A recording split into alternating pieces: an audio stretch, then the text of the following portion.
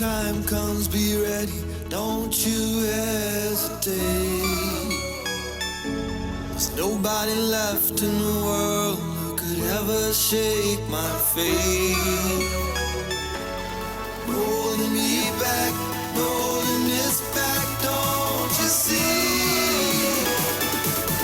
You can count on me, put it down on me, 'cause now it's all on me.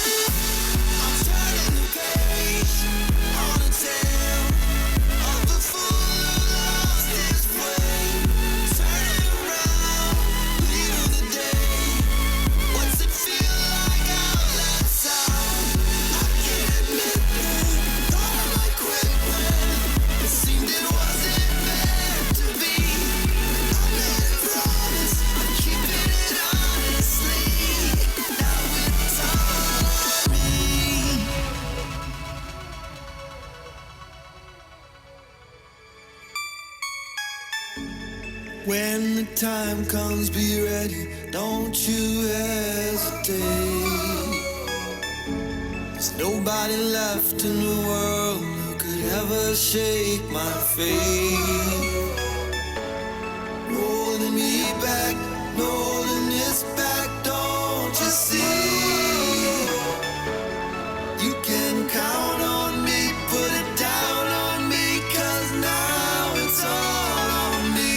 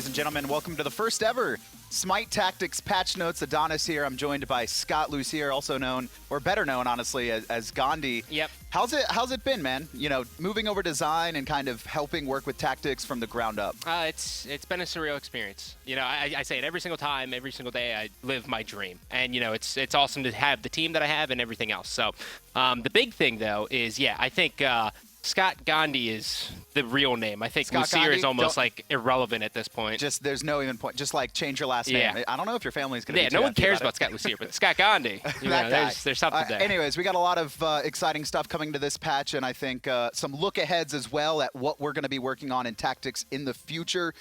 Let's just, dive straight into it. Already we actually have a new main menu to the game, so the players who have been playing since alpha and now the early beta versions, they're going to have a little bit of a visual update.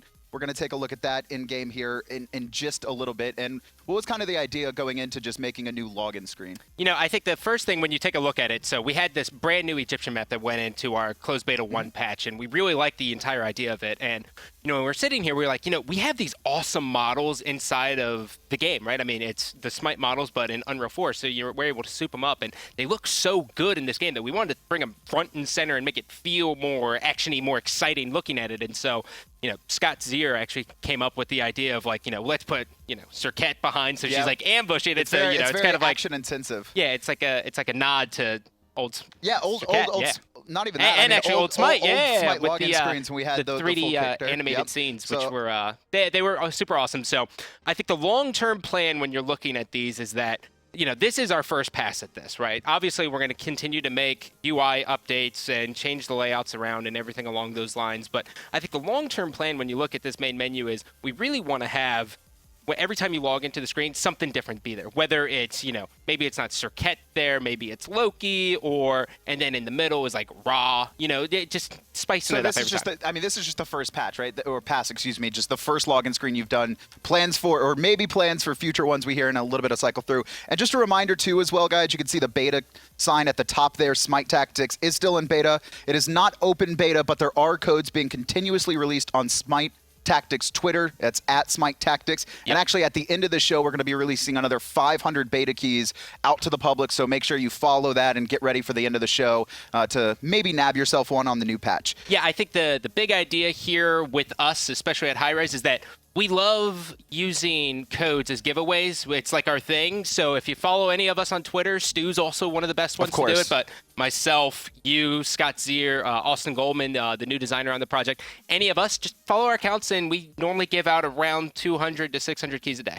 I think it's been more than that, honestly. So, I mean, it's pretty easy to nab one. Just follow those guys. Moving forward, we wanted some new ways for you to actually earn favor in the game, to unlock packs and kind of advance your deck. So we actually have new daily quests in the game as well, not just the single one. So you're going to get, I believe, 3 to start every time you log in on a fresh day. Yeah, so, you know, what we had in the last patch was a very temp version of daily quests because we wanted people to earn favor in multiple different ways. And this is kind of like our first pass of improving how we are distributing favor to everyday users. So this right here is our daily quest. So in version 1, you have 6 quests that you can choose from, and this is just a sample size in front of this. So when you complete these 3 quests, the next day you get a brand new one. So the nice thing about these, how they're all set up, is that they all work together, right? So we have a quest called Godlike, which is win 7 games. And they actually all get completed at the same time. So if you have Egyptian Conquest, which is win 2 games, and you're playing Egypt and you win the games, you'll actually get progress on the other one. So it's much, I mean, you're going to be making progress on multiple quests at the same time, nice and easy. And you can also mulligan, I believe, 1 quest a day, so you can recycle it. Yeah, you're able to mulligan once per day, and all of the quests have varying amounts of favor that we are rewarding. And as we continue to look down the line, you know, the next big thing will be making them very specific. Something like, you know, play 20 gods, play 15 minions. So more types of quests to be looked forward to in the future. Because, you know, the first test of it is, you know, how does it feel when we tell our players, you know, play Egyptian and have to get the favor that way? Whereas when you do things like, you know, play 15 gods, right? You can do that in any pantheon, so we're not forcing you in anything into any specific type. And I think that's where we'll get at in the next coming patches. Next up, we actually have a new queue screen as well. So for those of you who have been playing, normally when you queue up, there's that kind of awkward list. Yeah, now it's been designed to be a little bit, the last little bit queue easier. screen was super awkward. Just to be straight up with it, it was always temp, and we're always like, we're totally going to redo this. And this patch, we finally were able to do it. And when you look at it here, so the couple big things you'll notice is obviously it's not on the left-hand side of the screen anymore. It's right in the front and center. And a lot of you are probably going, hey, where the hell is the join queue button? Well, for this, all you have to do is just select the deck, and then you're actually going to go into the queue.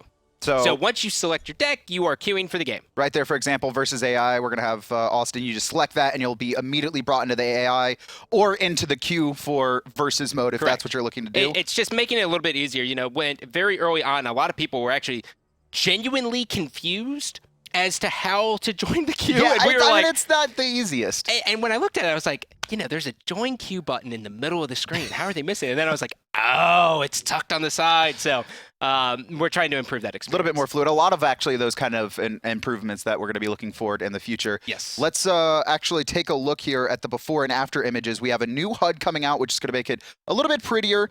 This is the before. You could see most notably here on the right-hand side, take a note of the end turn button that was kind of in the middle of the screen. Yep. And then also the mana, obviously kind of that first pass that was created for the alpha, just very basic. And I believe there was the selected state as well, but we'll get into that when we show in-game. Correct. And we're going to see the new HUD coming up here. You can see the intern move to the bottom right and the mana much more easily read. Yeah, so the big things that we're trying to do is make the entire experience for players more intuitive. And so the end turn button actually has 3 different states inside of it. So the end turn button will say the enemy's turn when it's not your turn. And then when it's your turn, when you have no more actions left, so when there's absolutely nothing you can do, it's actually going to flash with a light, and you'll actually be able to see it here. So if Austin is to move forward with Ra and attack Zeus, we'll be able to see it. And so real quick, the other thing you're going to notice here is the selected state on Ra. So this selected state, we got a lot of feedback where it was, how do I know what my character is selected? And so in our first pass, we were like, this is it. We're going to put 4 bouncing arrows and kind of point to your target so you know exactly who it is. And, in all of our internal testing, everyone has been able to identify who it is that they have selected. And that really is it's a very nice to have feature. And you can see the end turn button there as well. So when you're out of actions, you're 100% going to know there's absolutely nothing else you can do this turn. You might as well end it. And then the mana, I believe if we end turn here, we'll see it kind of bumped up very quickly afterwards. And you'll get another dot as well there. Yeah, and so also the mana potion art.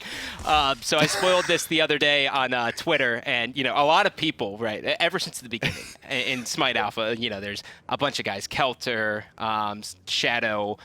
A lot of these guys were like, hey, you cannot remove the temp mana art because we love it. And like it is crudely drawn like paint the lightning worst bolt. lightning bolt of all time. Did you make it? No, I did not make it. Who made it? I'm not saying Not who gonna made call it anyone and who out? didn't Okay. make it. I'm not. Don't worry about that. But the point was, a lot of people were like, oh, it's gone. But, Leah has done such an amazing job with this artwork inside of the mana potion. And every piece of art that she gets, I'm like, man, how do you do that? So I think this is just another one just to add to the collection. Yeah, and obviously there's a lot of temp art too in the game right now, which as we move forward, we're going to be creating more and more and making sure all those cards feel fresh, exciting, and new. Moving on, though, we have campaigns, designs, and rewards. So this is especially useful for all the new players coming into SMITE Tactics who maybe haven't had the time to experience or play it just yet. Yeah, so I think the first thing here that I kind of want to talk about is campaigns as a whole, right? So when we first added campaigns, we were like, well, we really just want to have like a player versus AI experience where, they're able to learn the mechanics of the game and kind of just make it nice and fluid. So you get out of the tutorial and then you go in. But, when you looked at the campaigns, they were just straight up kind of boring. Right? I mean, you just had 3 missions of playing against similar things, and it wasn't really fun. So for this, we focused on the fun factor alone. And when we were thinking about it, we said, okay, what's the best way to have fun with this? And I was like, well, puzzles. Puzzles are fantastic. So if we load into Mission 1 here in the Egyptian campaign, you'll see that you're actually going to be starting out with units on the board, and you actually have to defeat the leader in X amount of turns. So let's see how good Austin actually is at this game? That's what I think we need to find out right now. So what was kind of the ideas going into this when you said, you mentioned puzzles? Are you the one designing this, or is this kind of just a group effort? It's always a group effort. Everything in tactics is a group effort. Everyone's opinion is taken into consideration, and we always just go with whatever the best idea is. That RNG, what the? What? Austin, what? My favorite part about Austin, right, is that he complains so much about RNG not working in his favor, and I think he's just one of those guys who just has a very short-term memory with RNG. But so the goal of all of these campaigns, and this is our first pass, we're going to continue to explore campaigns and setting up different things, but the goal of these campaigns, these 6, in order to get 3 stars, you have to complete it in less than 3 turns. Okay. So there is a time limit here, and Austin will be able to do it relatively easy. But I would hope so. The first mission's always a little bit easier, and then it gets harder and harder and harder. And really, the goal of these is, one, to be exciting and fun. And I think this is kind of dipping our toes a little bit in the inevitable story mode equivalent, right? Because I want a story mode. I talked about it on Twitter. Everyone wants a story mode. Doing some sort of a story mode, campaigns are going to be it.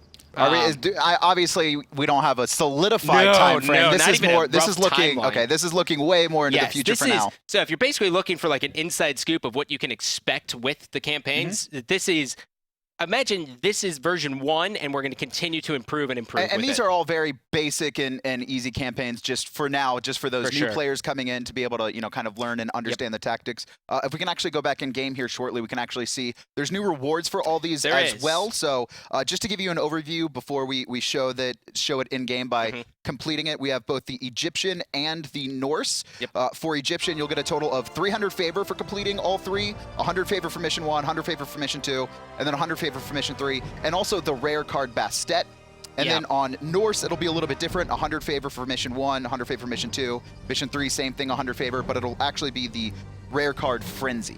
Yeah, so the main thing with the campaigns, right, is that you want the player to understand how to play the specific pantheons, especially players who are coming new. So Bastet is one of those cards in Egyptian that she's not exactly pantheon defining, but she's extremely good to have in your deck. Now, Norse, we're giving away the Frenzy card. And if you're playing Norse at home, okay, Norse is all about aggro, getting in your face, trying to rush them down, and Frenzy gives +2 damage to every single unit on the board, so it just naturally ties in well with it. And so I think giving them better rewards is always going to be something that's appealing for new players and also will help them in deck building immediately. So moving forward, though, we actually have just some general changes to read over. One thing as well, which is not going to be in the patch notes, or it's not in the patch notes currently, but it is going to be coming to closed beta 2. Oh my God, I forgot about this. We forgot about it. Yes. I'm a liar. I'm a liar. It is the combat log. So for those of you who have been playing tactics, a little bit of frustration has come from when an opponent uses the card, if you have your head turned or your alt tabbed or something, there was no way to know what he had played. Now, on the left side of your screen, you will have a full list of what cards have been played by both you and your opponent. So there's a couple of things that are important here, right? So Corin on the UI team, he's my little god over there, god? Right? No, he is he's super talented at what he does. But so last night he was like, I don't know if we're going to be able to get it in, and I was like, okay, Corin, that's fine. We'll let him know that we weren't able to make it in because of various bugs and just general feedback of it. Like when on the combat log before, you weren't able to get a mouse over when you looked at it, and I was like, it's not worth shipping. Well, Corin was able to fix all of those issues last night, and then in this morning's build, he was able to get it in. So unfortunately, it's not in this build that we're showing off here, but in the patch that goes out, you will have a combat log. Now, the main thing that's important here, just, odd shot this video out. When you start off, there's going to be a little arrow on the left-hand side of your screen. You got to click it. Once you click it, then you'll be able to see it. So we'll have more adjustments, I think, to that I'll in the tweet future. out pictures and a but, flow But of for things. now, the combat log will be in, which I think is very helpful for not only new players, but also everyone, right? Yeah, everyone. The combat log is so important, and it's one of those features that I've always wanted since the beginning. Because, there's just, in a turn-based game, it's like, I do my thing, right? And then the enemy's going, and I go, okay, let me look at my phone. Let me check my email. I mean, you're always on social media, though. That's different. Yeah. I'm a beast, right? I crave social media, right? They've completely formed me into this monster. So, but it's not my turn. I'm like, I'm going to tweet, right? So the combat log is going to help me a lot. Hopefully it helps you guys all. It's going to help me for sure. Some more general changes tying back into the campaigns as well. All new and existing players will start off with all free cards and 3 starter decks. Before you did have to complete those campaigns to unlock the additional cards and decks, that is no longer the case. So you can jump straight into versus without needing to complete the campaigns to get those extra cards. But you probably should, just because there are the 3 rare cards, Bastet, Frenzy, and I believe Divine Intervention for completing the tutorials as well. The other thing to note inside of that is since we're giving all of you the free cards off the beginning instead of having to complete the campaign, we went ahead and created 2 starter decks for both Odin and Ra. So if you're not familiar with them or you're not sure like how you're supposed to build them, you can just go ahead and start with us and build off of that. And then moving forward, we have the patch has improved what the player sees when it is the enemy's turn. You are now able to see where their cursor is at all times and where they are contemplating moving. Yeah, so early on, and you guys will probably remember this from like closed alpha 2 or whatever early state of the game, like very back in early December, state of the game. We always try to experiment with what the enemy player's doing. So at first we started off with, you scroll over and you see the enemy players are looking at their cards, right? And then when they selected a unit, you would see like a very dark, harsh red outline around them. And we've still have that, and now we've improved upon that. So now when you select a unit, or when your opponent selects an enemy, or when your opponent selects a unit, I believe in you. That's the key.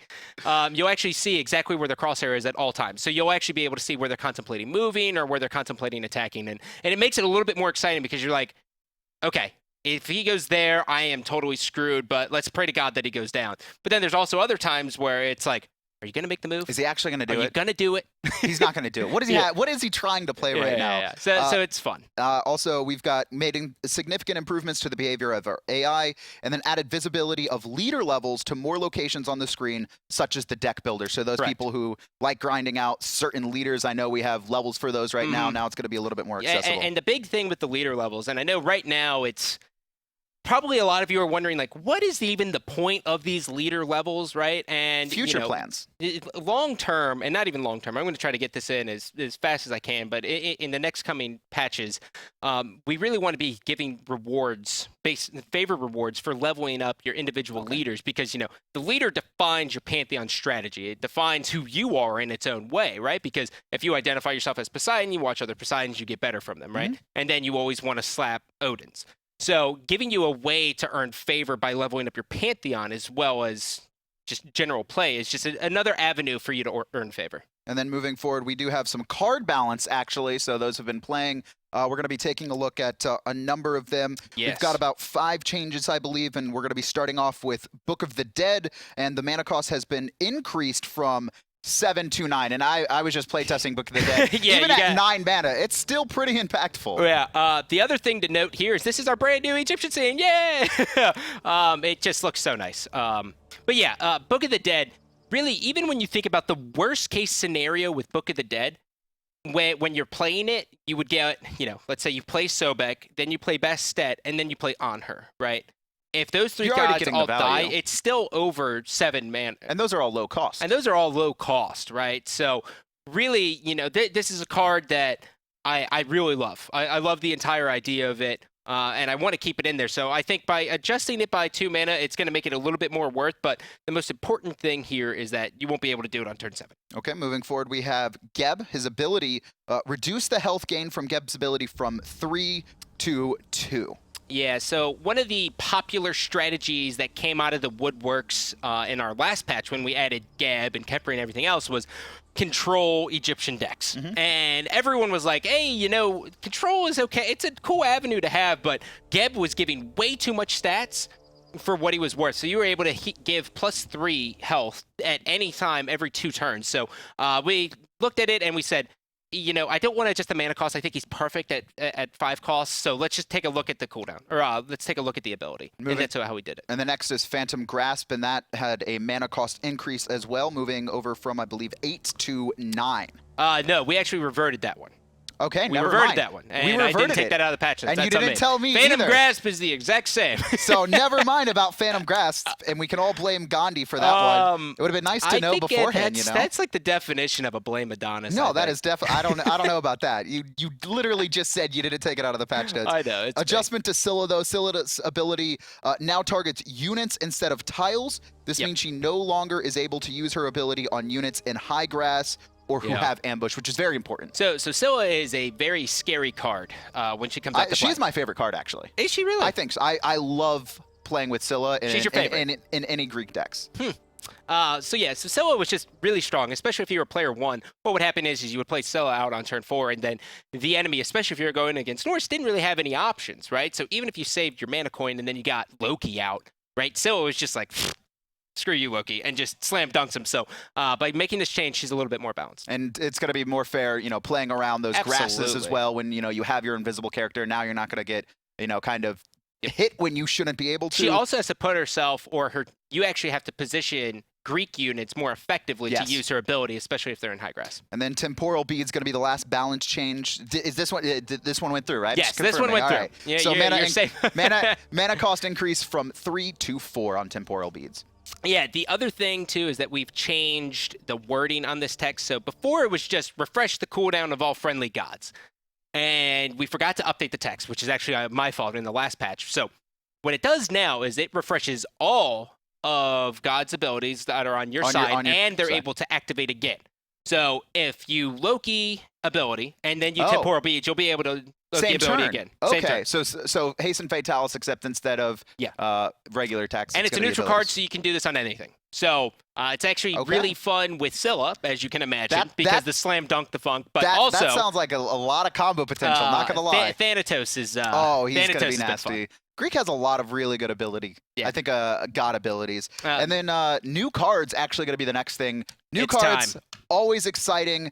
I think you guys are going to be bananas over these. It's such a lame joke. Anyways, it's Bull Demon King monkeys. is going to be the first one, not a monkey. So he's a 5 cost and a 2/5, but he has a new thing called Cleave in Smite Tactics. Yeah, so with the Bull Demon King, when we first decided to bring him over, we were like, well, what do we want to do with him? What's a new mechanic that we can really bring into the game with this character that we can use in the future, but also that is very unique to the Bull Demon King? And we decided to do Cleave. So Cleave, what this says is whenever the Bull Demon King attacks a unit, he's going to deal damage to all adjacent units as well. So that's adjacent around him, not the unit that he's attacking. Now, the most important thing here is that he does not receive return damage from all of the units, only the one he's attacking. Main one. Okay. So a lot of you are probably like, oh, 2/5 for 5. That's like, that kind of sucks, right? But it's the Cleave. When you see the Cleave, you'll understand. And very early on, we tried it with 4, and it was basically like a fire shards all around. It was nuts. Nonstop. But we're going to be setting up scenarios after going through the new cards as well, just so you can see them in action how everything goes. And now's the first monkey here. This is a common. This is Chow Fang. He is going to be a 4-mana 2/5 with a taunt passive. So the first taunt we're going to see in the neutral cards. A lot of the old Smite fans will remember the card art Red Demon. Red Demon. I love that skin. Old Sun Wukong, now Hun Bats. Yep. So Chow Fang here. By the way, if you're wondering where these units came from, this is actually one of the minion sets from the Joust map. Yes. A lot of people just don't realize it, though, because map. you don't notice that they're monkeys minions because not you're just like mindlessly killing people. them. So this is our first neutral taunt card.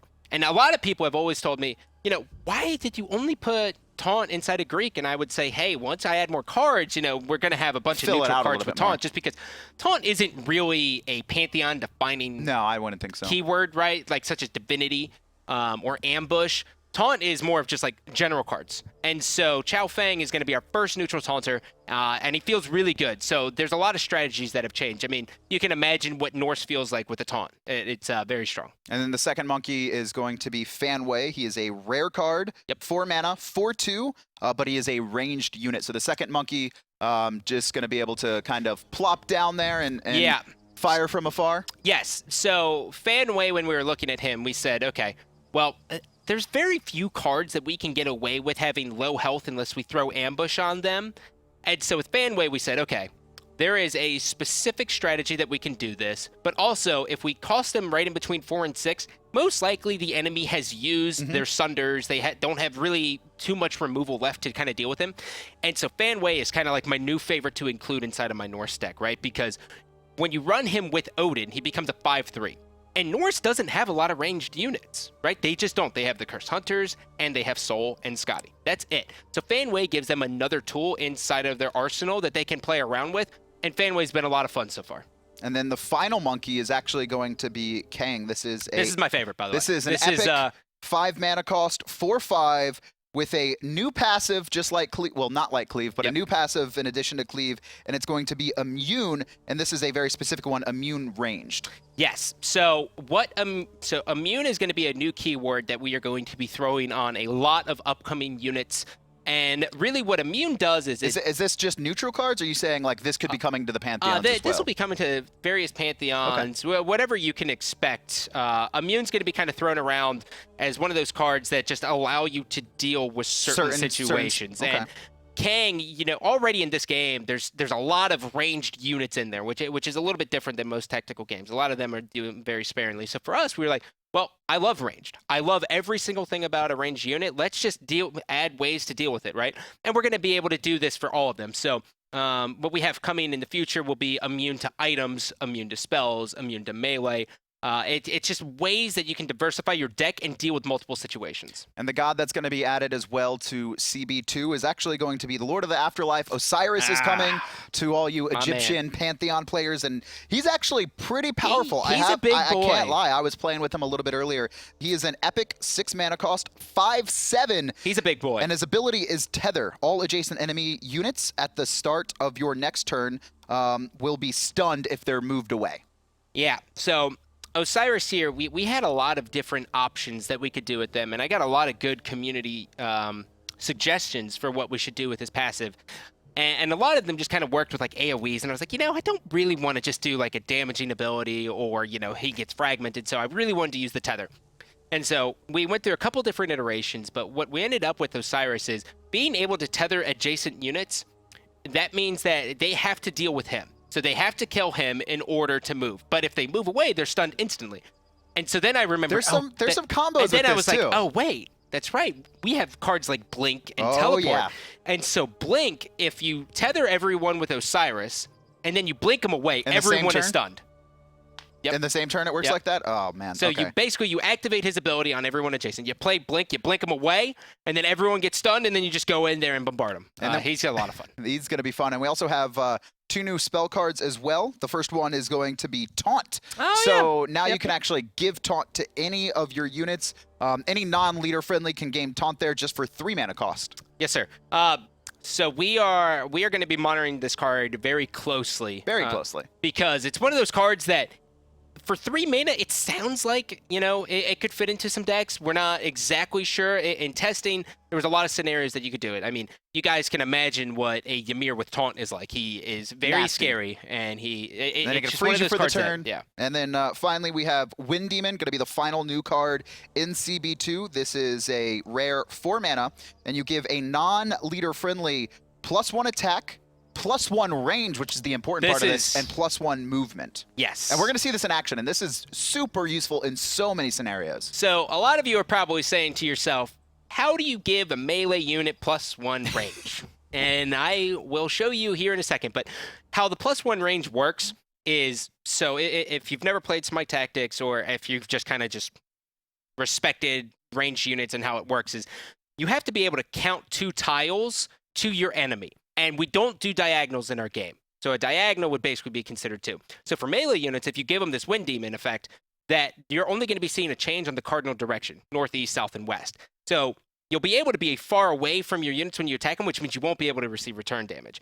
But the big thing here is for ranged units, you can put it on them, and then they can be 5 and not take return damage from other units. So there's a lot of counterplay with this card. There's a lot of, kind of usefulness, I think, in both this Taunt and the Wind Demon card to kind of, and that's my favorite thing too, is just the ability to, play one Pantheon, but be able to adjust your game plan, with these kind of neutral cards that you're introducing to the game. The other thing too is, in the last patch we added cards like Heavenly Agility and Gem of Isolation, which, when you play this card, one of my favorite things was like super fast Poseidon in the last patch. Yeah. You gave him double Gem of Isolation, Oh. and you're just cruising around. Not even funny. And you just kind of kite people with your ability, right? And it's just cheese, but it's really nice to have those options. And then we're going to be getting into the game actually to show off all these new cards as well. Yep. Kind of show off the Cleave there. We'll show off the Immune and kind of Taunt, and I believe Wind Demon as well, most notably. So we're just going to wait for Austin to get in and set that one up. I think the one I'm most excited about to get everyone's feedback on is the Bull Demon King, right? The Cleave. Yeah. When you just think about SMITE Tactics and what we have inside of the game, we have very few things that hit all adjacent or that just do board-wide effects, right? Like, we have Fire Shards, which is a board-wide effect, and every time it gets played, you're like, oh, This sucks. I'm crippled, This sucks. right? I've got completely destroyed by this. So with the Bull Demon King, it's more like, okay, you actually have to pay attention as to where you are positioning so you don't get taken advantage of. And so for Austin here, you can see that when he goes and attacks Poseidon, he's just going to be whoop. Cleaves all around him. And is this 360 around him, or is it only kind of to his left, right, and the front three? It's 360 around him. It's everything Super within cleave. 1 square. Yeah. So, okay. It's basically melee range. And also, I mean, again, just thinking of the combos, right, where you can blink or teleport him into the middle of multiple units. He does 2 damage, super useful. Here's going to be Chao Fang, a taunt unit, the first neutral taunt unit as well. And the best part about Chao Fang for me is just what he adds to the entire game, right? Because now when you're going against Egyptian deck, right, you're like, oh, okay, they don't have taunt, I don't have to worry about it. Well, they might now. And the same thing with Norse. And I'll tell you what, Chao Fang, when he gets mixed with Curse Hunters and Curse Warriors, is a force. Because Ra can't kite, and Zeus, all the ranged leaders can't kite him around because they're taunted. And so now you're able to get in there and deal all the damage. Also, you're not going to actually have 1,000 mana. We have Austin cheating here just to show you everything. So there's the taunt. Yeah, this is our little dev cheat menu. You guys aren't going to be able to have this from home. And then I think it's going to be good to see Osiris as well here soon. Have him set up and kind of show the tether. Hopefully we can get Austin to set up a blink as well so we can see the units getting stunned. He can next. do that. You know, inside of the dev environment, we've had it, as you can see in the bottom left, it's kind of just add card, and you're able to kind of use it in here. So we'll be able to go through it. Poor Poseidon's just going to get kind of bamboozled he's here. going to get destroyed here in a second. It's not exactly a fair match, but, you know, it'll Hey, do you know, what it can unlimited do. mana, that's fine. He's actually playing against himself. Allison's probably going to need to add. But right there, you can kind of see, even on the AI, which I actually didn't expect that to work, but it totally does. You can actually see where they're looking, and you can see the red crosshair on there. Oh, no, that's not AI. That's actually SNK. Oh, he just plays like a bot. Ooh, Oh, pew, pew, got pew, him. pew, pew, pew. All right, so here we're going to see the tether in action. And then we're going to see him blink away, and he should be stunned off of this if everything is great. And there it is. And all you have to do is blink him far enough away that you're not adjacent to the units anymore. And then let's show off 2 new things. Can we get the taunt card and then Wind Demon? I think we'll be good showcasing all the new cards in action. Taunt easy enough here. Just throw taunt on Bull Demon King. You should see Scylla taunted off of that as well. And there it is, taunt effect. And now let's go ahead and give Wind Demon to the Bull Demon King, and you guys can really see the power of this card. So now he's able to do it on the Cardinal, huh? Oh, no. Now move him back, and so this is exactly what you're going to see. So as you can tell, it's just going to be increased around. The combo potential. Oh. This is so it's still okay. So it's cleaving in that area around right him. there that Scylla did not get hit. She did because not. Scylla was not in his attack range. Because it's not diagonal. Correct. It is movement, so she's actually 3 away when it comes to the cleave for Bull Demon King. And I think that has showcased basically all the new cards here outside of Kang, if we can get that, who is immune to ranged as well. So you can just see Fanway versus Kang. And so we're going to be working on our presentation of how Kang looks. So right now, when he actually gets played, if you're a ranged unit, you're not able to select him.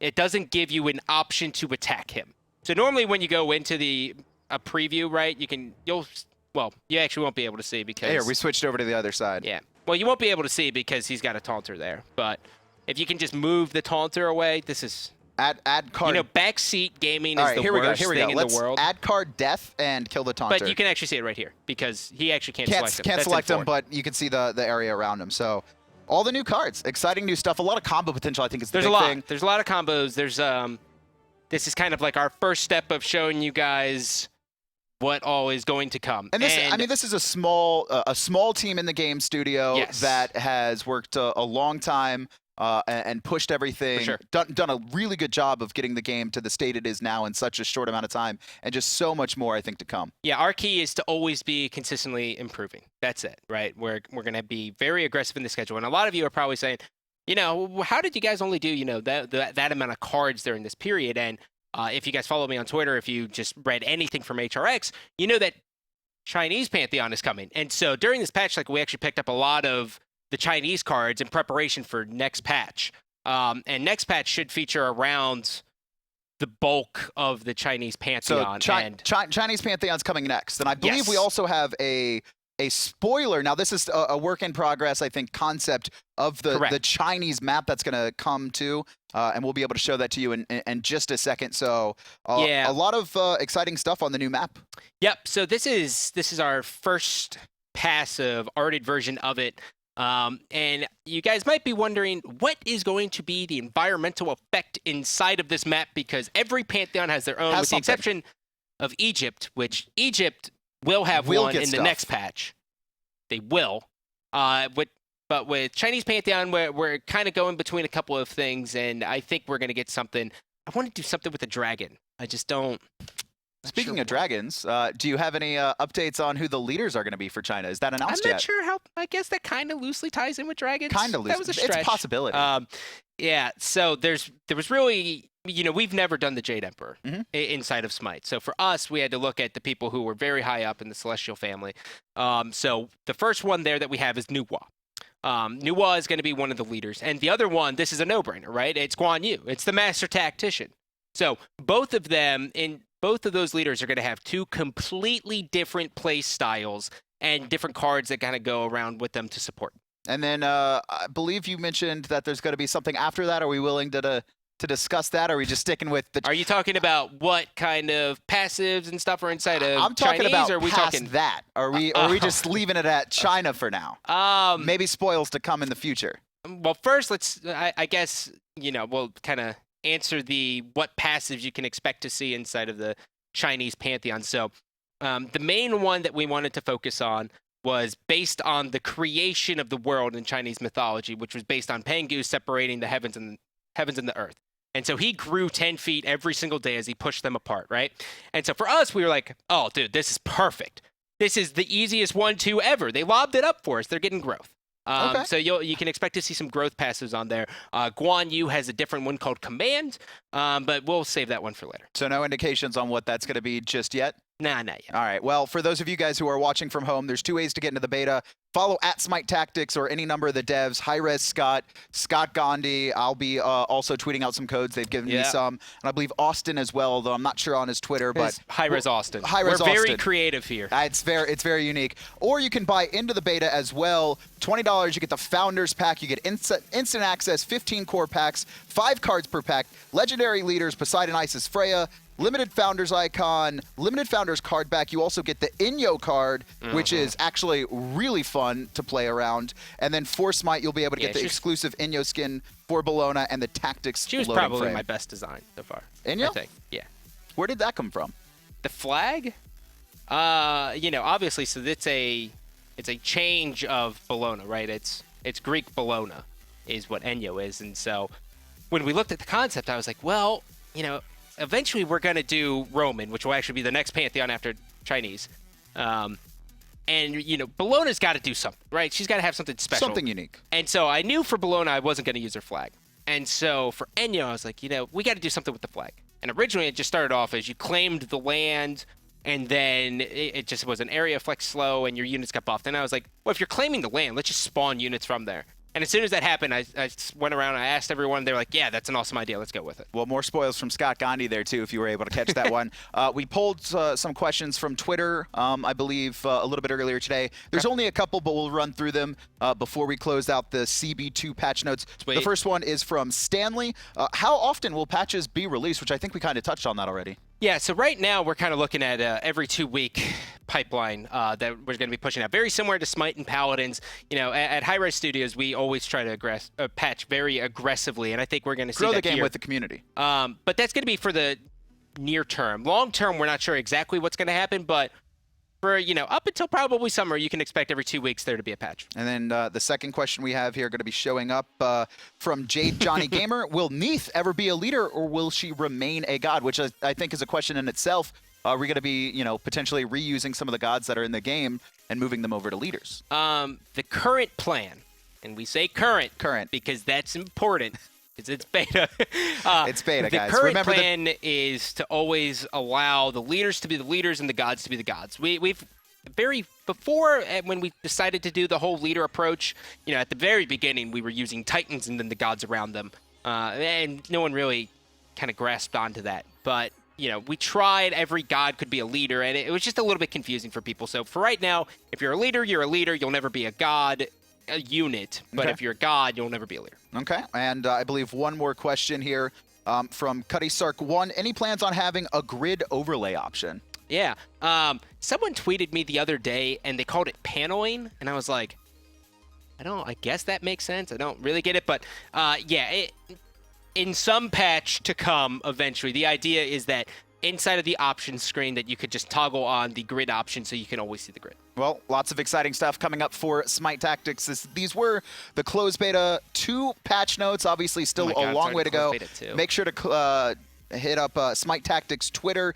Codes are going to be released, I believe, 500 anytime soon, or buy the Founders Pack for $20. Unlock a lot of cool stuff in-game, including the Inyo card, and also a little bit of exciting stuff in SMITE as well.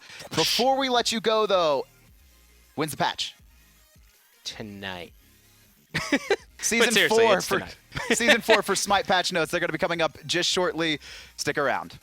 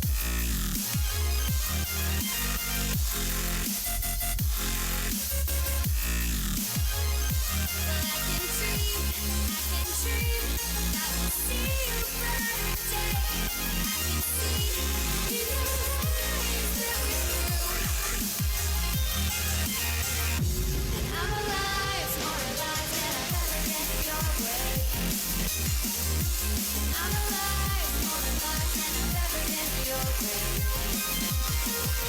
And I'm alive, smarter lives than I've ever been your way.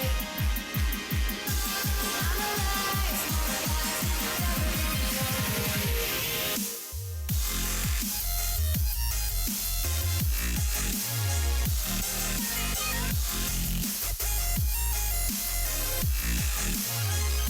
Well, I can dream that we'll see a brighter day. I can see in your eyes that we're through.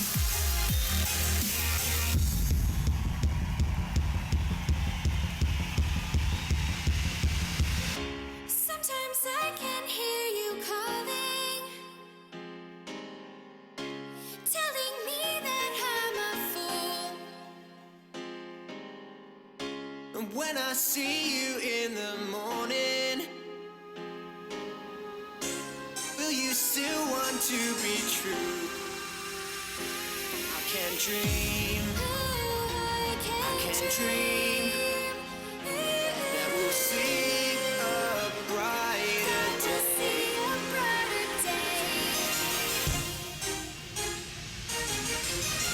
And I'm alive, smarter lives than I've ever been your way.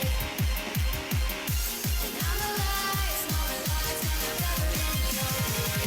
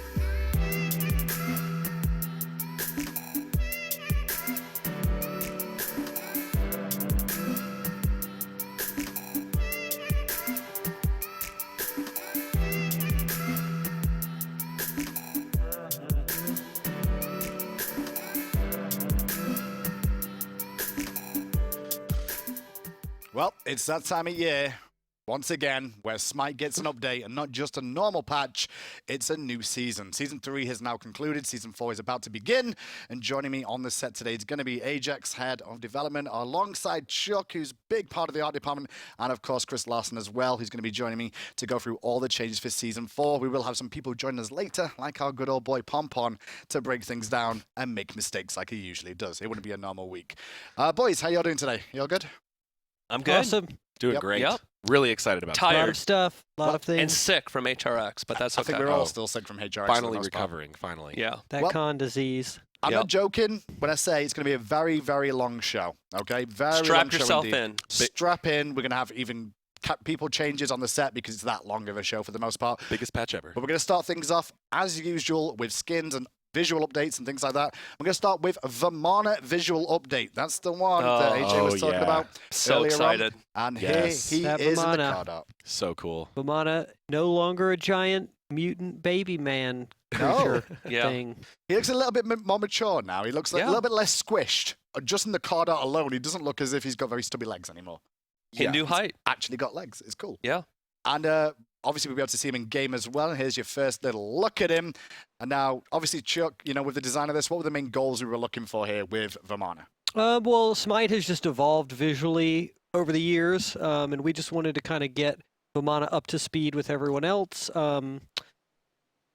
His original aesthetic was kind of scary mutant baby monster man. Yes, that's true. And we felt like things have moved on from that era, and we kind of wanted to make him a little bit more kind of like a little Hindu anime monk guy.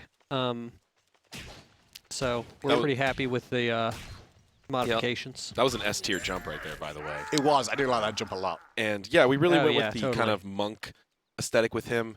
And you'll see that in a lot of his animations, and like his card art, the kind of Zen pose. We really thought that was super cool for him. Looks really good. Well, let's go through some of his abilities then. Pompon obviously doing the camera work for us. We can just see exactly how he'll look if you're going to play Vamana in Season 4 for the most part. Obviously, there's the start ability as well, the two. So note that there's no kit changes involved in this. This is just an aesthetic Just change. an aesthetic change. There's no actual deepness to Purely this. visual. Check out that combat umbrella. Oh, yeah. Oh, yeah, the umbrella Sweet, actually looks like right? a weapon now. And the big baby. Big baby. Yeah. So good. I know. It's going to be hard to not call him a baby anymore, like now that he looks like an actual person. He looks like a giant man. That's basically what Yeah. it is now. He's no longer a big baby. I think we're going to struggle as commentators and community going, oh, he used big baby, and everyone's going to be like, the new players coming in going to be like, what's big baby mean? That Yeah. doesn't make Exactly, sense. exactly. You mean giant man? Yes. I mean giant bald man. It's Kret. That's what it kind of feels like to me. Kret? Yeah. Yeah. I'm sorry, just the way it looks when he was in Big Baby, I was like, that kind of reminds me of Kret a little bit, so that's the way it's going to be. Yeah. Now, he also has a voice pack, though, and obviously, he's not a little squished anymore, so he did need a bit of a voice update, and this is exactly how he's going to sound. Hip hip hooray! You're amazing! Wow! I believe I can save the world! Your defeat is gonna be awesome. under attack. I love that animation. That's It's my really cool. strength of feet. It's not the size of the opponent that matters. I don't know. Looks like rain to me. The umbrella jokes. Singing in the rain is fun, but winning is even better. Now, he also has mastery skins alongside this as well that are going to be updated, obviously, as he comes out, and there is actually, I believe, the recolor look. Masteries. Oh, I that's the think. mastery, not Yeah, mastery. that's- That is a mastery. Sorry, it was my fault. I was like, oh, the blue looks really good. I always forget about the blue one. I don't know why. The blue one always skips me back, because I always think of the the black blue and one gold is one of and the diamond are the two. Old Blue Vamana, one of the scariest skins in the game. The Smurf skin, yeah. One of my favorites as well, for the most part. I must say, like, he actually feels like he is a god now because he's wielding an umbrella to kill you. In the, Oh, old, yeah. in the old version of the visual update, it didn't really feel like it was an umbrella that was killing me, but it does now. The main thing there. So there's a look at one of them, and we should be able to see the next ones as well if we can skip through those quick. It's going to be a long show, boys. This is only the first thing of the yes. day. We'll keep moving. There's Legendary. The black. Those effects are actually from Oh. the well, too, by the way, not Vamana. And as you... Yes, we've been in the middle of getting the well healing and killing you. The fountain. Yes, the fountain. My bad. Healing and killing you effects happening, so that's still a work in progress. Yes.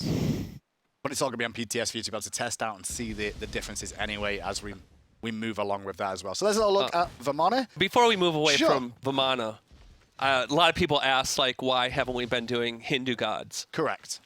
2017 is we're going to be I doing heard. some new Hindu gods, so stay tuned for that. I'm excited. That's one of the reasons I wore my Hindu shirt today, because I was very excited about that. That's cool. As well, that was the main thing. Your name matches too. Overall. I Yep. mean, I kind of have to support it. The Hindus were the first gods that diamonded as well, so that's just how it's going to be. On top of that, though, we do have also a lot of skins coming out this patch. We're going to start things off with, well, the Doge is the only way I can really say this, is Such Cold Scardy, and there is the beautiful card. Oh, Who came man. up with this?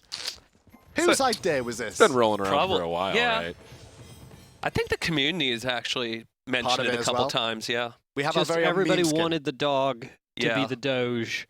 And I wanted it to be a corgi, but, you know, I don't get everything I want. That's true. We couldn't give Chris that because Corgi's legs are tiny, and I- we would have but to it's so reanimate cute the whole we dog.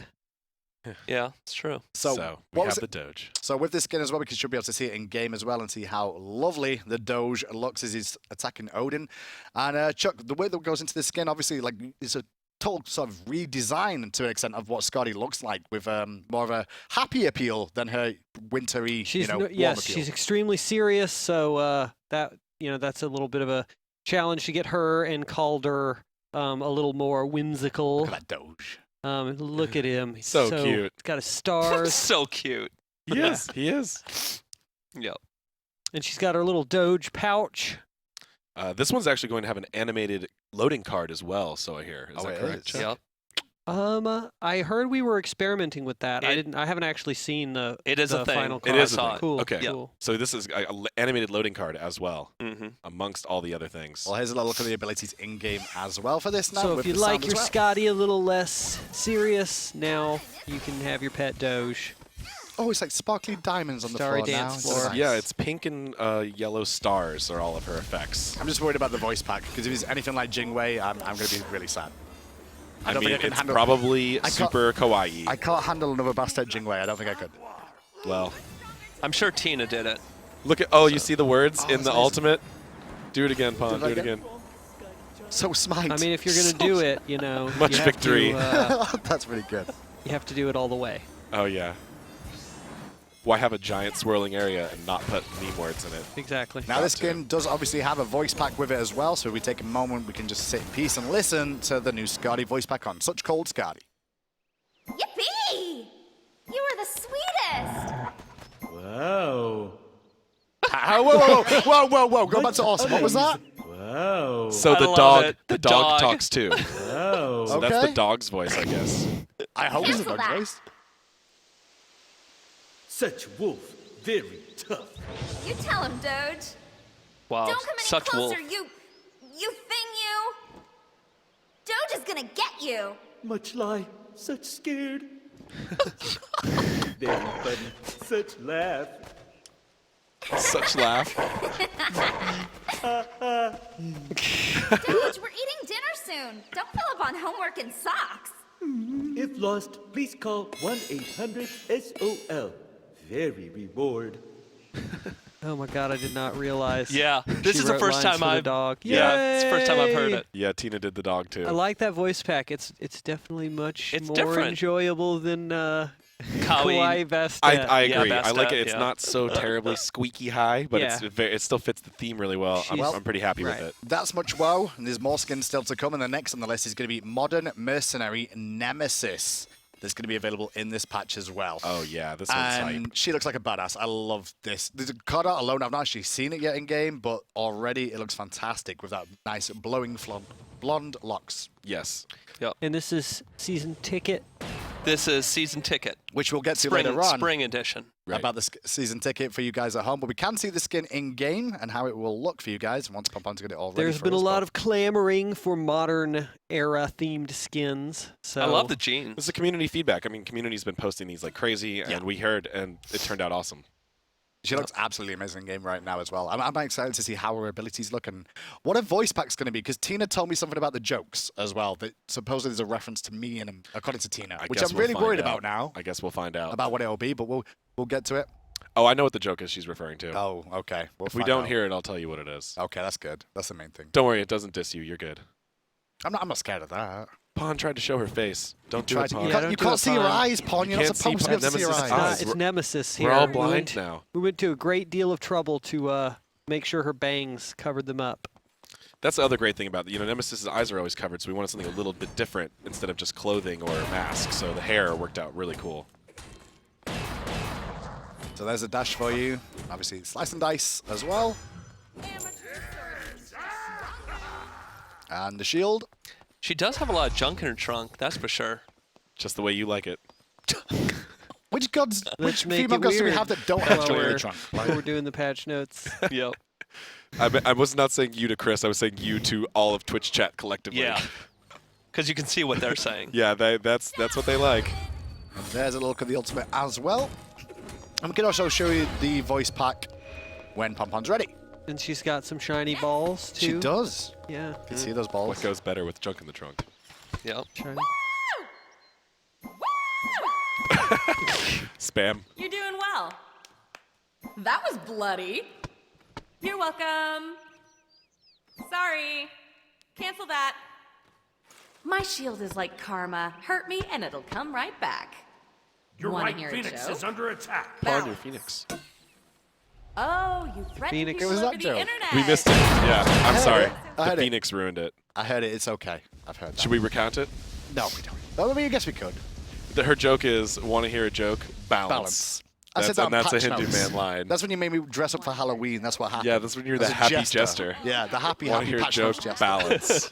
So Nemesis is, she's a little sassier in this one. Well, that's not it. We've still got more skins to show you. The next one is going to be Full Metal Vulcan is going to be available. Oh, yeah. Now, these ones that you'll be able Look to at see that card art, for a little So while. awesome. ladies and gentlemen. This one is awesome looking. The Full Metal Vulcan. It's going to have a voice pack, and there's also a dance emote for Vulcan. I'm not sure if Pompon's going to have that one ready to show us as well. The dance emote.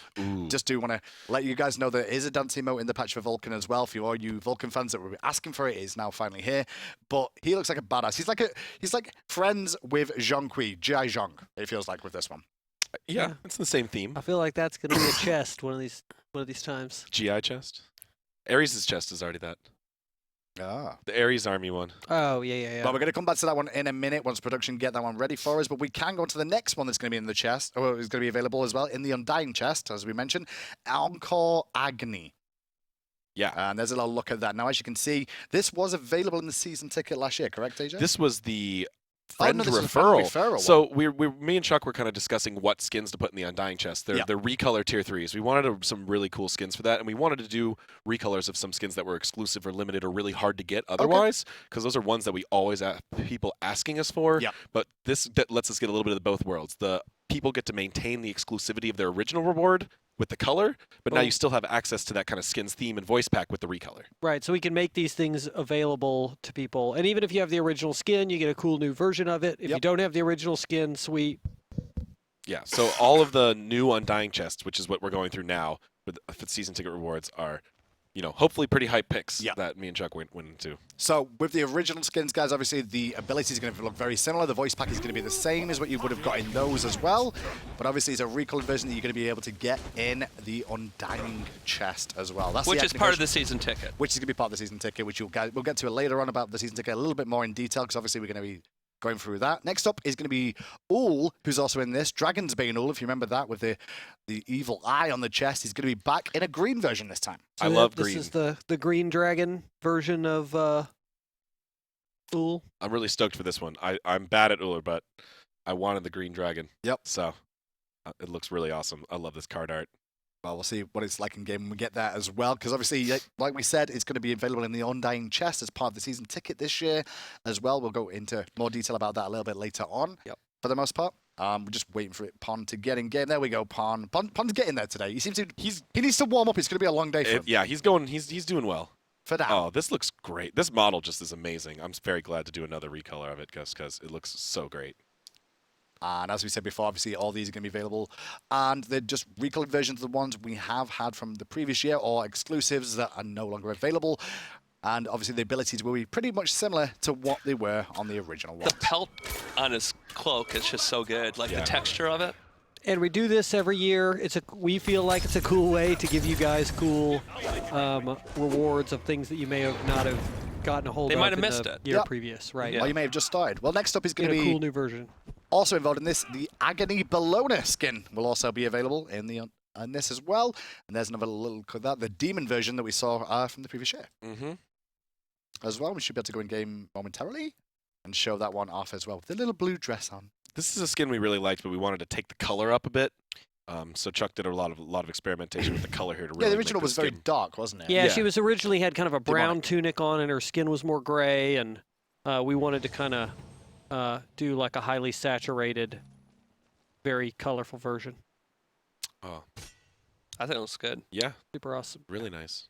She's a little bit more friendly looking. That's the way I see it. As far as a scary demon goes with a giant Yeah. weapon, I guess. Yes. I guess so. Hey, in the With world of horns. If you the say world of so. Smite, it's fine. My mother-in-law came to the World Championships and saw Scylla for the first time and, oh, that little cute girl's being chased Oh, by a yeah. tree. And then she went, I'm a monster.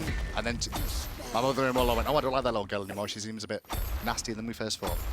But there's a little look at the Bologna one as well. Next up is going to be Pterodactyl Camazots. There's also another one. Pterodactyl. Pterodactyl. So he's green now instead of Sorry, orange. I just said pterodactyl, but yes, it's Terror-Dactyl. Right. Yes. I'm He's, sorry for he's the a pronunciation, scary James. dinosaur. It's cool. I mean, it is a pterodactyl, let's be honest. And yeah, he's a green version of it instead of the orange. Right, the original one was very orange, so we had a lot of requests for the dinosaur to just be legit dinosaur green. So I don't know if we that's did that. scientifically accurate or not, but definitely, I mean, it's pop people's culture expectation, makes- yeah, right, of expectation. what a dinosaur is, Right. right? It is a lizard green monster. So here's your pseudoscience dinosaur. Lesson. And there's a look in game. Green.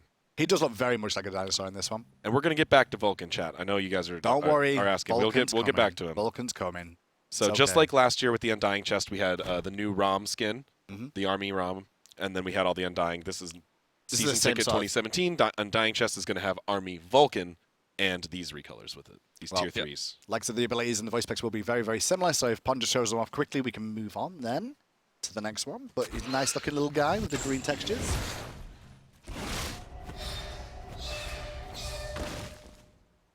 Has he still got that crazy voice pack? Probably. I mean, it'll be, yeah. Yeah. All of these have the same voice packs and stuff. Just double checking on that one, just to make sure for the viewers at home. You got, So- I mean, the troll voice packs. They have to happen. They're fun, right? Next up, then, is Full Metal Vulcan. Going back to what we showed you the card art of earlier. There he is in all his glory. I want to see what his turret is. I'm very interested to see what Oh, they've done turret with is the awesome. It's really awesome. Because that's always the thing with Vulcan is like There's a we look lot at of cool deployables. completely redid it. specific stuff in here that we did that turned out really awesome. I just love this cool guys don't look at explosions I was post thinking here, the same like, thing. It's very Right, similar to like, like how I'm Agony not does it. in the even wing worried. screen. I can't wait to see some players using the alt and Oh. then just screenshotting themselves. Oh, he's like an upside down tank track, that basically. thing Yeah. is awesome. That's cool. And it's moving. Constantly moving the whole time as well. And actually, you can't see the intro animation here, but he like rides in on. Oh, it. he Oh, does rides he? it. Segway. Oh, yeah. Intro Like a segue, animation. that's great.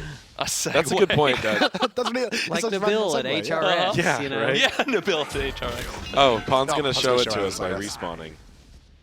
He knows how to respawn. Oh, it doesn't work on it doesn't respawn. do Great work, Only Pon when you Pon. start the game. Sorry, Yep. Pon. Good job, Pon, as usual. Yeah, so there's always some animations that we miss out on the patch show, but they're really awesome. You guys will notice. Let's see that turret. Boom! Oh, yeah. You got to really see it shoot something, so you Oh, can yeah. see the Oh, firing shell ejection Pon has one job. process. that looks so cool. He had one job. He's going to get someone for us. Don't worry. The look of it looks cool enough, but I need to see what it shoots like now. He's going to find his Odin bot. Okay. Oh. Odin bots. Oh, there's the shell. Oh, That's amazing. look The at it shells as blast well. there That's for a cool. second. That's so awesome. I'm going to be playing some Vulcan again. Okay, show me Vulcan's backfire so now. fun. Yeah. I haven't played him in a long time, so. So yep, you got the backfire, which is a little bit more of a flamethrower-y type of aesthetic, and the grenade. Oh, let's see that What? Look at grenade. that Oh, meatball it's a grenade. Wait. You can't do that. Why not? Vulcan needs meatballs. That is... Save- you can't give him I don't want grenades. to hear it. Save it for Reddit. Grenades Hideo. are better than meatballs. Save it for Reddit. Save it for Reddit. It's a good point. I'm sure there'll be one thread at least. No, Pon, we No, can't see it. Pon. Great work, Pom. Oh, that was Just a beautiful, little ball. Pon. Now, if you'd all noticed, Beautiful we are shot. actually showing you a little look at the new Clash map. And the updated card version of art it. was We'll not get into lying. detail about Oh, It is a that nuclear explosion. Did Juan do Oh, that? my God. Mike.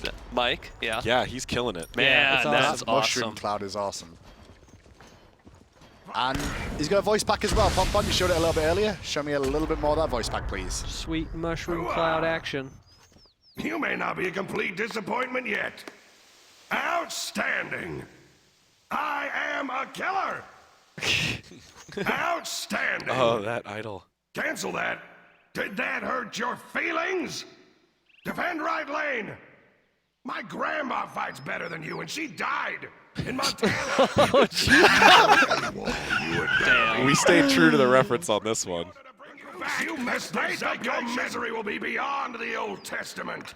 Yeah, so this was kind of one of those things where the model and the effects and the animations and the voice pack and the turret, it all just kind of came together into a pretty epic overall package. Pom-Pom, can you show us the dance emote, maybe? I'm not sure if you got it. No, you didn't buy it, did you? No, he didn't buy it. Well, you can get that on the PTS, guys. You'll be able to see that later on once the PTS goes live. But for now, that's all we've got with Vulcan. But we still have more skins to go through. And the next one is going to be the Idusa Elite Medusa skin. That's going to be available in the Undying chest once more as well. Another recolored version. This one, obviously, the old one was like green and white, I believe. This one's gold and blue for a different sort of feel for it. I believe that's all of the Undying chests at this point. That's all of them. Yep. Yep. This is the last one of the Undying chests. 5 skins plus the Vulcan, so 6 Still got more total. to show you, though, in terms of skins so far. So that's why I said the patch note's going to take a while today. I actually prefer this one to the. It's white, right? The white and green. Yeah.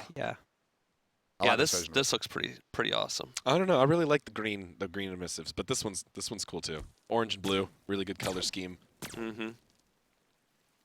And all the abilities in the voice pack will be very similar, if not exactly the same as they were. Yeah, I like the in kind as of well. sweet construction robot thing that happened there. Well, you all wait to know about, obviously, we're coming to the end of Season 3, and we might as well announce now that you're going to be able to get the Iron Tyrant Jing 10 skin as a Season 3 ranked reward. And that's going to be on your screen right about now. Beautiful purple already. I've not seen any of these skins this week, so I get to take a first look at them for the first time as well, even with the actual things. We'll come back to the Season 3 stuff regarding exactly how you're going to get all this stuff in the rank rewards, but for now we'll just show you exactly what the skin looks like, and Chuck can talk us through exactly like what the process was of making this a thing. This one was tough. Yeah, we wanted to kind of, eventually we get to the point where we say, what do we need for this guy? And we're like, just make a super badass skin for this guy. He does not have one already. So that was kind of our goal with this Jingshin skin. Mm-hmm.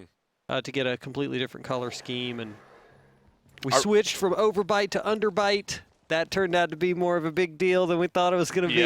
But That'll make a Reddit thread. I really like the purple head effects. his head's just a flaming ball this time. It looks really cool, and I like the kind of bone aesthetic we got going on here. It's really nice.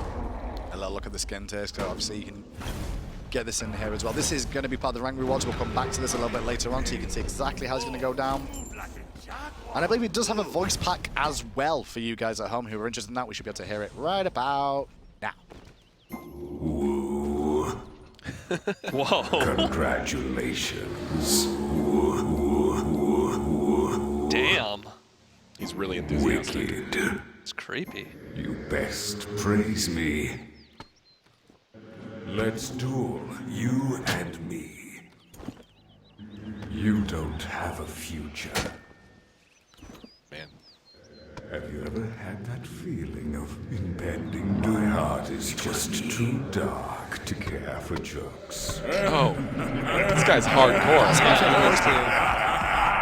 That's my favorite voice pack in quite a while, I think. The effects are really cool. Yeah, the effects look great and as well. Tina was like, I don't know how to write evil voice packs. It reminds me of playing a record backwards in the 70s or 80s. It does. You know what I'm talking about? Just a hidden underlying tones. He is extremely metal. Well, next up is going to be the Energy Ao Kwang. Yes, the Energy Esports bundle is going to be available, and you can find out more about that. But there's a look at the skin for the Energy team. The Ao Kwang is there on your screen, and as always, it always represents the team logo on the god. Now, this is not the championship skin. No, it's not. That will be coming later. Yeah. Right. The timing is just great on this one. Yeah. You just get out just after the one, and it's like, hey, you get this, and then you've got another one to potentially look forward to in the future. Definitely another Energy skin coming in the future. Awesome. But this is the Ao Kwang one that you're going to be able to pick as part of the esports bundle, like you have done for all your pro teams in the past as well. And you're going to be able to play this one too. It's like it's a tier 2 type, isn't it? These ones. Yep. All esports ones, tier 2. Same effects, same voice pack. Same effect, same voice pack, but obviously... But you get to support your favorite team. Exactly. And hopefully carry real hard. That's what you can do. Pretend you're adapting for a minute. With energy. And then after that, I believe it's just onto mastery skins. We're nearly over skins, boys and girls. Don't worry. We're still going to keep going. First on the list of... We're going to have 2 this week. We're going to get updated mastery skins. Other than Vermana, who got his done as well with his visual update. We're going to start off with Nike, first of all. And her mastery skins are now here for you all to see. Ooh. That's going to be... Gold and blue. So pretty. Oh, blue wings as well. I like that idea. Mm-hmm. I was interested to see what you're going to do with the wings with this one, Chuck. Whether you're going to stick with like actual colors or you were going to like keep them white. Well, so you have the on all the gold skins, you have the play between the blue and the gold. Yep. So obviously with the armor being gold, right? The other stuff's got to get played up with the blue, and the blue wings turned out pretty cool. Oh. And it leaves you with black wings on legendary. Oh, And Yeah. nice. Oh, Yeah. Is it really black wings on legendary? Now I'm excited. Yeah. yeah, I mean, why Damn. would you not? do Evil that? Oh, man. angel. I love the legendary Oh, skins. I know. That's some of the best. What rank are you Nike now, Chris? 4. Oh, you're almost there. Yeah, I'm almost So there. close. I know you've been playing her a lot. Yep. And then the diamond one as well, please. There's a little look. at That the looks pretty good diamond. too. Got to get out of the fountain, Pawn. Get out the fountain. Healing The regen. effects Healing happening effects, still. Pawn. You know it's bad when even the Oh, other people now on he's the in side an look emissive. No, Okay. he looks good. Never mind. Dig it. really feel that one as well. But not only Nike this patch, we also have Ul. He's going to be getting some love with his mastery skins as well. Some nice new updates here for the Hunter as well. Oh, yeah. You No ranked more 10 golden Ulu. face. What was wrong with his face? Golden? Right. Yeah, the old school. I will say, like, the getting involved, actually getting skin tone back is really good. Oh, yeah, I That's love that's it. a big I key love of it. these, I feel, overall. It's like, get the skin color Yep, back. we're grinding through them as quickly as possible. We're making good progress. Yeah. though. You really We are. really are. I'm feeling like 2 or 3 a patch, pretty much, we're getting to now, which is crazy. Yeah, this is Amana, Nike, and Uller. So there's the blue and gold. I want to see the black and gold because he looked good in that anyway. But I course. think he'll look even better this time round as well. And you rank 10 Ullers out there are crazy people. Scott is tough. Yeah. I can't play him. I'm bad with him, too. Hitting that descending circle. It's hard, yeah. That's a tricky. A small circle. ability. I'm long-range just bad circle. at stance switching in general. Yeah, that's probably true. I'm not very good at it either. And then finally, we should see that diamond one. Oh, those axes. Ooh. Ooh, nice. Oh. Diamond. And that's going to be the blue and diamond as per usual. But obviously, with a few more nice little intricate updates. I love that That bow. looks really good. That bow looks fantastic. Looks good. Now, the Yep. good news is for the people not so interested in the skins, that's the end of the skins. That's all you need to know about that for the time being. Mastery skins for days. All Mastery right, skins and for then days. I'm assuming you guys have noticed the map. Yeah. Oh, yeah. You should have noticed the map by now. We will come back to that in a little bit just to talk a little bit more in detail about it. Other things to mention is there's going to be a new avatar for Cutesy Doge to come along with this as well. That'll Ooh. be available for you, as well as the Vulcan dance emote we already mentioned. There is going to be some global emotes that are going to be coming out next as well, which is the Diamond Mastery global emote, the Diamond Adept global emote, and the Diamond Demigod global emote. But I Right. think we'll come to that a little bit later on to explain. Are where we get going to those explain that from. later? Or should we just explain it now? Explain it now. Go for it. Okay, so new feature coming in Season 4 is going to be the number of gods you have gotten to rank X, Diamond Mastery, is going to guarantee you rewards. Awesome. So there's going to be a set of global emotes and recall effects that are diamond themed that are going to be awarded as you master all the gods. So Diamond all the gods. a diamond all the gods. Yes, Wow. rank 10 to get these. So I think actually in the Season 4 release, the highest tier is have to have 80 diamonded 80? gods. 80 for Wow. the final recall effects or global emotes. That's just 80. 80. Well, if we make it too low, everybody will have it by tomorrow. Got to have a goal to go for. If there's anyone watching the Yeah. show right now that actually has 80 diamonds mastered, tweet at me. There's there a are few. people. I met one at SWC who's very close. Yep. So it's like 2. Hey, people will get there. There can't be you know? that many. That's crazy. Yeah. Yep. Now we do have a little look at some of the video. So we've got a short video of the recall effects, so we can kind of show you guys on screen what these effects will look like. Obviously, these will be around your characters you recall back to base, but that's a nice little look at. These are going to be basically free, right? As Yeah. long as you just master gods, you're going to get these anyway. Mm-hmm. Reopen So it. if you see somebody using that in Yep. your match, Yeah, that means they have a lot of diamonded gods. They may know the game very well, or just play it a long, long time.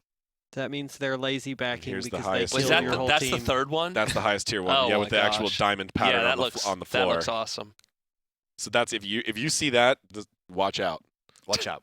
Just watch out. Watch out. They've probably been playing a lot of Assault Yeah. and getting very lucky with the Oh rolls yeah, as a well. lot of assault. Yeah, exactly. It's going to have to be the case for that. They buy a lot of boosters, right? Now, we also have as well come in the new loading frames.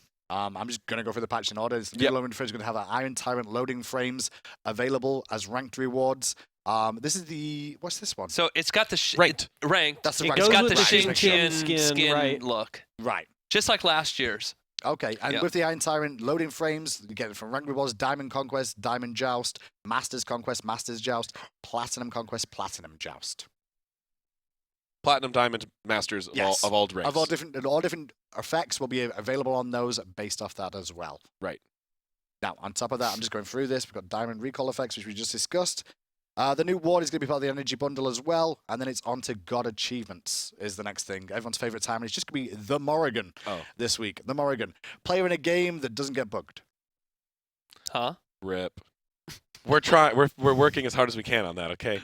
Okay, I had Handyman, to. I I'm had sorry. To. I had to do one. The community. It's fair. Needed, It's the fair. community needed that one. I know. Okay? I deserve it. I deserve it. I'm Now- sorry, There's- but we're working on it. A Okay, lot of those I have promise. been getting knocked out.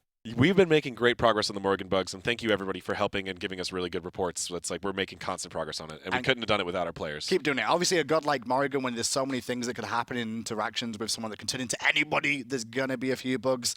Obviously, a few more than we would have liked, but we're still working on them. I've submitted guys a out. lot of Morgan bug reports myself. You have? Yeah. So, the achievements for the Morrigan is going to be mirror match as Morrigan transform into an enemy god and then kill the god Oh, you yeah. transformed into. That's hype. I love that one. That's I think my that one's favorite one. pretty damn Yeah. It's good. been a long time. The other one Yeah. seems a bit more difficult. It's called 3v3, and as Morrigan hit 3 enemy gods at the same time with her 3 aspects ability. Tricky. Maybe Joust or Assault, you'll be able to pull that one off a little easier. Well, they're like Just jump into a team fight by Conquest would yourself. be difficult. Yeah, just suicide to get the achievement. It'll be worth it. that You know, could just work. Yeah. only one death. Well, your team will be okay. Well, after the achievements, it's now time for us to move on to the client updates. Now, these are the things that are going to come into effect in Season 4 as well, but they will affect, obviously, the game as a whole as well, so we can talk through a few of these. And first of all, AJ, I want to ask you exactly, like, what's the big one that you want to talk about, first of all? Is there one that you kind of leaked earlier on today that you think the community want to know?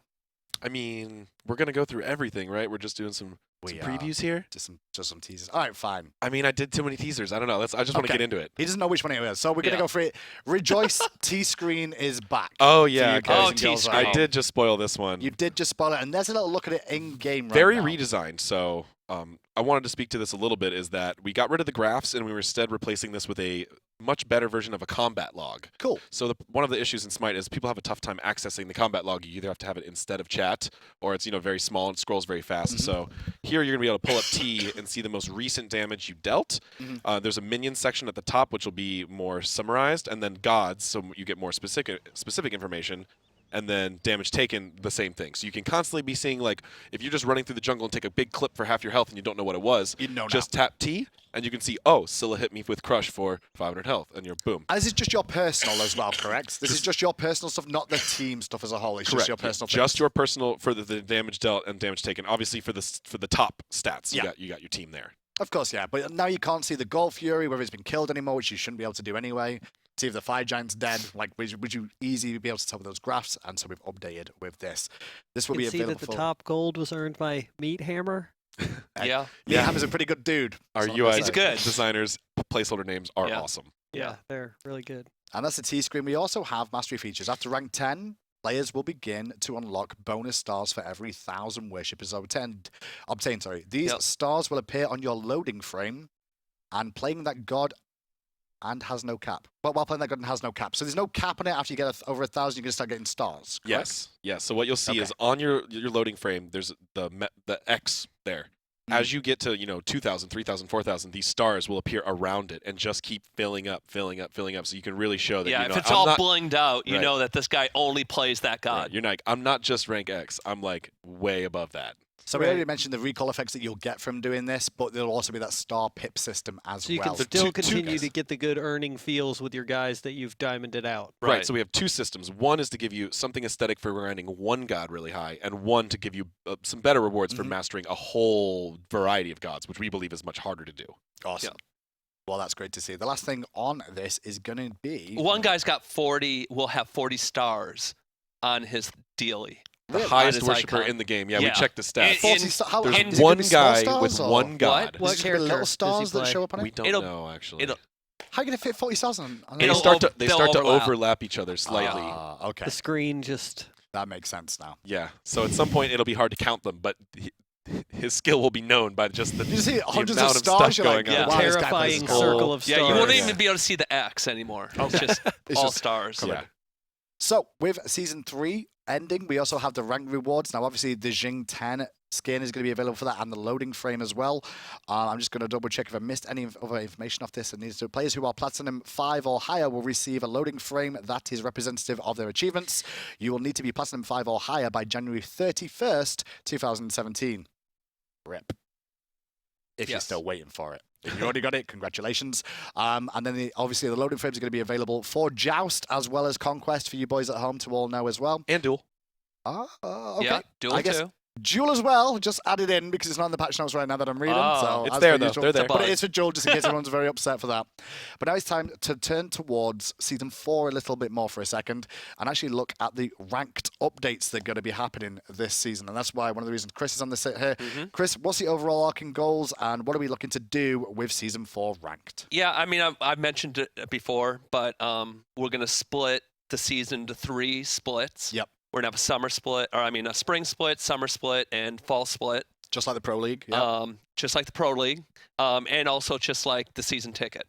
Of course. So the goal is to get people back into ranked. You know, a lot of people say, well, fix matchmaking. Well, one of the best ways to fix matchmaking is to get a lot of people playing the game. That's true. So that's, I would say the overarching goal is that. And then we've done a bunch of supporting systems to rewards and other supporting systems to make that happen. So I'm going to read through some of the changes then they're going to be coming in for you guys. And obviously hop in, please, you guys on the set, if you want to add anything to it. Sure. So all ranked MMR values have been hard reset for the start of Season 4 here. Everyone will begin this season at the same MMR value. In subsequent seasons, we will do a soft reset. So obviously at the start of a split as well. At the end of a split, you will obviously soft reset, not hard reset. Yeah, so when ranked comes up on the next patch, everyone will be reset, and it'll be the Wild Wild West, and there'll be some uneven matches probably, but this is your chance to go and play with pros potentially in your ranked games. Pretty much, right yeah. now, is the best way of looking at it for the most part. But things will smooth out over in weeks, probably. So. And with that, there's going to be updated qualifying as well. We've updated our placement algorithm for placing people at the right qualifying level to begin better represent their estimated skill. Right. So we made a couple changes there. One is because these seasons are 4 months in length, we want you to advance to your MMR division very quickly. So when you come out of qualifying, we're not going to. We used to cap you at Gold 1. So even if you're a diamond player, you'd be a Gold 1, and you'd have to grind through all of the different divisions. Okay. So this season, we're going to bring you very close to where we think you are going to be. It'll be a couple divisions below, not a couple tiers. Cool. So if I go 10-0 in my placements, where do you reckon I'm going to end up? You're probably going to end up somewhere in. Well, it also depends who you're playing against, right? Okay. Yeah. But if you went 10-0, you'd probably be, diamond. Okay. Yeah. Okay, that's just a little heads up for what you'll be like. And then I guess if you lose all 10, you're probably down in bronze 4, bronze 5. You're probably going to be in silver at the best. Right. Okay. Okay. That's a little look at that. However, we're also going to be removing promotion games this year. Ajax, why are we removing promotion games? Well, really, this was just kind of an extra barrier for players, and we found it mostly unnecessary. I mean, the TP system works well. We didn't feel the need for people to be stopped at 100 and then have to win again. So we're just along with our messaging of progressing faster, you're just going to be able to win. You earn enough TP to rank up. It's just going to rank you, roll right over to the next rank, and just keep on moving. So to add to that as well, boys and girls at home, when you hit 100 TP, you will immediately move on to the next rank. If you did win, say for example, you were on 99 points and you win 10 TP, you will now advance into the next tier and continue with those points that you just earned from there. Right, so well. you'll have 9. Yeah, you'll already be on 9 by that point, which is a great start for that. As well as there will be a couple of games to stop you from demoting immediately back down if you lose your next game. That's right. Just so you guys at home know as well. So you get a little bit of that as well. But we've also added timers in the lobby have been updated to give more of a pool, Ajax, for when you're playing ranked. Yeah, so now there'll be what we call pool time or shared time. Yeah. And this is if you make really quick selections at the beginning of the draft, you can now bank this time for later. Right. or you can use it then. So it's a time that'll be shared between your teammates. And what this will do in a lot of cases is teams that communicate well and are going quickly will actually just cut the time down of the ranked draft lobby a lot. Yeah. And then the players who are having some trouble picking their god will have that extra time there. Extra time, just in case. You don't want to be that last second, like, I don't know what to pick. Right. What am I picking for you? And the guy doesn't respond, and then you get kicked Right. out, or you have to pick something back. Yeah, I Right. mean, a lot of feel people that. it might be their first time That's true. in a ranked lobby. Mhm. So they're like, well, what should I ban? And they haven't selected it yet, and they only have 30 seconds. Well, when they get to the end and they haven't banned a god yet, it'll start using bank time Gotcha. until they either pass or Or ban. the bank time runs out Or- as well. I If you run guess through they the whole could. bank Yeah, time. they could run through the whole bank time. Now, alongside this as well, we're also going to be introducing a pause that's going to be available in ranked. It's a singular pause, from what I understand. Ajax, do you want to explain a little bit more about this pause? So this works like a surrender vote. It's a pause vote. So essentially, if you really need a pause, you had something go wrong, and you need to I play take a- DCs, for example. Yeah, sure. Prime example. Yeah, great. The team can all hit F5 as we see here and start the pause vote. And Right. once it is approved, as soon as there's a time for the pause the game, it will pause the game for Right. 1 minute. Yes. 1 minute. 1 minute, and then And you only can- have one per game. one per match. Your So you team have to use has it. then used their timeout. You may not have another one if your player DCs again. Right. And you can also vote to unpause early, but it's a relatively short pause. Awesome. So Yeah. So, at the moment, it's set at 60 seconds for the pause, one per team that can be used. Right. After the 60 seconds, it will automatically unpause and continue. There's no case of real abuse for this. Yeah. It's 60 seconds, boys and girls. It gives them a bit more time to get things You organized. can early unpause as well. That's great. with a vote. That's Right. great. as well. I mean, to be fair, I don't think you're Yeah. ever going to need to early unpause, but I love the fact the feature's there as well. Yeah. Yeah. For the most part. That's the ranked pause as well. Now, we are going to have some new leaderboards this season as well.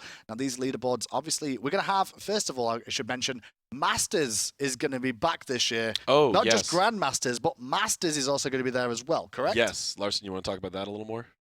Hold it. I was reading chat. What are we Oh, yeah. talking about? So Sorry. I got you. Masters and Grandmasters. So Masters is now the highest rank Oh, yeah. as a normal pool, normal rank. It can Right. have as many players as you want. It's Okay. above Diamond. It's Masters. Gotcha. Then we still are maintaining Grandmasters. We're kind of taking a little bit of both. Grandmasters now will only be the top 25 players. That's right. Of a and it- region?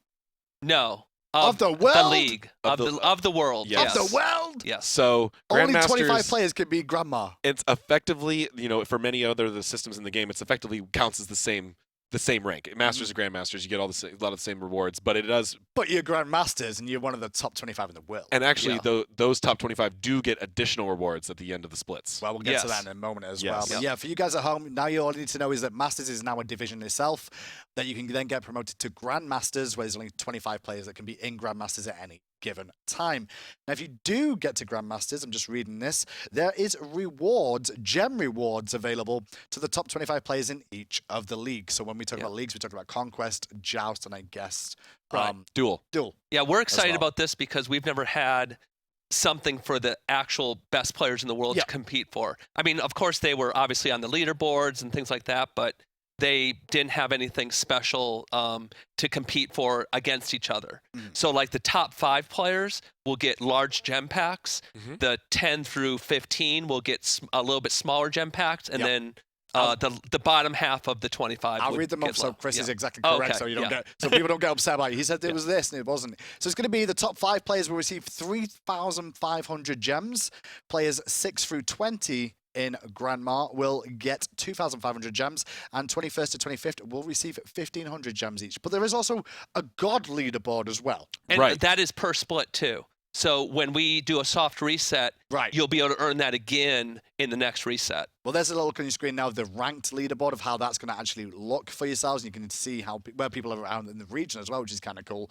But the God leaderboard is the other thing that I'm looking at here. Yes. There's going to be an individual God one, so you can just spam the same God and become the best in the world at that God. Yes. So not only is there the top 25 Grandmasters player, there's also going to be the top leaderboard of each specific god. So you Cool. can go through the god menu, go to Thor, and click the leaderboard and see who Adapting the best and Insta. Thor players are, and you can see their win-loss record with them, which region they're from. That's yeah. crazy. So this is only going to count your ranked play of this god. Right, So doesn't you count can- casuals or doesn't assault count games or my casuals. arena Nope. games or You me gotta playing play Clash. Yep. Thor in ranked to get these rewards. Right. And of course, there's 3 Thor leaderboards Duel, Joust, and Conquest. Gotcha. That makes sense. All separate. Now, Yeah. with the God leaderboards as well, you can receive gem rewards here as well. For game first, as the primary person on Thor in the world, you get 800 gems. Second will be 400, and third will be 200 gems on those leaderboards as well. So if you actually hit first in the world in Grandmasters, and then first in the world on Thor as well, you're chunking up some nice change for some free skins this year. And the great thing about this is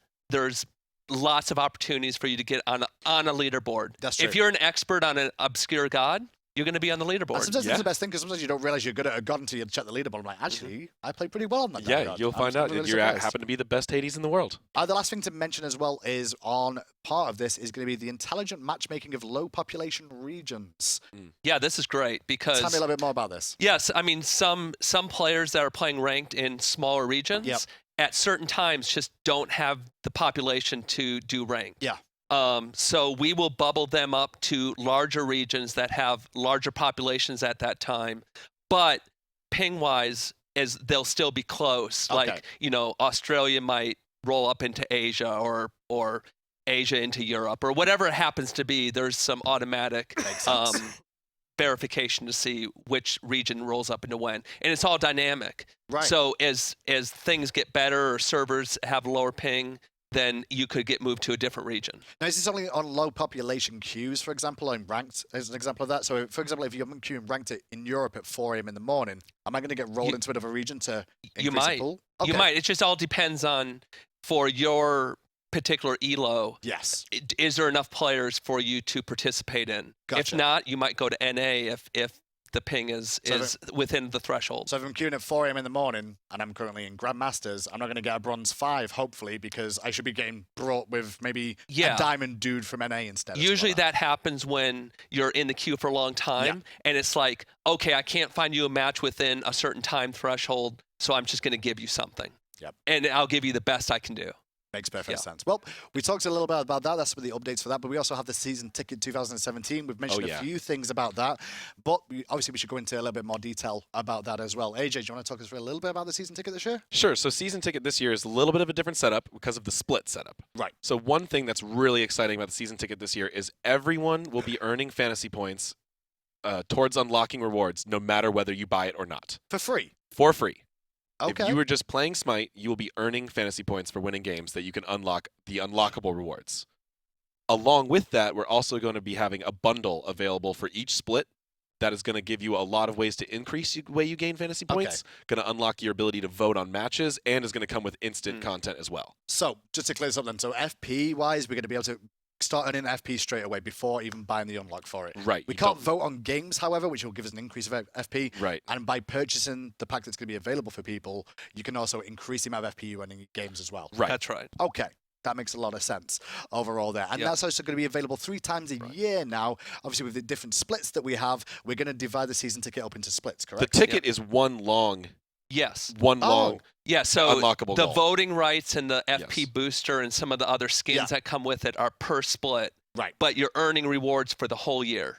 Now, so you don't have to buy the first split. You could buy the second split if you wanted to. Well, what you heard Chris mention just there as well, though, the big key on this is the fact that you can buy the ticket and actually unlock something immediately for unlocking the season ticket here as well, which is the big key. And every season we will be having, I guess it's going to be continual of like, this split, you buy this ticket, you're going to get these skins free. Right. Immediately. So for spring, it's going to be the modern Nemesis skin. That's going to be as part of the season ticket bundle. The initial unlockable item. You'll get that right away as soon as you buy it, and then you can increase your FP towards unlocking all the other ones. So you're going to get Nemesis, the ability to vote on games for FP, permanent FP boosters, as well as it says here, 15 team worshipper boosters. Oh yeah, that's a new system that we have for season 4. This is great. Okay, so in the match lobby, players can activate these boosters and share the benefit of the booster with the team. Right. This worshipper booster will give everyone on your team 2 times worshippers that game.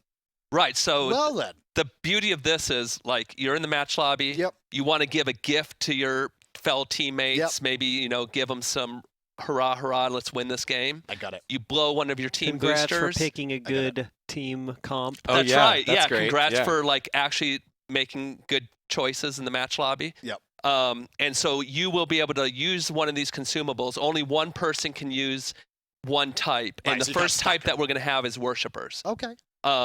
Now this is a multiplicative booster, which is more powerful than we've ever had a booster for. So whatever your booster count would have been, it just doubles it. Wow. So it's not like based off like a base value or something. It's just straight up double. It's just straight up double. So Yep. if it's as an example, I'm not sure if this is right, but I just want to clear this up for the viewers as well.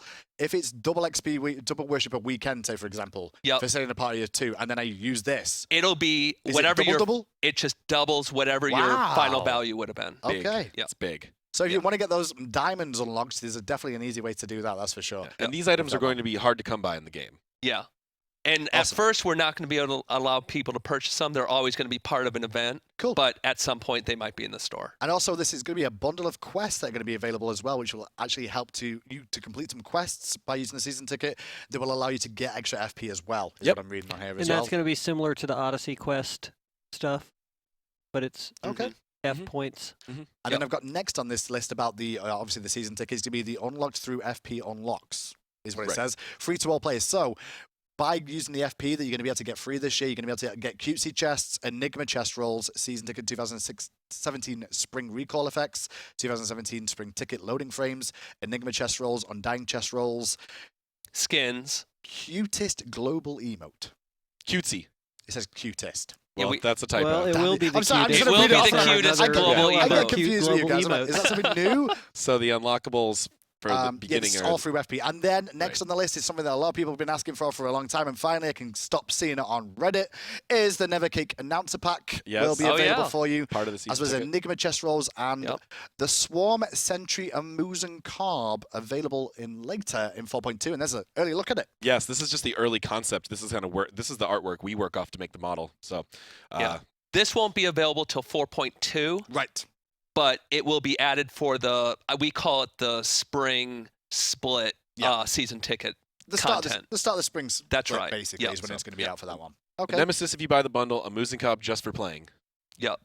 Awesome. You can get it for free, just earn it. Awesome. So most of the stuff you can earn for free if you just keep playing the game. And there'll be day after 30 day. levels this year. Last year, I think there was maybe 25. How do we even make money these days? Like when we I just don't give all know. this free stuff away the whole time. Well, I don't get it because I'm like every single patch is like, oh, we're gonna give this free this week. So season ticket last year, you got to pay for it this year. Like, yeah, you can buy it, and we'll give you all this free stuff as well. Yep. We want to encourage people to play. Yeah, play the game. I guess. Well, one of the things that are going to help to encourage them is the new Clash map that we saw a little bit of earlier on today. Obviously, when we looked over the skins as well, but I wanted to talk to you guys quickly about the new Clash map. As we can see, Mercury running around there with Pompon in the background. Talk to me about the little changes here, the main changes and the main goals of this new Clash map, because a lot of people were really enjoying it overall here. So here's the thing. I've been waiting for this massively because I play a lot of Clash. I love it too. So the original Clash map was Greek because we were working on the game mode. You know, we're getting it out there. We're making sure that it was a thing that was going to stick and that people were going to enjoy and keep playing. You know, we didn't want the development time to be very long. But once we determined that Clash was a thing... What is that? That's say goodbye to the fire giant and hello to Apophis. Yeah. He's so badass. Look at that. Our new jungle boss. Can we make him fight Fire Giant? That would be I want to see that awesome. fight. Yeah, we could probably do that. That needs to be a cinematic for season. I mean, for Worlds Pompon can next turn year. himself into the fire giant. Those who fight each He's other. going to do it right Why now. are those dudes underneath them? That's a bug. They're not supposed to be spawned at the same time. No, Kill the Can we dudes, blame Pon. Pon? Yeah, we Kill can. the Pon dudes. is clearly manipulating the match. I mean, maybe Pon. he's been in here for Breaking 60 things. minutes. Oh, what's he doing? Jesus. He's going to go fight Apophis as the fire giant. What? He's going to surf his way to the center of the map. Oh, Because- I'm gonna say the Slowly during animation the of that longest slide patch is notes show amazing. of the year. man. We're on in such a hurry, and Pon is trolling the fire It's my giant with fault. It's my Apophis. So what is this? Who's going to win? What exactly does this thing like- do, AJ? So he is fights similarly to the fire giant. He has a ranged basic attack that is always going to be on his aggro target, but his ranged basic attack actually AoEs. Oh. So you'll want to make sure you separate from your aggro holder. He also has a ground targeted strike where he gives a warning area, and then he's going to hit that area very hard for a lot of damage. Then he also has kind of an Amusen Cob honey spray, but like poison that he sprays around and creates a really damaging area for a while. All right, Pon, that's enough All fire right, giant. yeah, buddy. switch back Let's to go a back to guy Chuck and then. see what's going So on. Chuck, obviously, you were telling us a little bit about the Egyptian map until we saw a giant snake and we're all like, what is Yes, that thing? yes. So tell me a little bit more about the map and the overall design. Yeah, so the goal here was we wanted to get an Egyptian map back into play. We also wanted to solve a lot of the make the feels better than the Clash map. So the goal here was to keep it not too bright.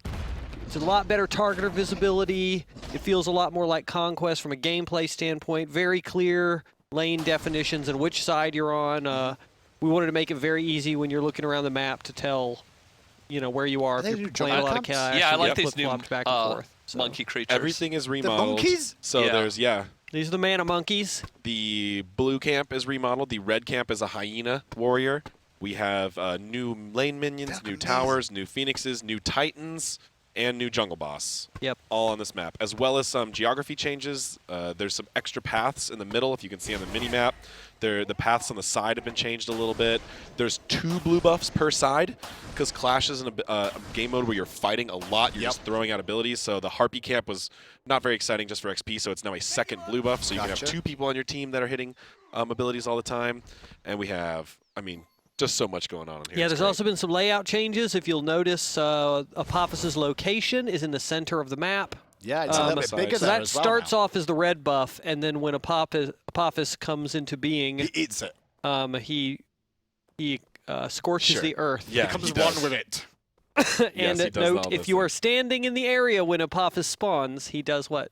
Massive 1,500 damage true damage and to a anybody knockout. that's Don't in tell the people area. that. Let them just find out the hard way. Yes, so just be aware, he spawns at 10 minutes, and that entire area is very dangerous at the time he spawns. So once players get on PTS and check it out, they will learn the hard So way. this whole map will be available for them to test on PTS, because normally on PTS we normally just have Conquest and, like, you know, customs, but I this think will we'll be have available? this in Conquest, right?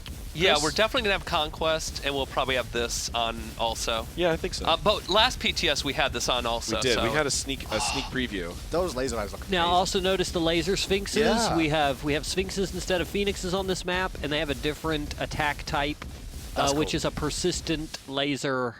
Hits a lot faster. But lower damage, but over very It quick starts periods. lower, but it will ramp up just like the Phoenix does. Awesome. So. That's cool. I like the idea of that, like a little dot effect that just gets stronger and stronger as time goes on. Fantastic. And Pond's going to show us the enemy base for some reason. All the map to explore, and Pond's like, let's go and camp the enemy base. And if you notice here too, we broke the map into kind of 2 different zones. You have this sort of Oh, it looks awesome. temple pyramid zone on this side of the map with all the death-themed titans and phoenixes and minions. And then the other side is the Nile River side, which is all lush green stuff. It starts at the edge of the river next to this boat, and it has its own minions and phoenixes and titans. I feel like I'm in WoW, like exploring a city or something. It seems that way.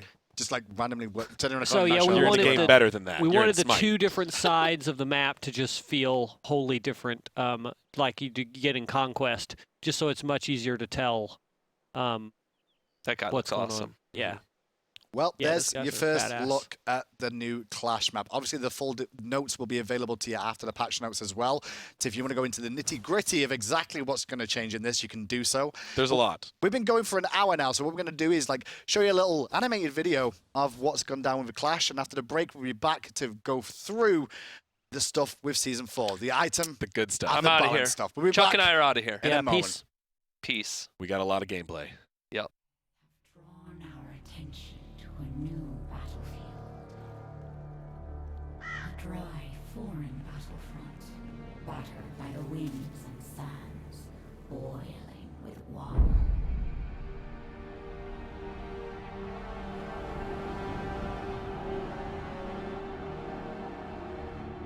This is not just a battle of mortals. Creatures fey and wild also enter the fray.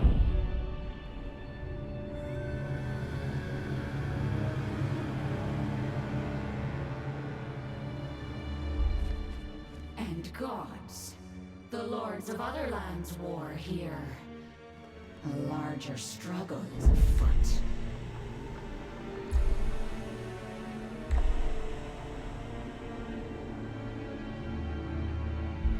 I see them war and I hunger, and I anger. What is this that causes gods terrible and diverse to clash and do war, to take on the very titans?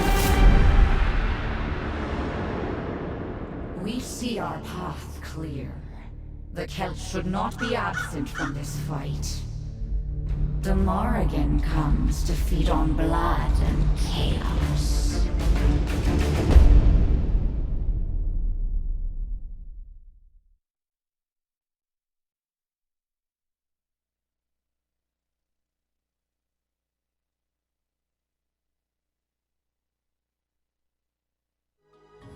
Welcome to the SMITE God reveal for the Morrigan, Phantom Queen.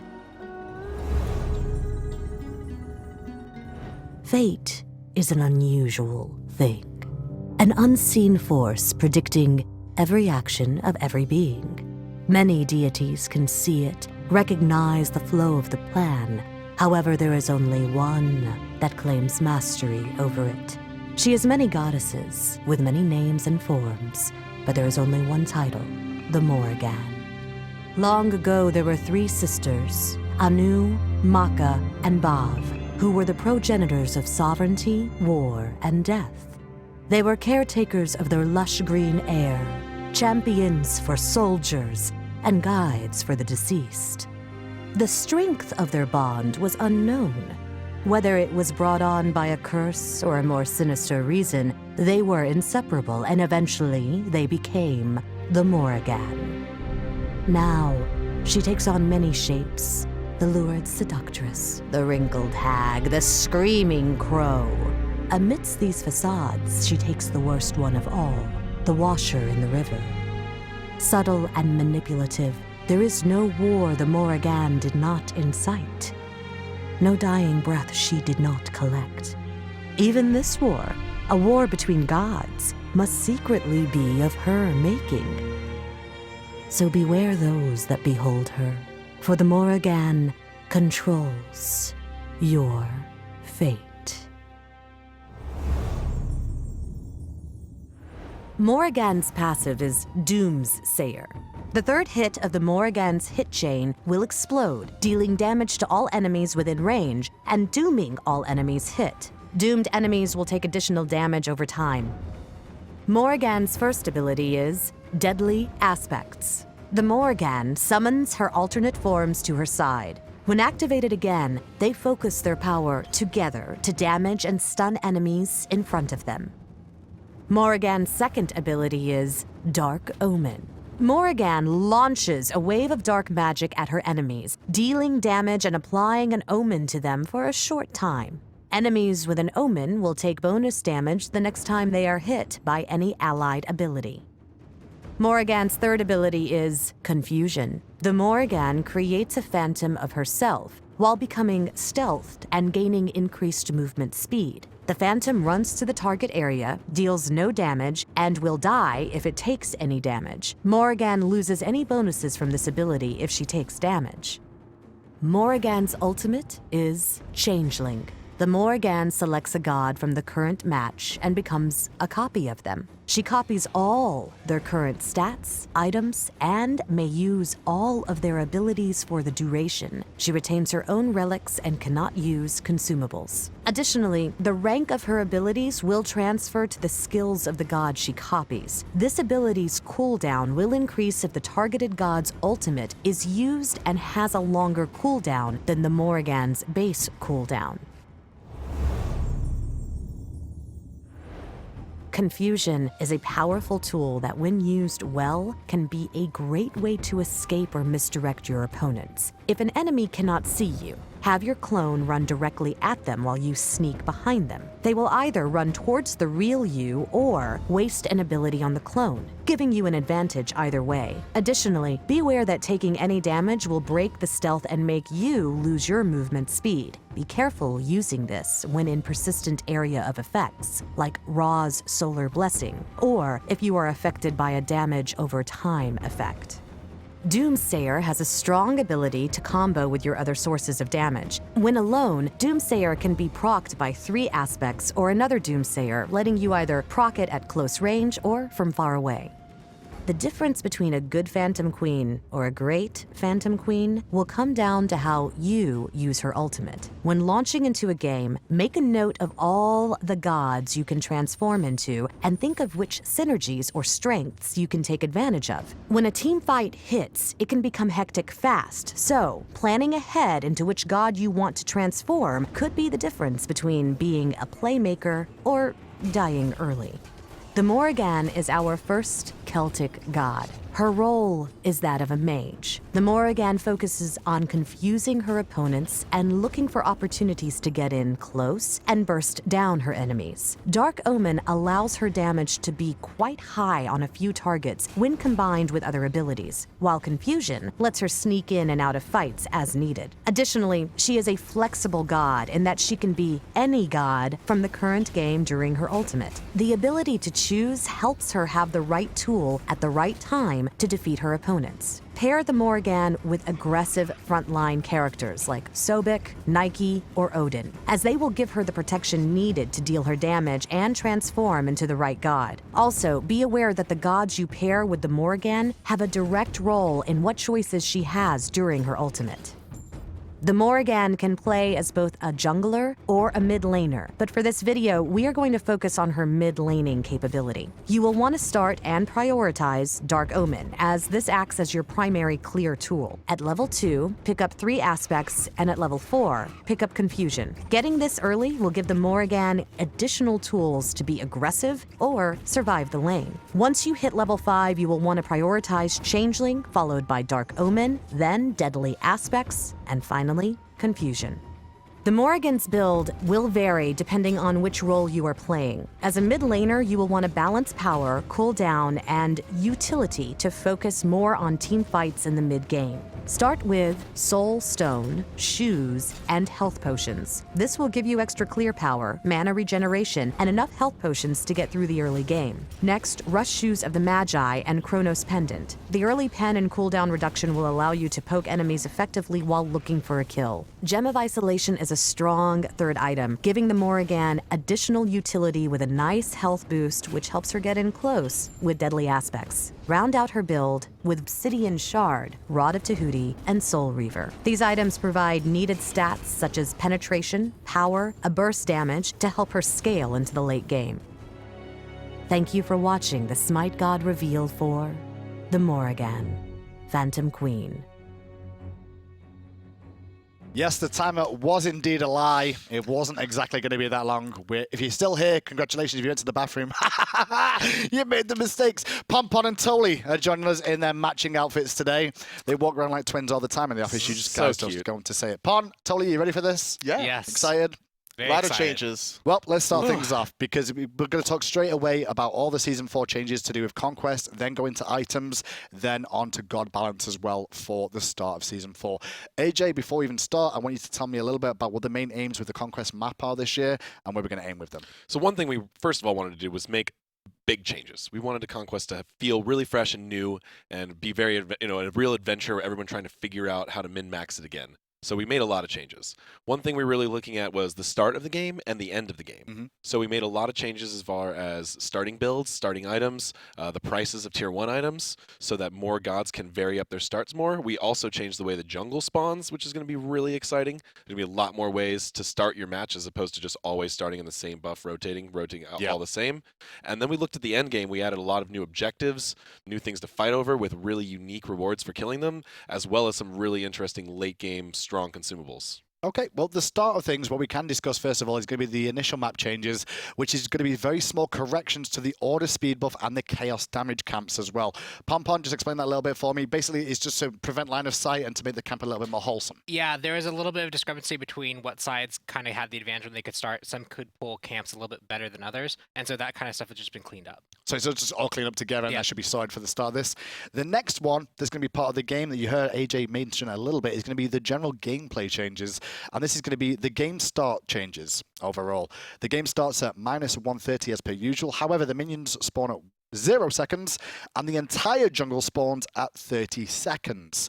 So this Pompon basically means that everything hits each other. The minions hit at the same time as the minions spawn in the jungle. So if you want to be starting in the jungle, the minion waves are going to meet, so you're going to have to get to lane. If they choose to go to lane first, they'll push it first, and so it'll be back. So you have to make a lot of decisions. Are you going to start in the lane? Are you going to start in the jungle? And they're going to meet at the same time, so you have to make that choice at 30 seconds. Totally competitive-wise, obviously, there's one of the reasons you're here. Like, what does it actually mean to the average player when you walk into a game and go, what do I do? So before, there'd be like a lot of innovates, but now there's going to be like 3, 4, 5 different things that you could do based on the new item changes and all that stuff. So it's going to keep the game very dynamic as you start. So it's just going to mean the jungle's starting in the jungle more than likely, I guess, but it could be different You could starts start over time. 2 middle, you could start 2 solo lane, 2 hunter, doesn't matter, because you want to get to lane as soon as possible to be able to get lane pressure and then decide what you want to do from there.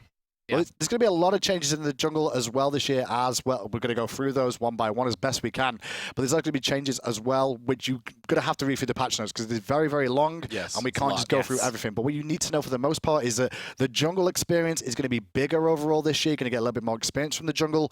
At the same time as the lane minions are going to come down a little bit in experience gain as well. Right. You can get the full breakdown on the PT on the actual patch notes when they come after the show, and you'll experience it on the PTS and in the season 2. But what we can talk about for sure is going to be some of the changes in the jungle to start things off here. And the first thing is definitely going to be one of the new buffs added to the game, which is going to be called the Cyclops Rogue, which is going to be on the duo lane side of things. Pompon, what is this buff going to do? So this buff, whoever picks it up becomes an aura holder, which is different. Normally they get a self buff, but this one is now an aura buff that provides penetration to any enemy around you. Right. So this is actually something that maybe a support would pick up, or an assassin would pick up, or a hunter would pick up that wants to box more efficiently. You pick it up and you're providing an aura to your team that they can use. It's actually a protection reduction debuff. Yes. Yes. So this buff, if you are holding purple buff, enemies around you will have their protections yes. reduced. How does that work with Ares? If he, does it count as an Yeah, aura? does it count as an I aura? believe Ares passive reads for every completed aura item. Okay. Tier 3 aura item he has. So even Okay. Tier 2 Voidstone doesn't work. But Yep. That's thanks correct. for trying to stump me, but Yeah, I believe it that's shouldn't right, count. Tony. It should be a Tier 3 aura items only that are counting for Ares. But Ares would still love this item because while he's chainsing and flansing people and being nearby, he's also reducing those enemies' protections for his team to focus them down. Yes. So the Cyclops Rogue that's going to be in this season is going to be a buff that's going to allow you to give 55 units. It's going to be a 55 unit range, which is basically auto attack range for a hunter. Right. And that's going to debuff physical protections and magical protections by 10. So totally this, generally it feels like a support or a frontline item, but we could see anybody pick this You up. could potentially see hunters pick it up because they are a little bit greedy. They want to always have the advantage in the course, 1v1 yeah. boxing, but it would be more beneficial for it to be picked up on somebody that's a little bit more in the front line. You want to be able to spread it out to as many enemies as possible and allow your teammates that have the longer range abilities to capitalize off of it. Now, obviously, that's one of the new buffs in the jungle as well. There's a few other new things as well. The first thing to mention, I guess, is the fire elementals. We should probably just touch on that for a second. That there is still going to be the 3 elementals there, correct? Right.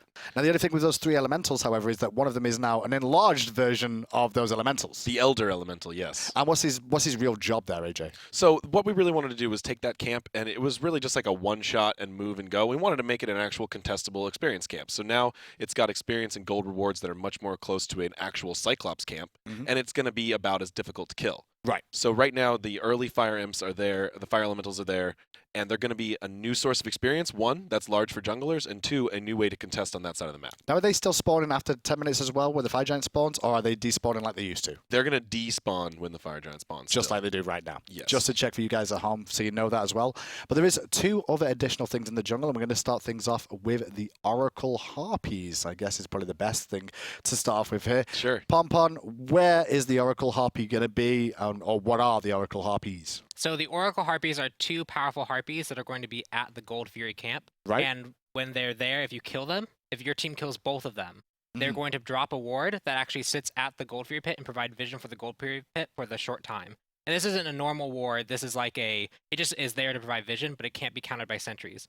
So the Okay. team that takes both of them will get vision there. If teams split it, then nothing happens. Right, so there's 2 minions there near the Gold Yes. Fury, that if you kill one, you're guaranteed that nobody else is going to get free vision. Yes. Right. But if you kill both of them, you're going to get the vision for your team. Yes. Right. And it's going to be a ward that's there. Is it killable, this ward? No. No. So it's an unkillable ward that grants you vision at the Gold Fury if you kill these. Yes. And they also reward you with golden experience as well. Yes. So it's a very early contestable buff. Totally, we can see a lot of fighting over these, do we expect? Yeah, absolutely. It's a little harder to kill than your normal mid-harpies, but it's definitely more valuable in the sense that you're going to have more objective control around that Gold Fury, which is really important considering the fact that it's more important to get the Gold Fury early on in the game now. Now, when we actually look at that little map, if we could just bring that back up in production if they can get a chance to. Obviously, we saw two little maps that came on your screen, what the map looks like as a whole and what the extra areas are now, the different changes that we can see. You can see the little red outline there near the red and speed buff on the right-hand side and the left-hand side. That just shows the camp changes in terms of like not being able to see vision from the mid lane, as well as obviously the blue and orange around near the fire giant, which we'll get to, and the Gold Fury area as well to show where these new buffs are going to be. And the reason that color is just to show, you know, they're going to be contestable buffs once more, just like the mid-harpies and the elementals as well. Right. So this Oracle thing, you know, it's going to be interesting to see how this one works out, because you can't really rotate your whole team over to solo lane and leave them exposed, because you could lose the free experience in gold there as well, and it could cause some issues as well. There's a lot of things to do around this map in Season 4. Right. Yeah. That's the main aim, is what you're trying to tell me here. Yep. Well, we guess we should turn to what's on the other side of the map then, the other new buff, which is going to be, I need to find its name so I get it correct first The of all. Portal Demon. Yep. It's the Portal Demon. That is his name. I wonder what he's going to do. Pom-pom. Yeah, I Portal don't know. stuff. Do you want to explain? Yeah. So when you kill the portal demon, Yep. it's about Gold Fury level difficulty. It's pretty challenging to actually take. You probably need a few people to take it. When it dies, it'll actually summon a portal onto the map that it leads to your base. Well, it doesn't lead to your base. It's from the base to the portal. Yeah. So when you back, you can go through this portal and you'll appear at the fire giant pit where you killed the monster. So there's a little look at him on the screen. He's going to be opposite pretty much the fire giant, but behind the mid-harpy camp for the most part. And when you kill him, obviously that's his leash range around the area around him as well. Yes. Now, obviously, last hit is the big key. You get the last hit on this, just like the Gold Fury, you're the one that's going to control this. Yes. And this is going to give you a temporary portal that's going to allow you to come from base, as we could see there, and all the way through, correct? Yep, and the big thing there is it's this new kind of contestable thing on the right side of the map. Yep. We added a new one to the left side because the left side didn't have much early game kind of fights that you Like could... fire elementals, Yeah, they didn't really have fire elementals, and so this gives something for the dual lane especially to fight over, kind of puts pressure around the whole map. And now with this one, this is now a new late game thing. Maybe you can't take Fire Giant, but you have an advantage. You can take this cam instead, and then exert pressure around the map for like the next 30, 40 seconds. Now, this buff is actually, this guy actually spawns at 10 minutes in the game, just to be clear. Yes. And there's a respawn value of 5 minutes as well, just so you all guys know as well. When he is actually killed, he's worth experience and gold for the team as a whole. And I believe there is going to be, obviously, there's a portal time that the portal lasts for. It's not going to last the whole 5 minutes, boys and girls. Don't panic. No. It's going quite to be short. a temporary portal that's going to appear for you a time that you guys can use as a team to quickly go back to base and come back through as well. But I guess, Tully, implications in competitive, how we're looking about this, because obviously there's benefits, there's snowball effects from this, but there's also, I guess, gang potential as Sure. well. In Season 3, the problem was that there was just too much action around the Gold Fury, and because the fact that the Fire Giant was too difficult to kill for the short number of people. So now you could actually use tactics to give up the Gold Fury just to be able to get this objective and make sure that now your team has more mobility across the map, utilizing the portal, force a fight, and get back in the thick of things. Could be pretty crazy overall to see how this will work out. It's actually worked really well as a comeback mechanic in a lot of our playtests. Yeah. A lot of times you'll have a tough team fight. Maybe you're down in the match a little bit. You win the team fight, but you have only a few players left alive, and you don't want to go for the Fire Giant because it's too risky late game. So you can go for this Portal Demon instead. Gives you a tactical advantage to then hold down the Fire Giant area for a little bit longer. Especially afterwards. when your respawns come through as well. You can try and get through there and set up for the Fire Giant as well. We'll see exactly how this works out. Obviously, it will be available in the PTS. The other changes in the jungle that you really need to know is the Gold Fury is going to scale a little bit better in the early game now in terms of the amount of gold you're going to get from the Gold Fury. At the later stages of the game, the Gold Fury is still going to give the same sort of value it does right now, but in the early game, we are focusing on making sure that Gold Fury is actually with a little bit more. I'm just checking through the notes. It started at 150. It's now going to start at 190 gold this time round. And that's just mainly, I guess, just make it those early Gold Furies more rewarding. Exactly. It's to make it a little bit more rewarding. We also want to make sure that by the time the 10-minute Portal Demon comes up, Gold Fury is going to have been impactful. It'll be a little bit more impactful then, because we want to make sure that Gold Fury isn't outclassed by Portal Demon. There's still going to be plays where you're going to make the call to go for Gold Fury instead of Portal Demon, and so that's just kind of there to balance it out. Okay. Well, we'll see how these changes to the map will actually impact things as well. But obviously, we can move along now as you've seen the little tweaks that are going to be happening. Obviously, the experience amounts and things you can read in the full patch notes. I'm not going to go into detail of 5 experience of this, 10 added to this, or anything like that. What you need to realize is that jungle's going to have more experience overall in it, but the side lanes and the middle lane are going to have a little bit less experience trimmed off those as well. You can read that through in the full patch notes after the show. But next up, it's time to move on to the consumable tree. Is going to be the first thing that we're going to branch onto here, first of all. And the first thing I see here, Ajax, I'm coming to you because the first thing I read is rituals. Oh yeah, I'm really excited about What these. is a ritual? So a ritual is a new type of consumable item in Smite that is expensive, and upon use you get a strong relic-like or ability-like effect. Okay. So these are going to be only available in the late game. So it's literally a relic that you can buy as a consumable. It's even better than most relics, yes, because they're expensive and you only get one use. Oh, they better be good then. Oh, they are good. They are Okay. strong, and we've been playtesting with them like crazy, and Yeah, I think we've used like every single one. So much fun to use, yeah. Well, at the release, we're going to have, I believe it's 4 rituals, correct? That we can potentially pick from here as well. Now, the key features of these as well is they're only usable at level 10, just like the Potions of Might and stuff that we've had before. And you can only use 1 per purchase, so you can't stack loads of these in your inventory and just keep using them over and over again. That would be really smart, though, if you could do that. Shout out to the designers recognizing that, otherwise I would have just been buying them and just blinking everywhere if I could. Yep, and talking about that, I guess we should go through exactly what they do. The first one is going to be the new ritual consumables Rallying Ritual, which is going to cost 750 gold. All the rituals will be 750 gold. Now, the Rallying Ritual, when activated, it teleports you to the allied god of your choice after a 4-second channel time, can be interrupted by hard CC, and ritual is lost. This is basically teleport, right? But teleport to gods. Yeah, the old teleport gods. Yep. It can be CC'd still, but this means, Tolly, I guess you don't have to buy TP anymore. I mean, technically you don't, but in the solo, you're still going to want to buy teleport for sure. Just spend 750 and teleport in is fine. Yeah, when it's Right? like maybe level 40 10. minutes into the game, then you're going to buy this relic. But at the same time, this is really important to have this in the game because nobody would go teleport to the gods before because it was such a niche kind of relic to have. But now with the consumable, we're going to see a lot more late game tactics and a lot of interesting surprises coming out of a lot of teams with this ritual. Well, the next one on the list is also going to be 750 gold. Is called Flickering Ritual. And Pom, what's this? Combat blink. It's basically combat blink. If you didn't There know you what go. that was before, what this will allow you to do is blink while you are in combat. It pretty much explains itself, but it's called Flickering Ritual now. And this is one-time consumable, blink 55 units away instantly, and can be used during combat. Right. Tolly, we happy about this in the competitive aspect? I mean, it's worth 750 gold, so you better get the value out of it. You got to get at least an objective out of it. So if you or don't, survive. Yes, and survive maybe potentially, or for initiation purposes. If somebody stops your initiation because they know you have a blink, but now all of a sudden they got you in combat. Now you baited out that one squishy target or that one tanky target, and now all of a sudden you're in their back line, and then you could blink later on down the road. Well, the next one on the list is going to be a Revealing Ritual, which is also 750 gold. I'm going to keep saying it to you all now. Revealing Ritual, Ajax, what does this one do exactly? So this one shows you all the enemy gods' No, locations really? on the map. Revealing Ritual doesn't do that? It reveals them. So this will show you, highlight your mini-map, and in-game you'll see where all the enemy gods on the map are for 5 seconds. So kind of like New War Ultimate, but a little bit longer duration. Very similar, yes. And what it'll also do is reveal nearby enemy wards. Right. So you can actually kill them. So you are actually a mobile sentry ward at that point. It's very, it's a short time. You have 5 seconds, and it pulses out from your activation location. So you'll need to be ready to kill those wards quickly or have a rough idea where they are. But it essentially allows you to counter ward very strongly and see where the enemy team is. Awesome. So around the fire giant you could technically pop it, make sure no one's around, and then run around quickly, check for all the wards. Totally. It sounds like the best relic actually competitively late game because you always want to be able to keep an eye on where that assassin is in the back line. That assassin can basically one-shot a squishy, so keeping an eye on him will be And split very push and things like detrimental. that as well, I guess. Exactly, Just get slow keys past us. Looking for the cheeky backdoor and stuff like that. It could cause a few issues as well. Next up on the list is going to be the Frenzied Ritual, the last of the rituals that will be in at PTS for now.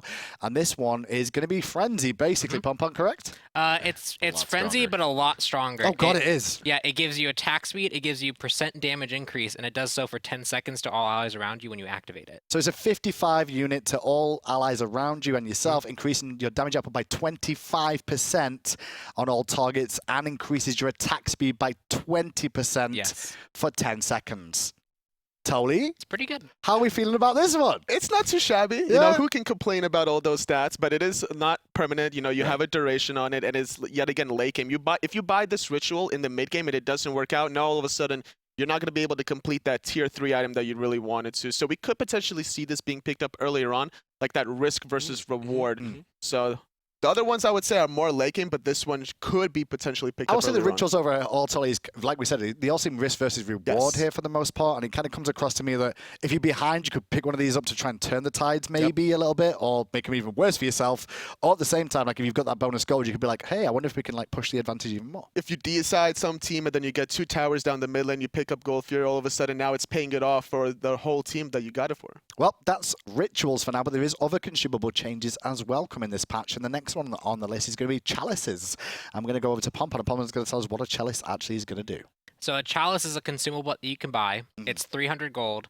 And when you pick it up, it gives you use cases for potions. Like it's basically like a normal potion. Right. But then when you back to base or enter the fountain, it refills. And Okay. it will do so for the rest of the game. And there's a health potion one, there's a mana potion one, and there's a Oracle's one, which is wards. Oh, yeah. Ward one. Yes. Support players around the world are like, yes, finally. So this is going to allow you to, for the healing ones and the mana ones, just to be clear, they are 300 gold each, boys and girls. They act just like a normal health potion or mana potion, correct?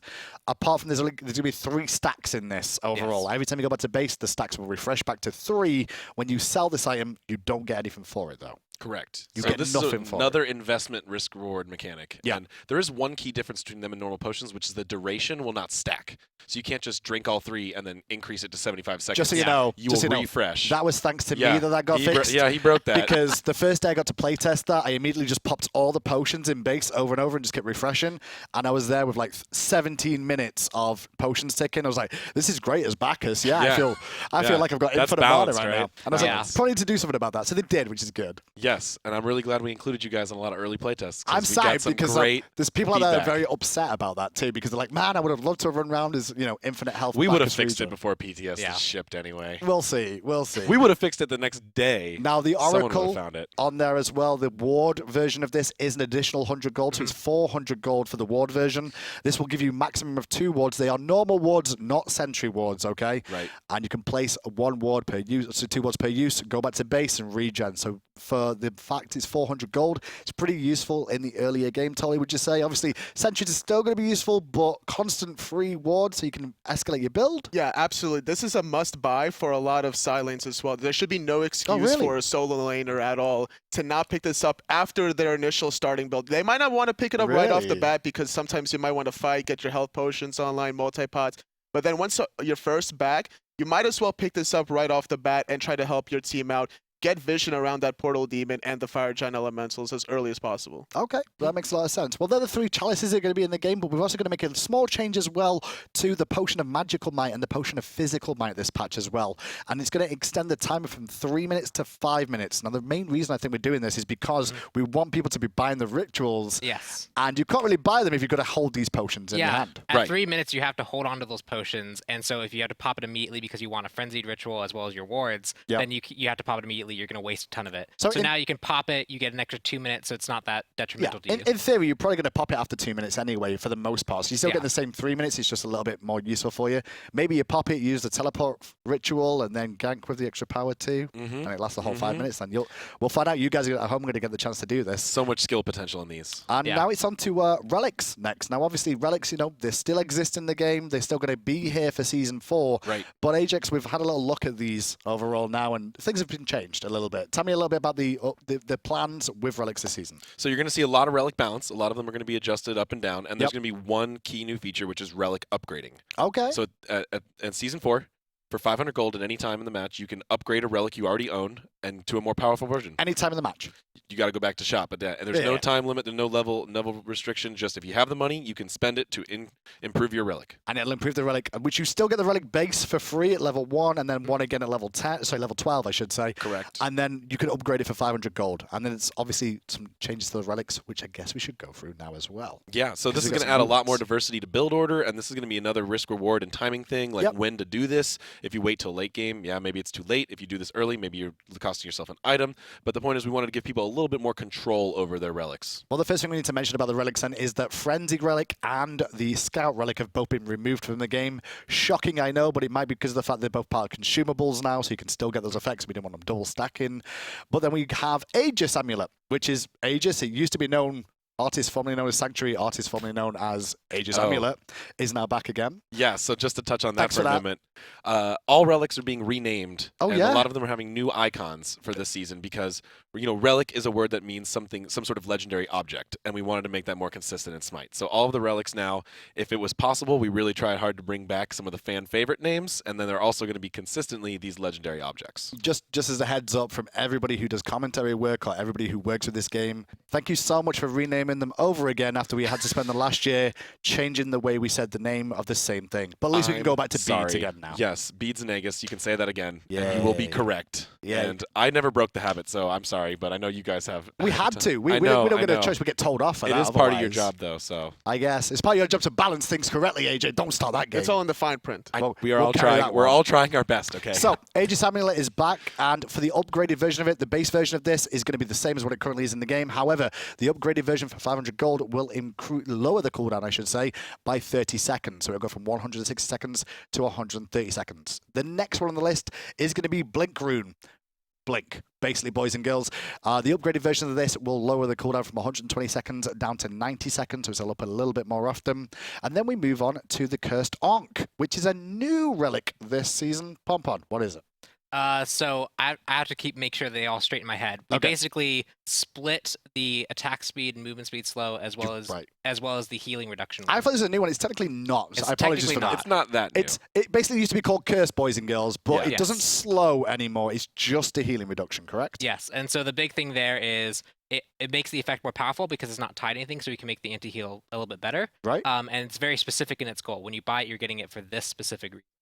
And as you can see on the screen right now as well, the increase is going to be increased healing duration from obviously duration deduction is going to be there from 5 seconds to 10 seconds now.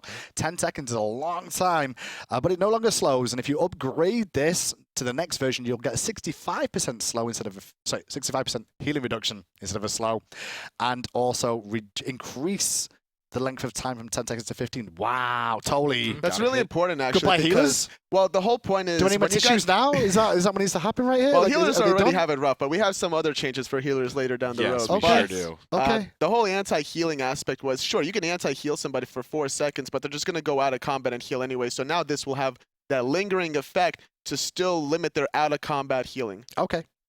Next on the list, then, we have got some new ones here, and that's why I got confused with Pompon there. Apologies. Yes. The name changes are getting me already. But one thing that's back is Hog.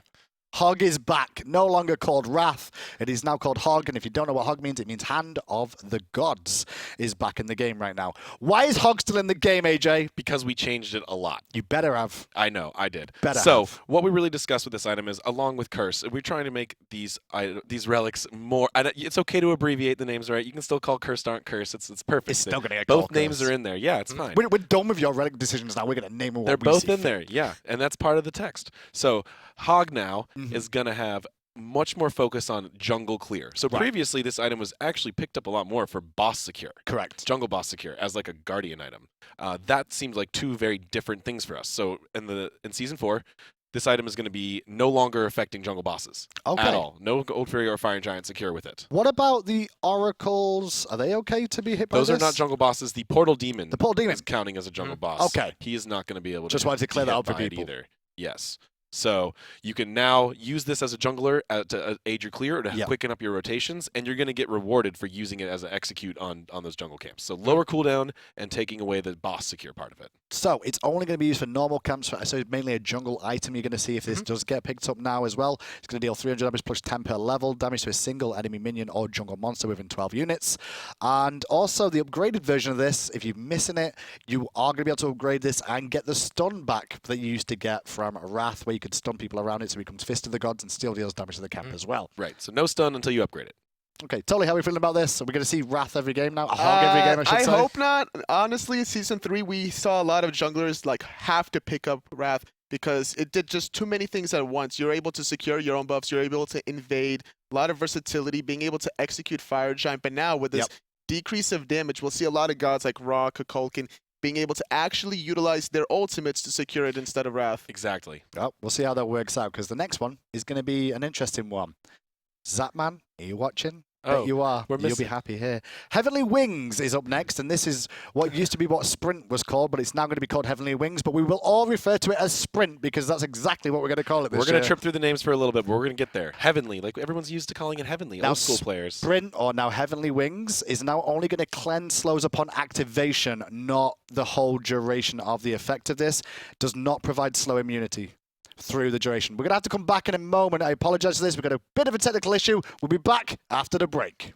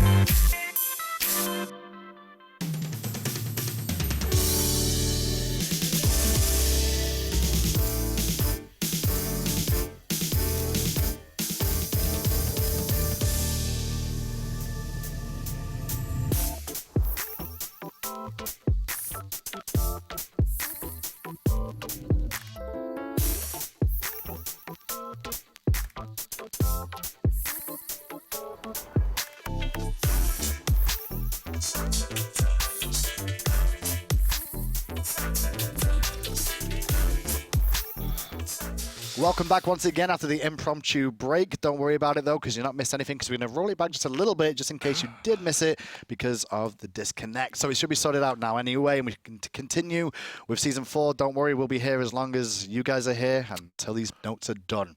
I'm predicting 7 o'clock right now. Yeah, it's going to be really Our long. time, and it's currently 5:30, just as a heads up. So Hand of the Gods was one of the ones we talked about before the incident happened, so we'll just go back to Hand of the Gods again. Now, it used to be called Wrath. It's now going to be Hog, but it's not going to be able to secure objectives anymore. It's not going to do a 1200 execute or anything like that, a 1200 damage boost. It's only going to be used on jungle mobs for the most part. Now, if you do execute a minion in the jungle, however, it does give you a reduction, correct? Yeah, so if you actually kill a minion with it in the jungle, you get a huge amount off. So that way, like, it's really incentivized that you're using this to secure your jungle camps. It doesn't have the boss component anymore. Now, totally, that will help, I guess, with some of the weaker clearing junglers, the ones that struggle in the jungle against single target mobs, maybe like burst those down a little bit quicker and accelerate their jungle. Yeah, you're always going to want to look for any sort of advantages you can get if you are lacking in that clear. If you're better at boxing than you are clearing camps, you'll still want to pick this up, but it's just not going to do as much for you as it was in Season 3. And as a result, we'll see different mages potentially being played as a strategy just to secure the Gold Furies and the Fire Giants. We can see that for sure. And obviously with Hog as well, what we didn't mention as well, I should say, is the upgraded version of that will give the stun available to the Wrath as well, or Hog. I still can't get used to it. We'll get there. We'll get there. It's going to hurt this year. I'm not looking forward to it. But what we were saying, and we can go on to it now, is Zapman was watching because he tweeted at us, but Zapman will be very happy about the next change, which is about Sprint. Sprint is now going to be called Heavenly Wings. Now, when you first use Heavenly Wings, it will cleanse slows upon activation, but it will not provide slow immunity throughout the duration. However, the upgraded version of Heavenly Wings is going to be Zapman Wings, is what I'm going to call it. Can be upgraded, and all allies hit by this effect are immune to basic attack slow penalties. Right. Fatalis for everyone. AoE gas pedal. It's pretty good. But it's still counterable by slows. It still can be slowed. Right. Remember that. You can still be slowed from this. You're not slow immune during Heavenly. Totally, how we feeling? I'm feeling like, Pompon, you definitely liked a lot of Sprint Kali back in the day. Yes. So we might see a lot of these bursty assassins with the Sprint, with the heavily upgraded version of it, where they're going to like run you down. So we're going to see a lot of interesting different relic choices. And I like the fact that it's very specific, all these relic choices. So you have to execute the strategy. If it doesn't work out, you might crash and burn if you don't find the target that you really want. Yeah, whenever making these choices, you have all these different relics that provide so many unique effects, and they provide them so strongly that it's like, well, if this doesn't work for me, the other team has this relic still available to them. They can use it to burn us down. So it's pretty cool. Well, next up is going to be Shell, now known as Magical Shell. Magic Shell. Yeah. Magic Shell. Shell. I almost renamed it to Shell of the Celestial Tortoise. The main thing with this, I guess we could say, you should have done that. I almost did. I would just call it Turtle or Tortoise every time. It'd be fine. Yeah. That'd have been bad. It was one of the only mythical shells I could find. Main thing with Shell this time round is going to have a little bit of a protection reduction here, because obviously it was very strong overall last season. Too good early game. It was too good the whole game, pretty much, for the most part. Well, it's been nerfed in both states. So it has been nerfed. The base protections received decreased from 45 to 30. The damage mitigation reduced from 15% to 5%. And it can be upgraded to give you back up to the 45 protections that you had, and also back up to the 10%. So Shell is still there. But at the same time, you've got to upgrade it to get to that point, first of all, Pom-Pom. Yep. Yeah, it was this thing that a lot of people were picking up because it basically made them immune to boxing in the early game. Yep. And so we've toned that down. So now when you pick it up, it'll still help your team survive engagements, but it won't be like, well, we can't kill you now because you pop Shell. Totally. Still viable? It's still going to be viable. It's going to hurt your build down the road because you're investing that 500 gold to upgrade the relic, so you might not finish your sovereignty right away if you're support, if you decide to pick this up immediately after boots, let's say. But I still predict that there will be teams picking this up, especially against mages that will be high bursty. Makes a lot of sense. Next up on the relic list is going to be Meditation, is now known as Meditation Cloak. It's going to say exactly the same as what it is right now. However, the upgraded version will provide all allies hit with a buff of 45 MP5 and 15 HP5 for 30 seconds. So, don't know how much we'll see of that in the Conquest game mode, but definitely in Assault, that's going to be loved by a lot of people there, We saw a lot of Meditate, even in SPL this year. Surprising amounts. Yeah, so Meditation will continue to be a factor, and getting an upgrade just like every other relic. For sure. Should be good things. Next up is going to be Phantom Veil, formerly known as Phantom. It's going to have a new visual effects and audio. We've removed the basic attack quick slow immunity, but it now applies 40% CC reduction and immunity to knockups to allies affected by it as well. This can also be upgraded from a 5-second duration to a 10-second duration. Pompon, what's the idea behind this? So I think the big highlight there is the knockup immunity. Yeah. This is something that you'll see down the road. There's a little bit more kind of knockup immunity things because it's such a powerful CC effect. You have to preemptive beads it. If you're in the air, you're in the air, even if you beads it. And it's just one of those things that isn't DR'd either. And so giving the option that if there's a heavy knockup team available, like let's say they have a Wheelix, Bacchus, Sobek, well, you can actually become immune to all that. Awesome. So there's actually some counterplay to knockups now, I guess, overall, because they were the best CC in the game for such a long period of time. Yeah, if you get knocked up in the air, then you just can't get back down, even if you use beads. So you kind of a lot more situations to pick this relic up than previously. Sure. Well, we'll see how it works out. I'm excited to see if Phantom Veil does get used a little bit more. Next up is something that gets used all the time, which is Purification, now known as Purification Beads. It's going to stay exactly as it was. However, the upgraded version for you people at home will reduce the cooldown by 30 seconds. So it used to be 160. It'll now go down to 130 if you upgrade it as well. It is beads, though. There's one bead, but it's beads. The same thing. It's really zoomed in. It is indeed. Next on the list is Shield of Thorns. Is it back? Oh, yeah. It's back. Well, little buff. We'll see. I'm excited. Shield of Thorns, previously known as Thorns. Damage reflect increased from 40% to 50%, however. So half the damage you take is going to get reflected, and now can be upgraded from a 5-second duration to an 8-second duration, and cooldown decreases from 120 seconds to 100 seconds on the upgrade. Totally, I'm going to come to you for this one, because you're a big proponent of using stuff like this, is what I want to say. So be polite. The whole point of this is just to basically one-on-one against any hunter or any magical hunter in the late game. Obviously, there's such a big impact once you get to that late game build that you can't almost touch them, but it obviously matters if they do the damage back to themselves. So this will definitely help you out. Before in the past, we saw Shield of the Underworld, where every soul laner was picking it up back in Season 2, and we kind of nerfed that down in Season 3. But bringing this back up in Season 4, we'll see more warriors kind of stay in that back line, boxing those hunters. Yeah, and I also think we saw, like, for example, Hades kind of came back in for a while because you could actually use that with Hades' ultimate and people couldn't burn him down instantly. So it also means that some other characters are getting an indirect buff this way. Well, we'll see how Thorns works out in the latest patch, because it's not the only thing that's here as well. We're also going to have Sundering Spear, formerly known as Sunder, and is going to have an updated audio key for this as well. But the protection and attack speed debuffs have been removed, and now instead it's going to increase the damage taken by the target by 30% for 5 seconds. And it can also be upgraded to increase the amount of decrease the cooldown, and I believe it's the damage that comes from this as well. Yeah, so the big thing here is that it actually provides the damage bonus to the target being dealt. Previously, it was kind of those like BM plays you're just gonna get Sunder to throw it at someone. But now, like if you hit someone with it, your whole team can now dogpile them and burn them down very, very quickly. So you can shred through tanks with this. You can burn out a really squishy target with this, and so it just has more team utility now. So it's almost viable for support to maybe pick up here, Tolly, just to allow the team to burst someone down, maybe. I mean, I've been playing with this relic the most, I would say, out of all the other relics in the solo lane, and because you're Scott. Yeah, because I like to box and fight as much as possible. So I'll just pick this up, use it, and then the rest of my abilities will actually get amplified as a result. So, and I would even upgrade this early on just to see the damage implications between Tier 1 versus Tier 2, and it actually worked out really well despite it hurting my build. Okay. It's a good point from Tolly, too, is that all these relics you could potentially upgrade at level 1. Sacrificing 500 gold for your starting build is a harsh trade-off. Yep. But you could do it. It could work out for you. And one of those things that may help out with you is the teleport is still going to be in the game here. Previously known as teleport, it's now going to be known as teleport glyph. It's going to have an increased cooldown, however. It used to be 180 seconds. It's now 200 seconds, so 20 seconds extra. However, if you do upgrade this teleport now, it's going to drop from 200 seconds to 160 seconds. So in the grand scheme of things, it's 20 seconds more this season for it to be used. However, if you upgrade it, it's 20 seconds less than this season to be used. Pretty much. But there is 2 new relics. Two new relics coming at us. I think we're going to start with Horrific Emblem, because that sounds amazing. It's pretty scary, huh? What is it, AJ? So this is an area effect slow and attack speed decrease. So this is kind of like the split from Sprint, right? This is the split from Curse. Right. So unique things about this is now that Sprint only cures right at the beginning, you can use this afterwards reactively to slow them down and slow their attack speed. Okay. And you also can now focus more on just having kind of a CC relic as opposed to a CC and anti-heals. Lets you choose your targets more clearly. Awesome. So this relic will, AJ just said there, it's going to reduce the slow enemy gods within 55 units by 40% and also reduce their attack speed by 25%. It lasts 5 seconds on a cooldown of 150 seconds. It can be upgraded to stop that, reduce that cooldown, I should say, from 150 seconds down to 120 seconds instead. Interesting.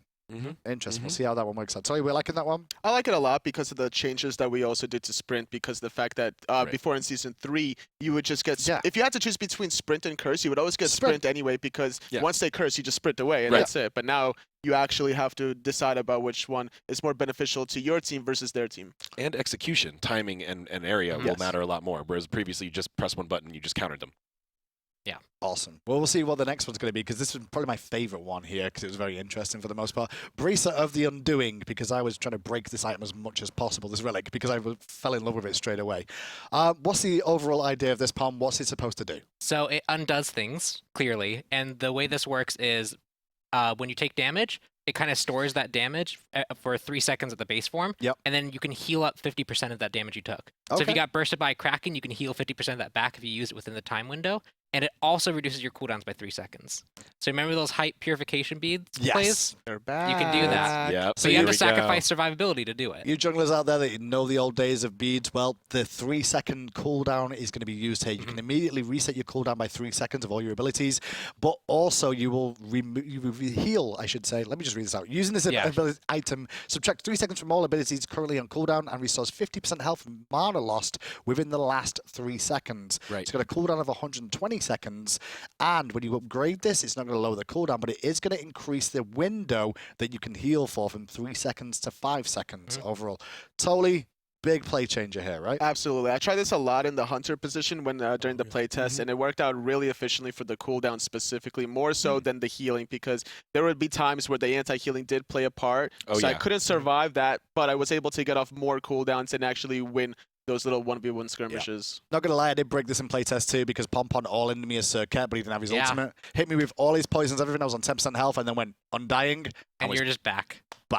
On full health, and now what are you going to do? It felt really good. Well, I should have had anti-heal. It was a little bit broken at that point, so we did tone it down a little bit, make it a little bit more balanced, it seems. But yeah, I'm excited to see how that one works at this season. I think the big cool thing about it is it's kind of one of those other selfish relics where Aegis, you could just immune a Kraken. Well, this one, you have to time it. You can kind of bait people out with it. And it has that kind of counterplay where if you have that Circuit ult and you ult them, they can't heal anymore. If you have the anti-heal, it stops it. So it's kind of the selfish Aegis type effect, but it has counterplay to it. And the 3-second cooldown is also going to be really useful for wanting to maybe burn it to get that last second kill, because you need that ultimate available right this second. Could be quite useful. Those hyper-aggressive plays are going to be really fun to watch. Oh, well, there's going to be plenty of those as we move on now to the next section, which is the item update. Now, obviously, we're only on items now. We've still got balance still to come. But AJ, I want you to actually just talk to me a little bit about what the idea of the items were this season. What's our general goal within SMITE? So we made a lot of item changes. We did. More than we ever have before. Yes, you did. Lots of new items, lots of redesigned items. We're looking at a couple things. One is we made a lot of new starter items and starter item changes. This goes along with the ability for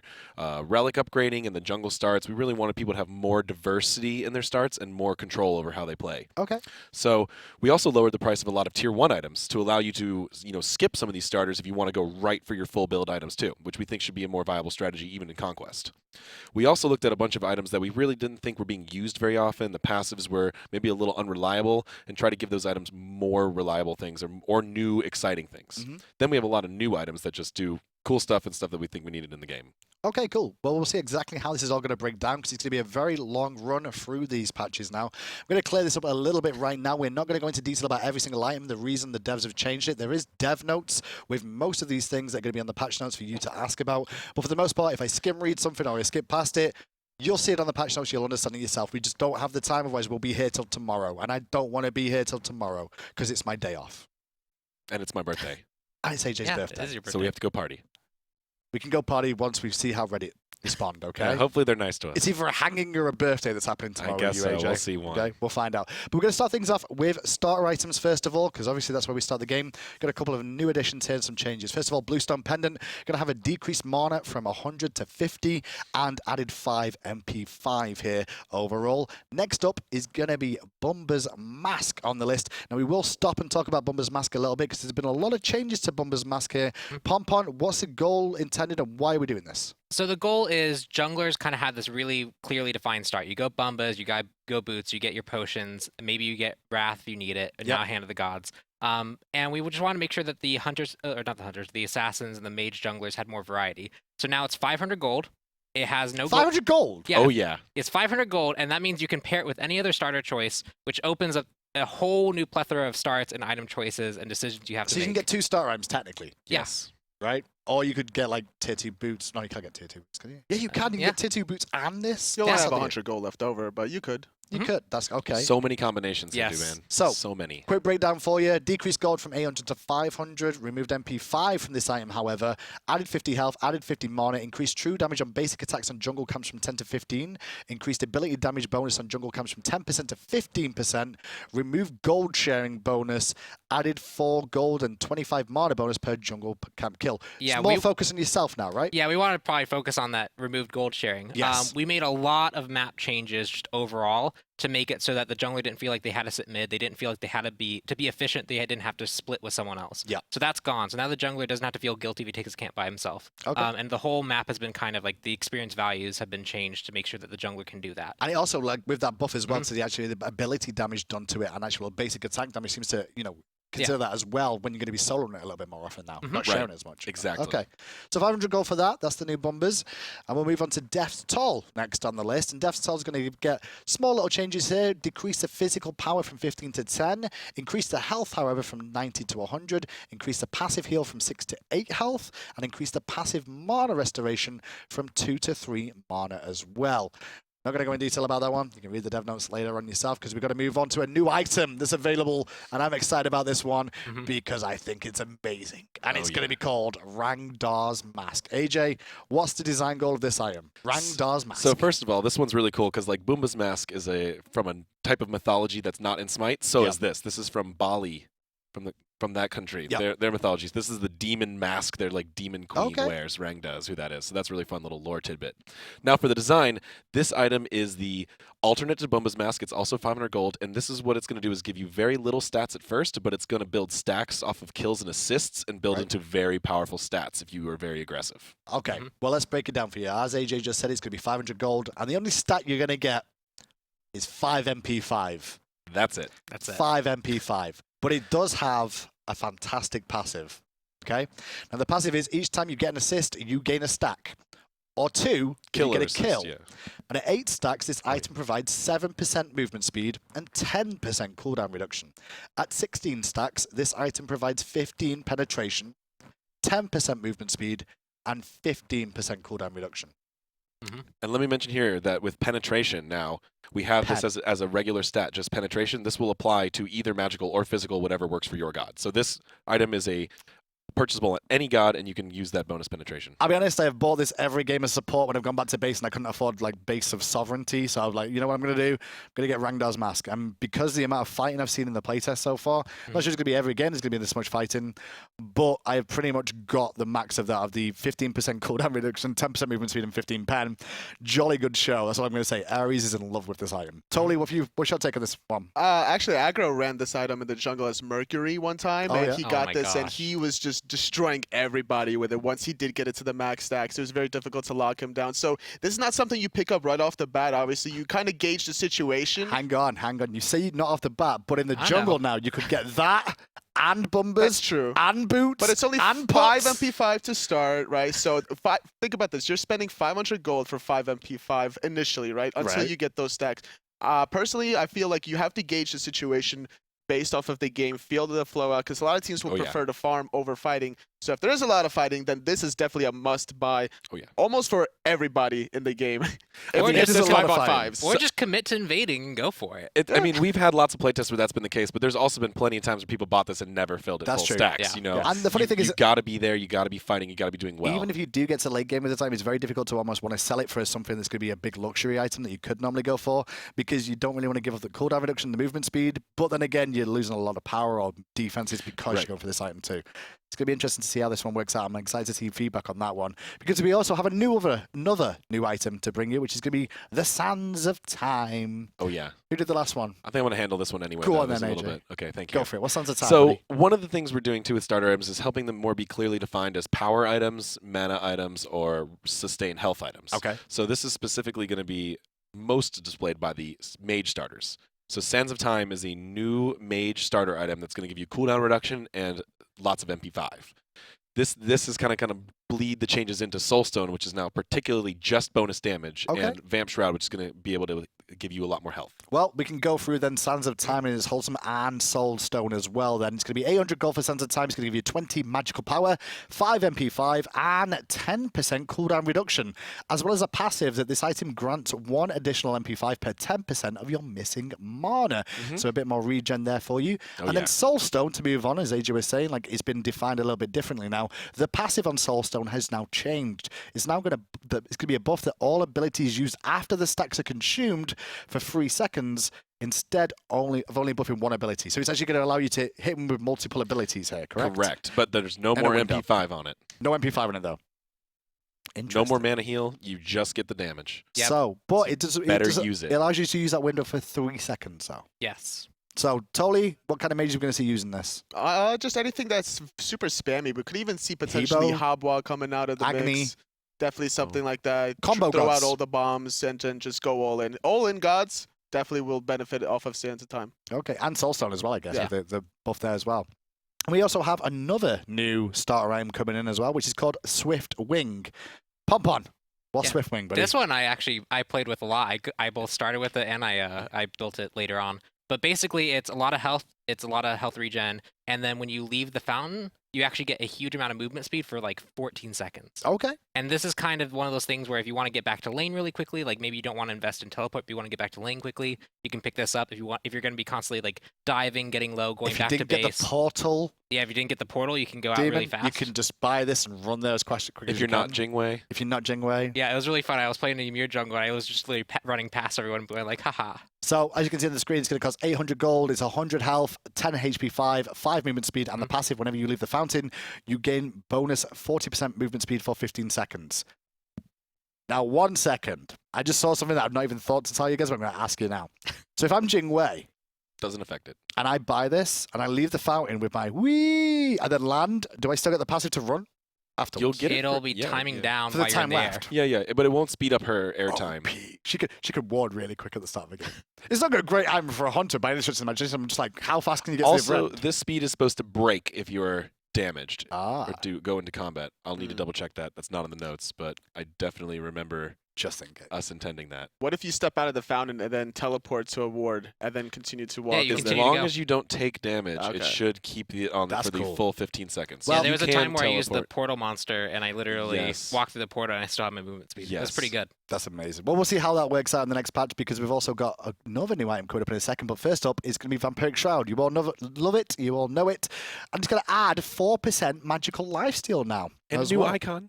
I didn't say anything about the new icon, but a new new icon icon. too. If you A didn't new notice, there It's you right go. It's there. right on the screen. I don't get that because they don't give me anything. They just say, come Yeah, on you the have plain show, text. please. I'm sorry, Hindu. I It's should have okay. written that for you. But we do have a new item up next, and it's called War Flag. And AJ, tell us what War Flag is. So War Flag, in short, is the warrior support item. Ooh. So yeah, one thing we really wanted to encourage this season is for people to take some gods to some untraditional roles, and there's some ways you can do that now.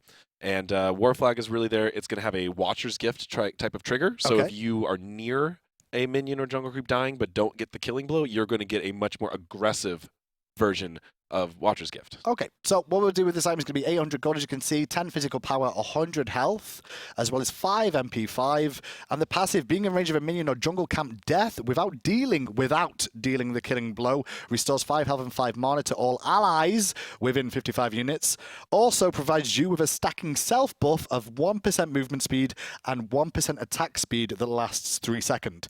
Totally, this is pretty aggressive support item, but at the same time, it's for warriors, kind of makes sense. It's a trade-off a little bit because you do have to commit that warrior into the guardian position. That's more traditional for the magical side of things. But with this item, you're kind of inclining you and your hunter to kind of hold hand in hand to the jungle, start roaming around, which is actually really important because of the new oracles that we've introduced in Yeah. Season 4.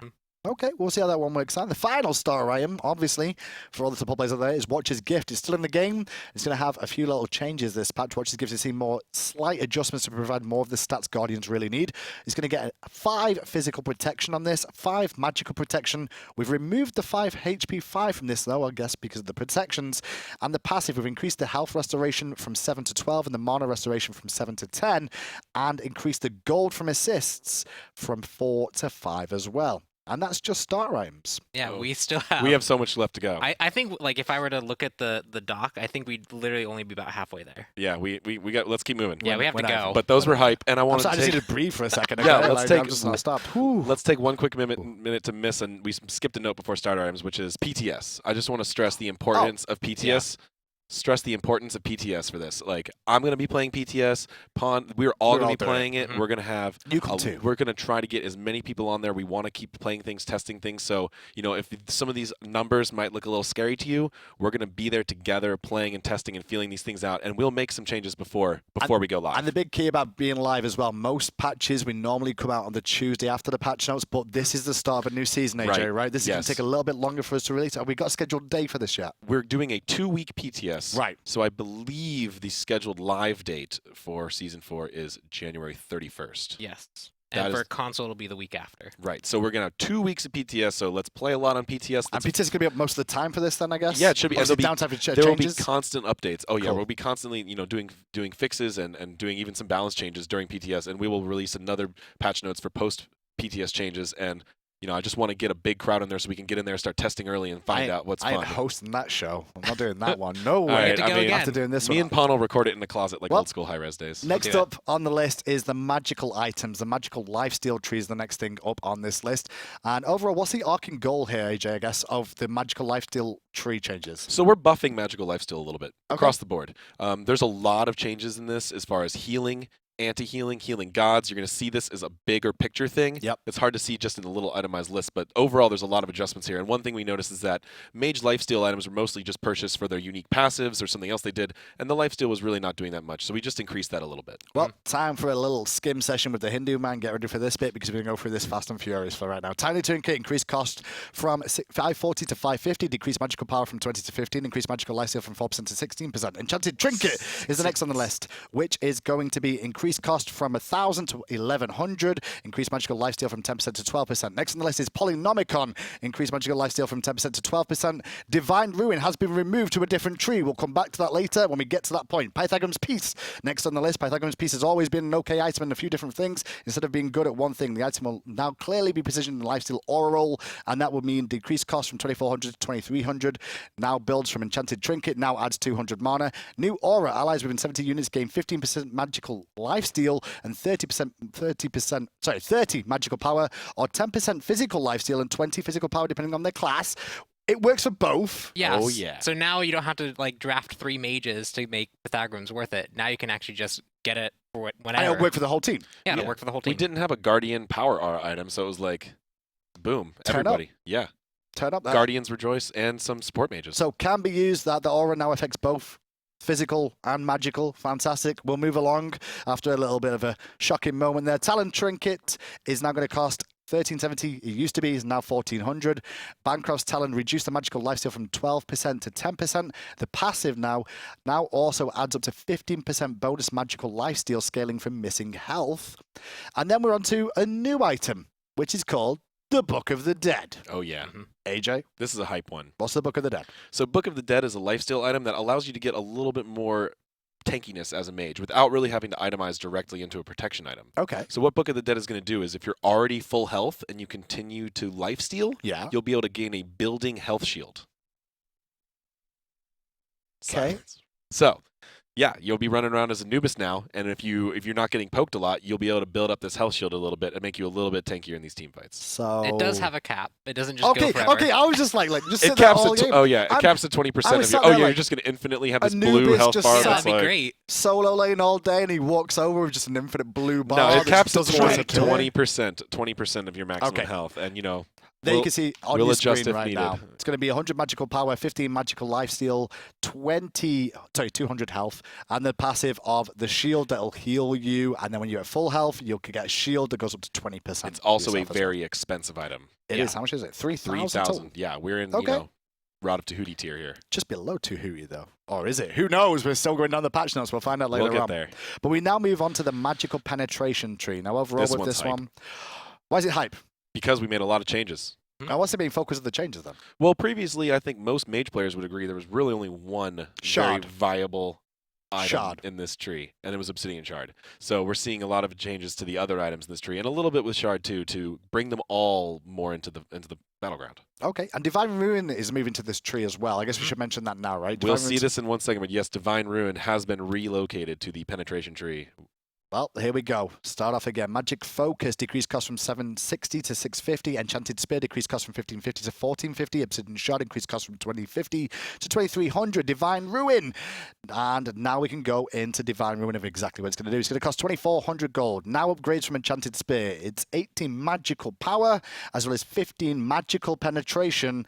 And the passive, enemies hit by your abilities have a 50% reduced healing and regeneration for 8 seconds. So it's got the healing debuff still, but it's definitely more powerful of an item than what we used to see from it. Yeah, definitely. It's for anti-heal, you want to be able to still be able to deal damage to the other team, and Divine Ruin just didn't give enough kind of the stats that you needed as a mage to really justify buying it, as opposed to Brawlers, which has seen success, and so now it has penetration on it. That's a stat the mage want, and if you need anti-heal, you can pick this up and not feel very bad about it. Totally, we're going to see that as viable in the competitive scene. 2400 gold for Pretty an much the way anti-healing. Pon described it is just word for word. the way competitive is going to see it as well. That's the reason why we didn't see it, is because of the lack of damage. So penetration, A1. Okay, well, Spirit Desolation is the next item in this tree. It's going to have a little bit of a talking to for the most part. And we're going to see a decreased cost from 3,800 to 2,700, first of all. That's a big jump. Decreased magical power, however, from 120 to 70.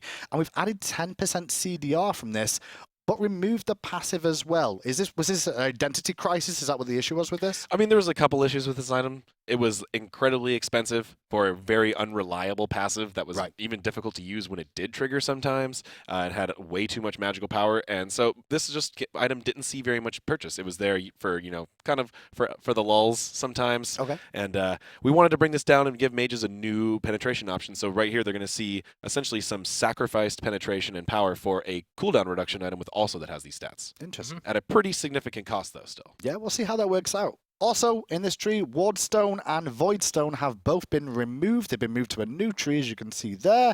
We'll come to that tree in a moment as we move on to Magical Power and Magical Protections. It's a new tree.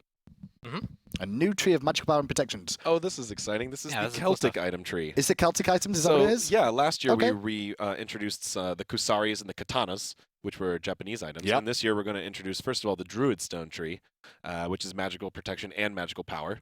And this is going to have kind of a Celtic theme to it. Okay, so all these items in this tree are new, so we're going to have to take our time going through these ones. We're going to start things off with the Druid Stone. I guess is the branch of the tree that it begins at, first Tier of all. 1 here. Tier 1, and it's going to cost 700 gold for the Druid Stone. It's going to give you 20 magical power and 10 magical protections as well. Then I guess we go to the Tier 2s here, for the most part, the old Tier 2s? Yep. We'll see. Okay, so Stone of Binding, first of all, is that Tier 2? This is a new item. This is a Tier 2. This is a Tier 2 bridge item that has no Tier 3. Okay. Interesting. So this is not going to be upgraded past this Tier 2, which is 1,700 gold total, 20 magical power, 30 magical protections, 30 physical protections, and 10% cooldown reduction. And a passive that successfully hitting an enemy god with hard crowd control will place a buff on all allies within 70 units of the user. The buff provides 10 penetration for 5 seconds. So your team gets 10 pen if they're nearby to you, as well as all those lovely stats as well. Very defensive-minded, the whole tree. This is something that you can get, like, if you're a guardian, you get a lot of defenses, you get a lot of stuff, stats that you kind of need as a bridge item, and then you can go in and CC the enemy team and provide a whole bunch of you can get a whole bunch of penetration for your team. And so it's the kind of aggressive guardian, like maybe playing the warrior role a little bit. They can pick this up and feel pretty impactful. The likes of Bacchus in the front line, potentially something like that, could be quite good. Brackens, Yeah, those sort of things as well. Athena could even dash in and taunt. Totally, if anything, it's the ones that can almost go solo lane for the Yeah, most you part. could even It's run those. like Athena, Sobek, Ymir in the solo lane, pick up this item, and then once you start rotating in the mid game, just help your team focused at one target that gets out of position. One thing we really noticed is that we had Ichaival and Dynasty Plate Helm, really strong bridge items for physical, aggressive, and magical gods, but we didn't really have a Guardian one. So we wanted to have one that was really support-oriented, protection-oriented, and it'd be that 1700, but sacrificing that late game build. Gotcha. Well, next on the list is Sage's Stone. I'm guessing this is a tier 2 as well, but it branches up to a tier 3. Yes, the other tier 2 that branches into the tier 3s. And this is going to be 1400 gold, 40 magical power, and 20 magical protection on that. But then it upgrades into, I believe, Stone of Foul, which is a new one here as well. And Stone of Foul, I'm going to read this out and we can talk about it. It's going to be cost 2900 gold. It's 70 magical power, 40 magical protections, 10 CDR, and a new passive. Anytime you will be dealt more than 30% of your max health by a single magical ability, that damage is instead reduced to be exactly 30% of your max health. This effect can only occur once every 60 seconds. Goodbye, Toth. Oh, I'm so sad. What about Scylla and that Toth all of it. No, I'm yeah. done with Toth. And Giannis as well. Yeah, Yeah. goodbye to you too. I'm happy about that. Yep.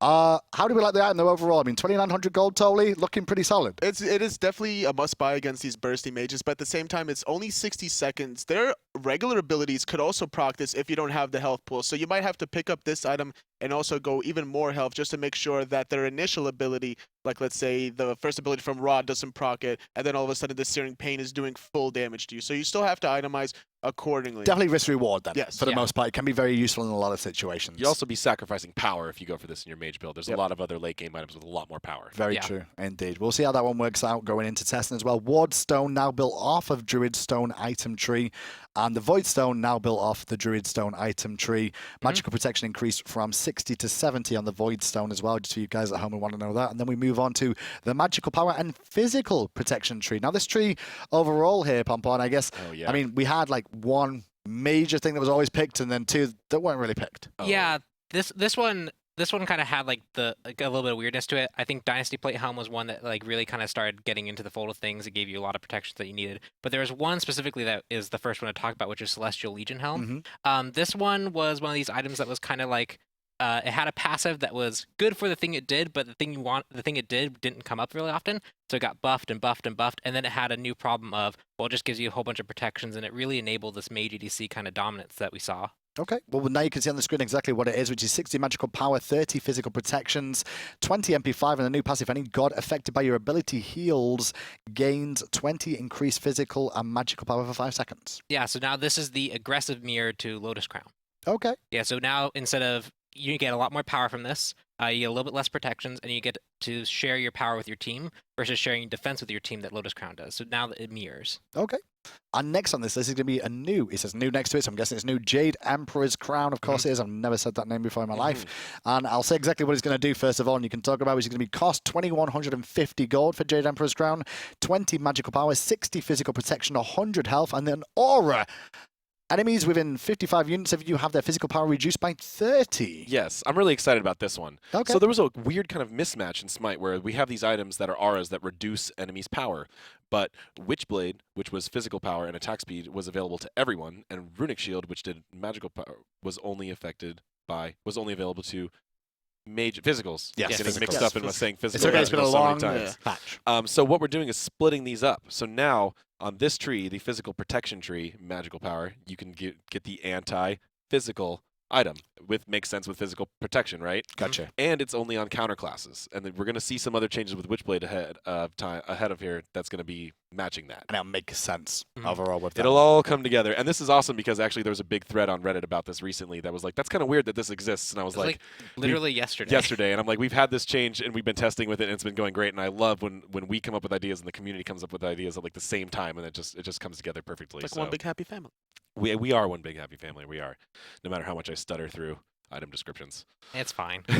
Next on the list is going to be magical power and mana regeneration tree. You all know it. You all love it. We're going to skim through some of the stuff and go a little bit more in detail about others. Restored artifact, decreased cost from 1900 to 1600 gold. Increased MP5 from 10 to 20, however, on this item.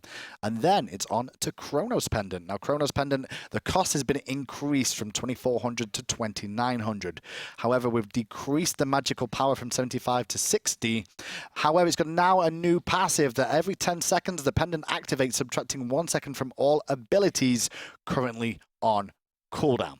This one's interesting. Yes. This is interesting because it used to be obviously mana regeneration for the most part, but we still, now we're going to see this cooldown regeneration, I guess is the best way of putting it. So it's one of these items that, like, it had its identity as power, mana regen, and cooldown reduction, but, like, it was kind of a mix of all of them. And so this one is now very clearly its cooldown reduction. If you want cooldown reduction, you get this. And then the passive is really unique because for a lot of high cooldown abilities, this is basically 10% CDR. Like, that's what it will come down to. But if you're a Hebo, if you're a Chang'e, and you actually use your, like, really low cooldown abilities and you time it so that you get the passive proc right after you use the ability, it's much more than 10% CDR. It's also 10% CDR without actually overcapping yourself. Yeah. So that's another strategy you could do with this item. So technically you get to 50% CDR. Pretty much. Okay, we'll see if we can do that later on. With the sacrifice to power, as it was brought down quite a bit. And the other thing in this tree that's going to get a bit of a change here is Rod of the Booty, or Rod of Tahuti, as it's normally called. Decreased cost from 3320 to 3300, and increased MP5 from 15 to 30. Mainly, if you've noticed with the gold changes here, for the most part, I believe, AJ, you just wanted to make it either 50s or zeros, right? Just trying to round things out a little bit more. It seemed like there was a lot of costs that were just awkward or unjustified. So there's a lot of timings though that you mess with by changing all these goals. I mean, and when the jungle camps are all completely changed too, I think those timings are going to change it's accordingly. the right time to do it. If it comes up that Ratatouille really feels better with that 20 gold, we will happily bring it back. Well, we move on to the magical power and mana tree now, which is what you'll know as Soul Reaver tree pretty much for the most part. Soul Reliquary, decreased cost from 700 to 650, decreased magical power from 30 to 20. However, Soul Trap increased cost from 1590 to 1600, and Soul Reaver increased cost from 2940 to 2950. So just small changes to the gold amounts once again to bring them all in line again. And then we move on to the magical power and health tree. And we'll start off with the uncommon sash, which is going to see decreased cost from 700 to 650, decreased magical power from 20 to 15, decreased health from 100 to 75. And we move on then to Fortified Scepter, which is a new addition to the magical power and health tree here as well. This item is going to give us 1,350 gold worth of 50 magical power, 150 health, and 5% crowd control reduction. Is this a tier 2? Yes. And it just stops at tier 2? No, this is going to keep building. So what this is a indicator in the tree for where the stats are going to go. Right. Previously, the tree gave a lot of health and mana and things, and right now we're separating it a little bit more. So you're going to branch into the sash, which is going to continue to give you health and mana, or into the scepter, which is going to give you just health and cooldown reduction, and CCR, crowd control reduction. Right. Yes. So one thing that we wanted mages to be able to get CC reduction just naturally in their build instead of having to itemize into a single tank item. Okay. So we wanted to put these on the naturally tanky mage items. There you go, Ethereal Staff and Gem of Isolation. So those are now going to have larger amounts of CCR, but also going to be sacrificing that bonus mana. If you want that too, you're going to have to go back to Warlock Sash. And here we go with Gem of Isolation then, boys and girls. Now builds off Fortified Scepter, removed the mana from this item, but added 10% crowd control reduction to the item. Ethereal Staff as well is the next one, which is going to be 2,700. It now builds off Fortified Scepter. It's going to be 90 power, 200 health, 20% crowd control reduction, and a new passive. Your abilities deal bonus magical damage to enemy gods equal to 5% of their max health. This effect can only occur once per god ability. This is basically like magical chins. Yeah, kind of. In a weird way of looking at it, right? Yeah, and so this is an item you can pick up if you're one of those like really low cooldown mages and you can spam your abilities really quickly. You can pick this up, you can get the health, you can get the power, you can get the crowd control reduction to kind of be in fights, and then you can just continually whittle them down slower and slower and slower until they're dead. Okay. Well, next in this tree is also Rod of Healing, which is up next. And we've done some changes here as well in terms of Rod of Healing. I'm going to say them, we can discuss them a little bit more as well. But we're going to decrease the aura of increased healing. I love saying that one. I was looking forward to that. Decrease the aura of increased healing from 10% to 5%. However, there's a secondary aura on this item as well. If you are in combat, you provide 10% additional healing to allies within 70 units. So it's a combat healing seems to be good on the item, but out of combat healing, not so much. Yes, and so this is something you'll see kind of with the rest of the changes as well, is we kind of want to encourage combat healing because we feel like that's valuable. Yeah. But out of combat healing where people just kind of leave the fight, heal up to full, and then come back is something that we want to discourage a little bit more. And so this kind of item is something you can pick up that when you're in the thick of it, when you're fighting a whole bunch of people, you still have very powerful healing, especially with all the new anti-heal reduction items like Divine Ruin, the Cursed... Can't remember the name. Ankh, there we go. We had this whole discussion about Ankh. It's okay, Curse. I remember. But yeah, Curse. Call it Curse still. And so now you can pick this up. You can get the bonus healing for it. It's pretty good. Okay. And on top of that, we're going to have Rod of Asclepius as well. Obviously, going with the the trade here of the healing thing. The aura healing bonus has been reduced from 25% to 10%. However, the secondary aura of Rod of Asclepius is going to be when you're in combat, you provide 20% additional healing to allies within 70 units. So just to clarify, those are stacking auras. So those auras are now actually, although they're out of combat is nerfed from Season 3, the in combat is increased from Season 3. So you're going to get total of 30% total increased healing while in combat. Does Ares get double aura off that? Even though he's not going to care too much about a healing aura, does he get double? It's singular aura I'm still going to cite the description. It says I don't second actually aura. know for sure. It says second aura. I know, but, two auras. but his description says for each completed aura item he controls. I don't know if it says, even if we put 20 auras, if that would trigger him 20 times. It might, though, because we've never done this before. with the purple buff we should on probably Ares. Test it on PTS. We should probably, we'll look into that. Next up, magical power and attack speed tree is the next one up. I'm going to go through a few of these as well. Emerald ring decreased cost from 690 to 650. Enchanted ring increased cost from 1075 to 1400. Increased the attack speed, however, from 10% to 15%. Demonic grip has an cost increase from 2280 to 2300, and attack speed reduced from 25% to 20% as well. Next up is going to be Telkine's Ring after Demonic Grip. And Telkine's Ring increased cost from 2125 to 2800. However, the power has gone up on this from 45 to 80, and the attack speed has been decreased a little bit from 30% to 20%. We've removed the old passive, and now we've got a new passive on this, which says successfully hitting enemies or structures with basic attacks gives you a buff of 10 magical power.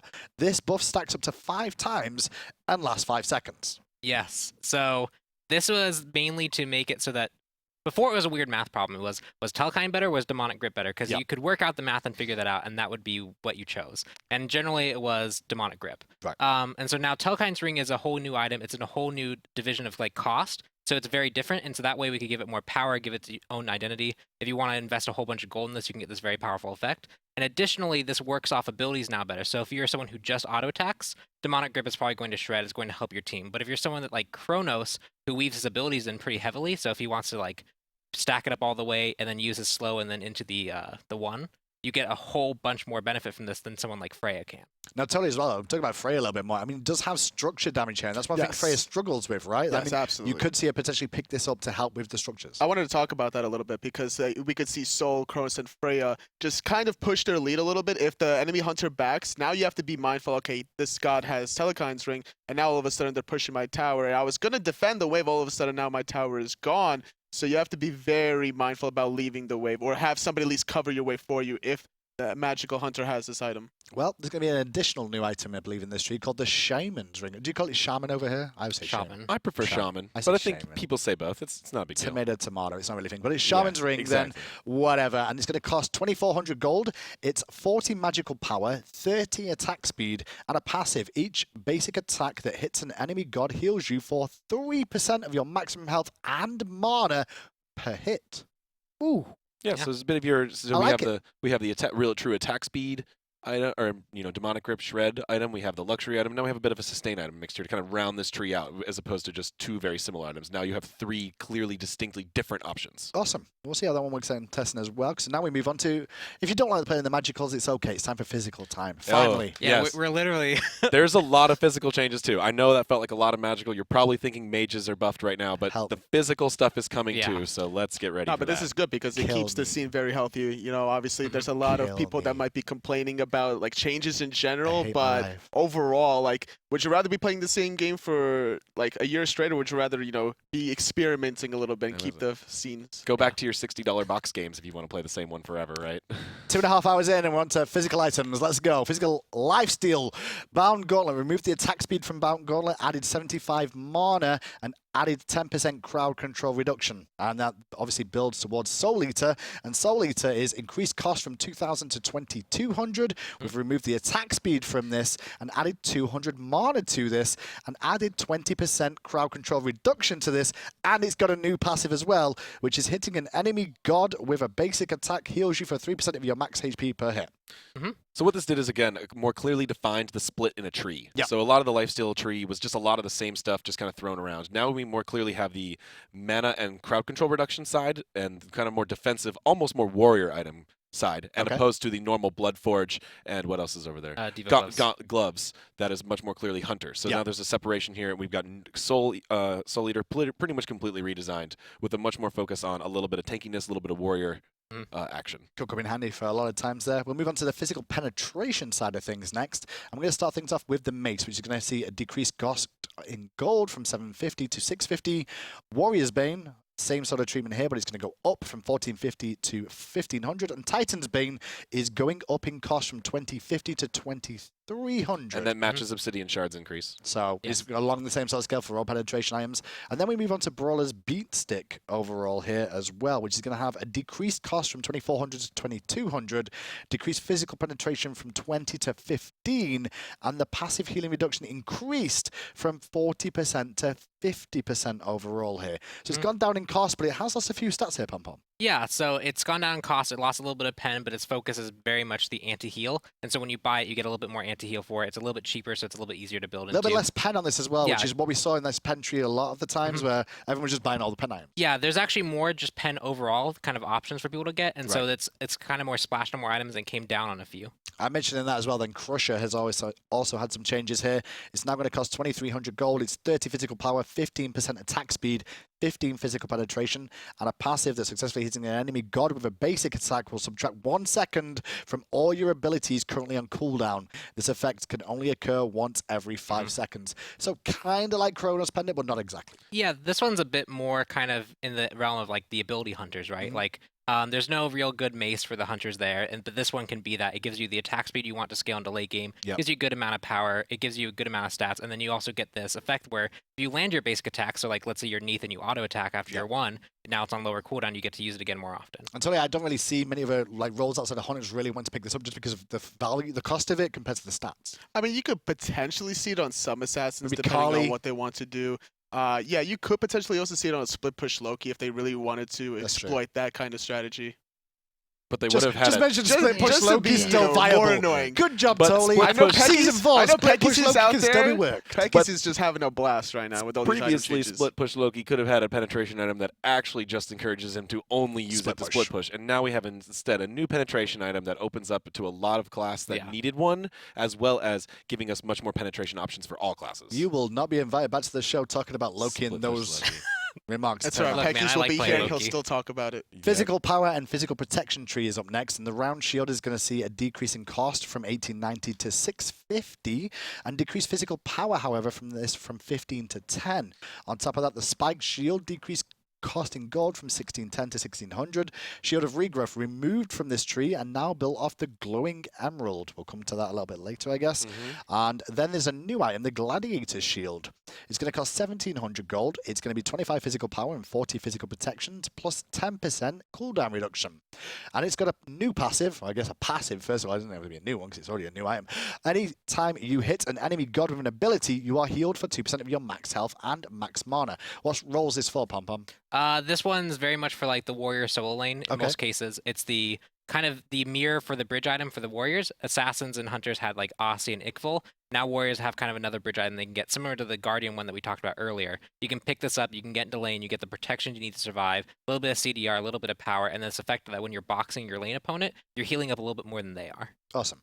We're on page 28 out of 43, if you've not realized and you've been counting We're at getting home. there. I We're just getting saw We're working pop on up it. on my screen right now. We're still not even at gods. Keep them moving. Physical power and magical protection. Enchanted Buckler decreased cost from 700 to 650. Runic Shield increased physical power from 25 to 35. Removed attack speed reduction from the aura. Removed visual effects. Ancile or Anchile or Anchile, whatever you want to say. Passive internal cooldown reduced from 60 seconds to 30 seconds, and now displays a persistent visual effects on the owner when off cooldown.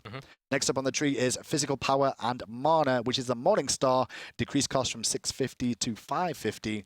Then it's onto the physical power and health tree, which is Cudgel. Decreased cost from 750 to 650. Added 5 physical power. Reinforced Hammer is the next on the list, and that's going to see a power increase from 30 to 40. But it's also got a new passive here.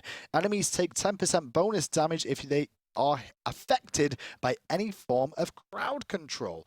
So bonus damage instead. So it used to be slow on that ability, correct? Well, there was a lot of different passives for this item, and last season we had this conditional bonus damage for everybody if the target was only slowed, and I think that was just a little too much going on. Just not It was any a little- CC. So now it's only bonus damage for you when the opponent is CC'd by anything. So it's a lot more consistent and clear and readable, and it's just going to combo into your warriors mostly that are going to have good CC. So you're going to see this on Robin a lot and some other gods like that. Yeah, and CC is much more Osiris. CC is much more broad than just slow. Right. So it's going to be up way more often. And on top of that, we're also going to see a new item in this tree as well called the Shillelagh, or is that how you guys say it? Shillelagh. I know. Shillelagh. I was like, I'm pretty sure I'm going to Shillelagh. say this right because I am Shillelagh.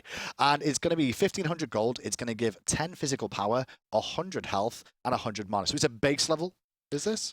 This is tier 2. Tier 2, sorry. So 15 to similarly, 2. we did with the But not the tree, right. the tanky magical power tree. We're doing the same on the tanky physical power tree, where we're going to split into health and mana side, and one that just does health. So we use a cool name like Shillelagh for a tier 2 item. Thanks.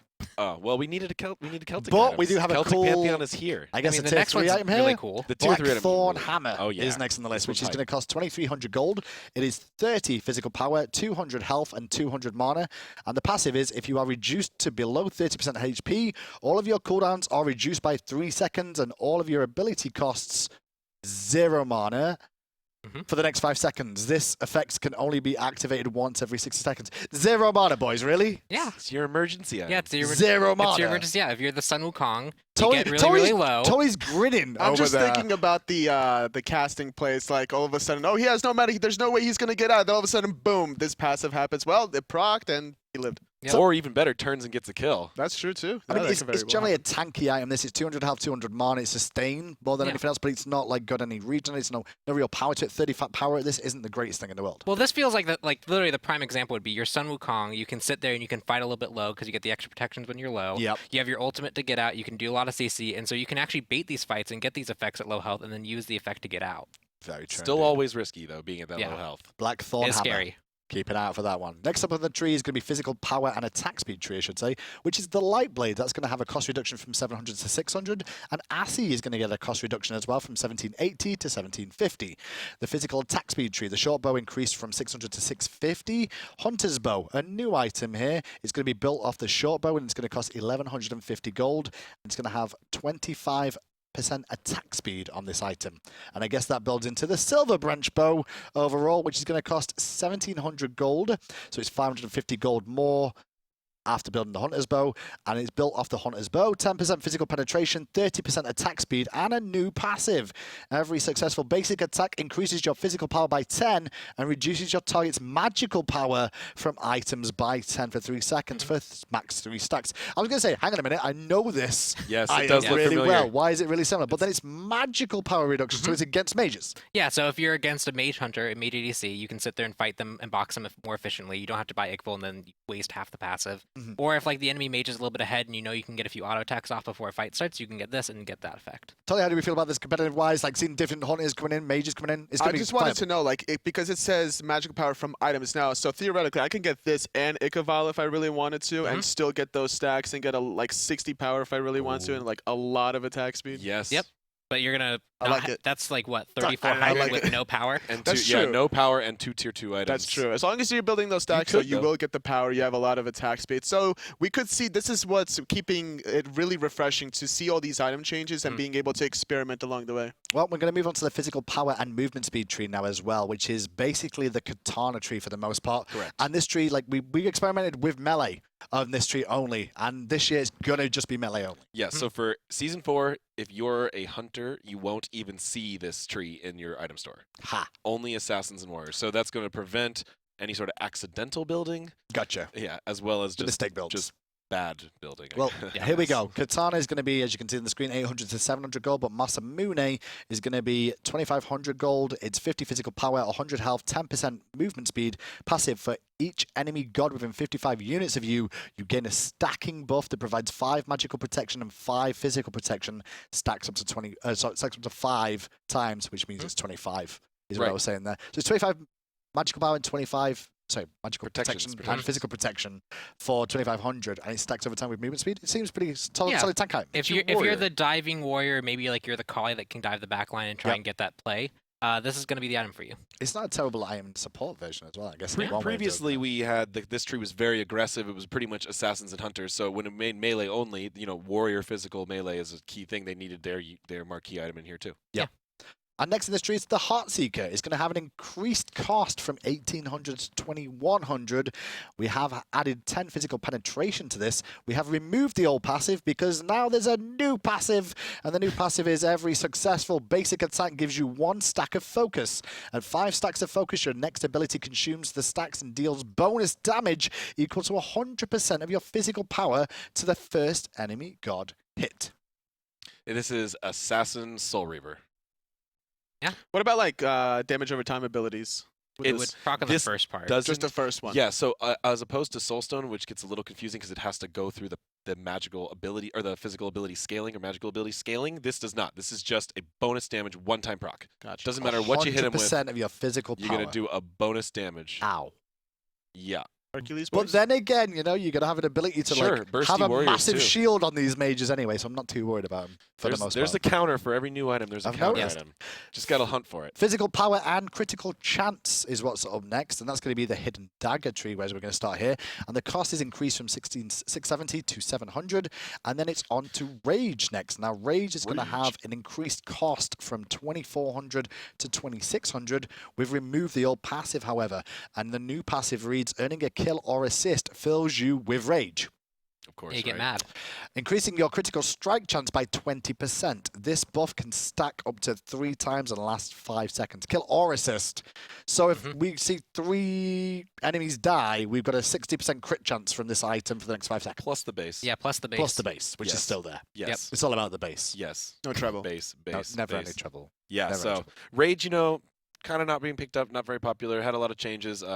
We liked this kind of killer assist passive has been pretty well received. We're trying to move that into some more items. So here we go. We got a lower power but very high crit chance, but conditional. Yeah. Next up, the attack speed and critical chance. And that's a Option new A. marker for this whole tree. Previously, this tree was the only tree in the game that had no actual discernible stat difference That's from true. the other crit tree, which was strange. So now it's just attack speed and crit in this tree, And this power. is the power, obviously. And this is going to be the shuriken trees for the most part. And we're going to start with the shuriken to increase cost from 900 to 650. That's a big reduction. Decrease physical power from 15 to 10, however, and added 5% attack speed to this. 8-point shuriken is going to have an additional 10% attack speed. Wind Demon's got 10% attack speed, and Poison Star are getting 15% attack speed, as well as all the other stats that they've had before. Just to be buffs. clear. Buffs for Yes. Wind Demon and Poison Star. That's Boom. true. Hunters Rejoice, I Yeah, guess, for the most Hunters, part. yeah. And we move on to the attack speed and movement speed tree, which is going to start off with Ancient Blade. We're decreasing the cost from 580 to 550. The Relic Dagger, previously known as Ritual Dagger, remove the old passive, and now a new passive is here, which gains 20% cooldown reduction on your relics. So just a flat 20% cooldown Well, reduction. we on had to relics. change the name now because rituals are an actual game mechanic. That is true. So that would have just been confusing. That's true. So now we have, and it was an item that was already affecting relics, and it was affecting them kind of inconsistently and didn't work on a lot of them. So we made it to be an actual relic dagger that Flat affects 20%. all your relics. You get big cooldown reduction on your relics from buying this item. Okay. So Cool purification. support item. I mean, with that, you with purification as well. Oh, beads, as I should say now. Yeah, you can be beads You now. can be beads in a lot Either more is often if you correct. upgrade them as Either well. is correct. No, You I do. mean, my It's brain's going to beautiful. go. I know, I'm sorry. Haste and Fatalis is next in this tree. Oh, this And one's hype. Fatalis did 10 penetration, decrease attack speed from 30% to 20%, however. So the cost is staying the same, but it's now getting Yes. 10 pen. Yeah, so this has kind of a unique case for it. It's Right. basically the characters who could use this really effectively that were buying it, namely Freya, the attack speed was really, really good for them. And a lot of other characters that should be making use of this kind of fun effect just couldn't really justify buying it. And so by bringing the attack speed down, adding a pen, it kind of makes sure that like Freya's not going to go out of control, but the characters that would use 10 pen can actually get it now. And 10 pen is either physical or magical, so it's still buildable by everyone. everyone. Yeah. Just to be clear as well. Onto the Cursed Blade then next, and that's going to have removed physical protection. We've added 100 health. We've increased the attack speed from 10% to 15%. We've added 5% movement speed to this as well. And a new passive aura, which is all enemies within 55 units have their attack speed reduced by 10%, and we've removed the visual effects for aura. So there's a couple things here. This is also part of our just tree clarification items with random stats kind of thrown in the tree, trying to avoid except on special tier 3s. So here we have this getting more stats than the rest of the tree has, movement speed and attack speed. We remove the physical protection. And we also changed the auras. So there's two things happening here. One is those noisy effects, that black swirly stuff you'll see around everyone all the time. That's no longer there. Oh. Items that are just going to have slight stat adjustment auras don't need effects. So that's actually the same with a runic shield and the new anti-physical one. You're not going to see those effects anymore.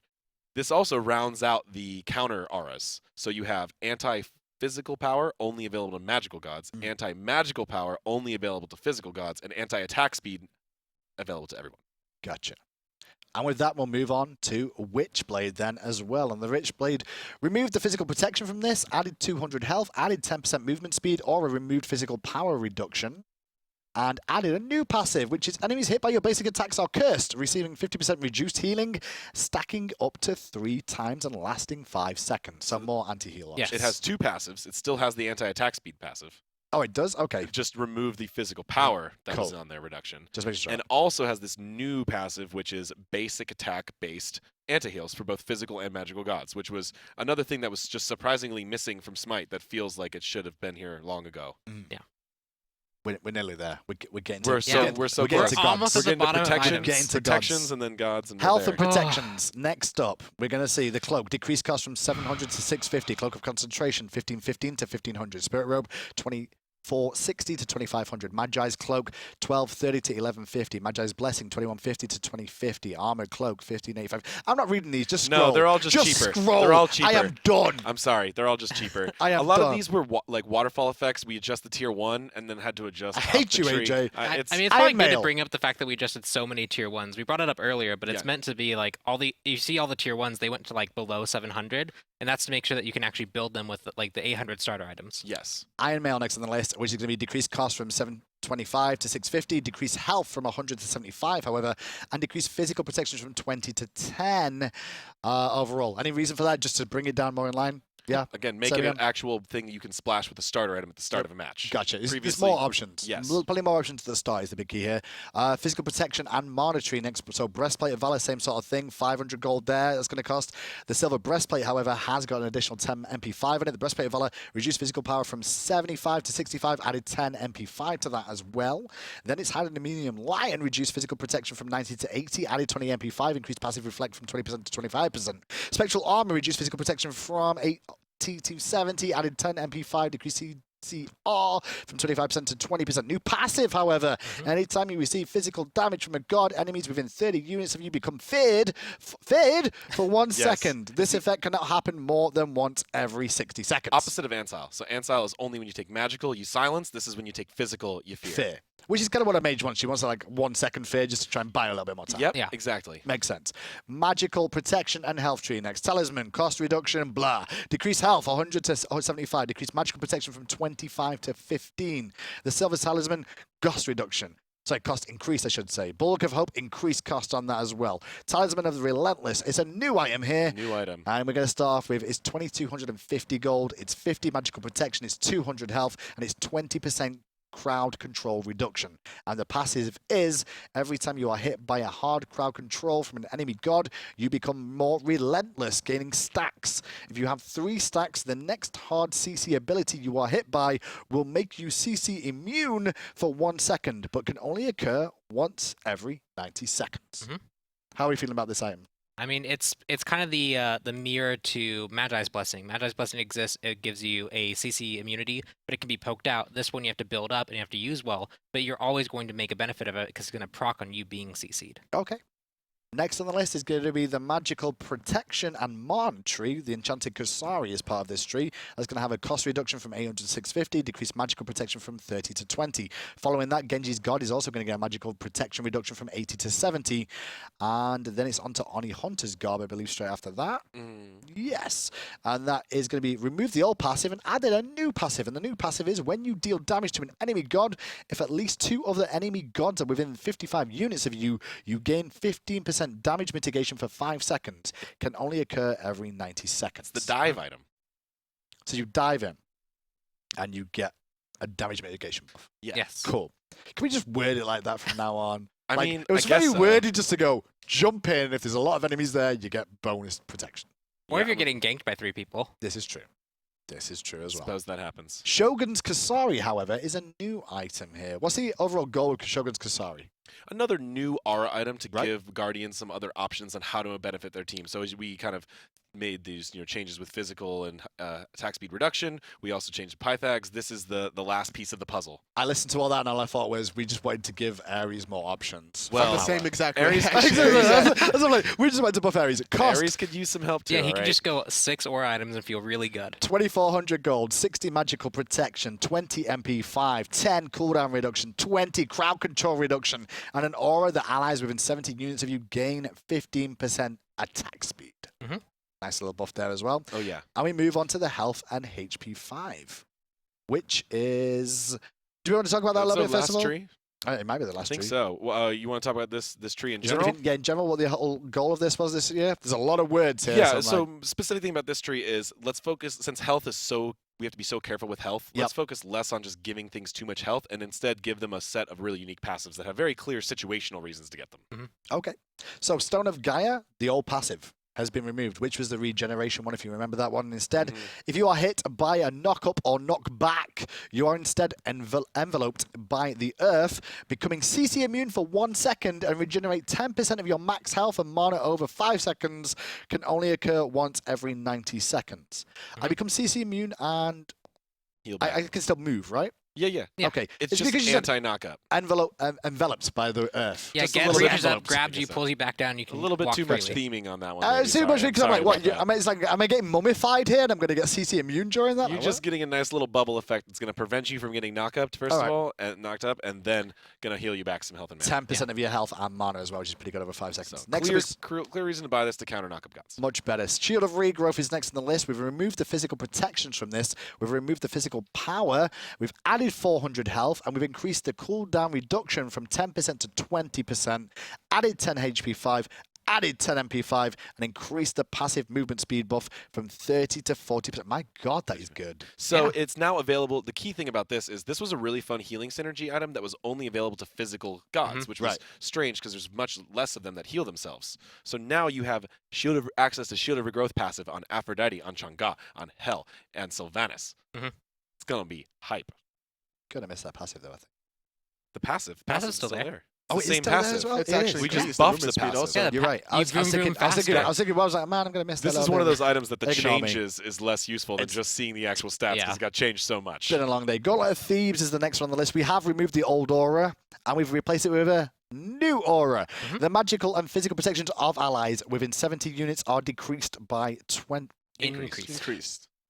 Mine You're says good. decreased, but are increased by 20. This is your by Heartward Sovereignty kind of in the middle item. But if it you're having does trouble deciding, physical and magical. right? Yes. So if you're having trouble deciding between those two, or you're willing to sacrifice the HP5, MP5, you can itemize into Gauntlet of Thieves to just help support your team and give them some more protections. And it's also like it's protect all for your team, but like compared to like Sovereignty or Heartward, those give more physical protection or more magical protection. So you're getting health there, but you're not getting the actual base protections as much. Right. Okay.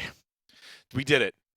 I think that is actually That's all the items. That's it. I'm done. Thank you for staying around, guys. We're almost not there. done We're yet. at gods. We're not Yeah, we're And not I done. believe there are 25 god changes. Right. Last I counted. Cool. It's not Some of them anything. are smaller. Some of them are more. Let's start then at the beginning. It should be in alphabetical order. It's not. Blame Pompon as per usual. I It's kind of think the I way. nailed it this time. We'll find out. We will find out. We'll find out. I'm going to start things off with Aphrodite. Now, I guess the first thing we should say before we mention Aphrodite is we've been doing a lot of things with healing overall. We've seen the aura changes to like focus on in combat and out of combat things. So we'll see how these go. But for now, Aphrodite's changes are her base stats are going to be increased a little bit. At least her base health will be. It's going to go from 355 to 380. And her back off, which is her second ability, if you don't know, increased magical power scaling from 60% to 80%. What's the warrants for this here, Pom Pom? So I think the big thing is Aphrodite, just overall, she has a single target heal that heals herself and a single ally. So she's not one of those characters that can heal a full team immediately. So that's why her healing isn't being directly affected. Okay. And then she's also a little bit underperforming, so we wanted to make sure that she has the ability to like bully in lane a little bit. She has a little bit more base health to use the heal, and also back off will scale a little bit more into the late game. And so you can actually go in there and be a little bit more aggressive with that extra power. Yeah, 80% is pretty solid, I She's think. still going to struggle early game, but like once you get to that like comfort zone in the middle game, then you can start punishing people for not punishing you too hard in the early game. Yeah. Gotcha.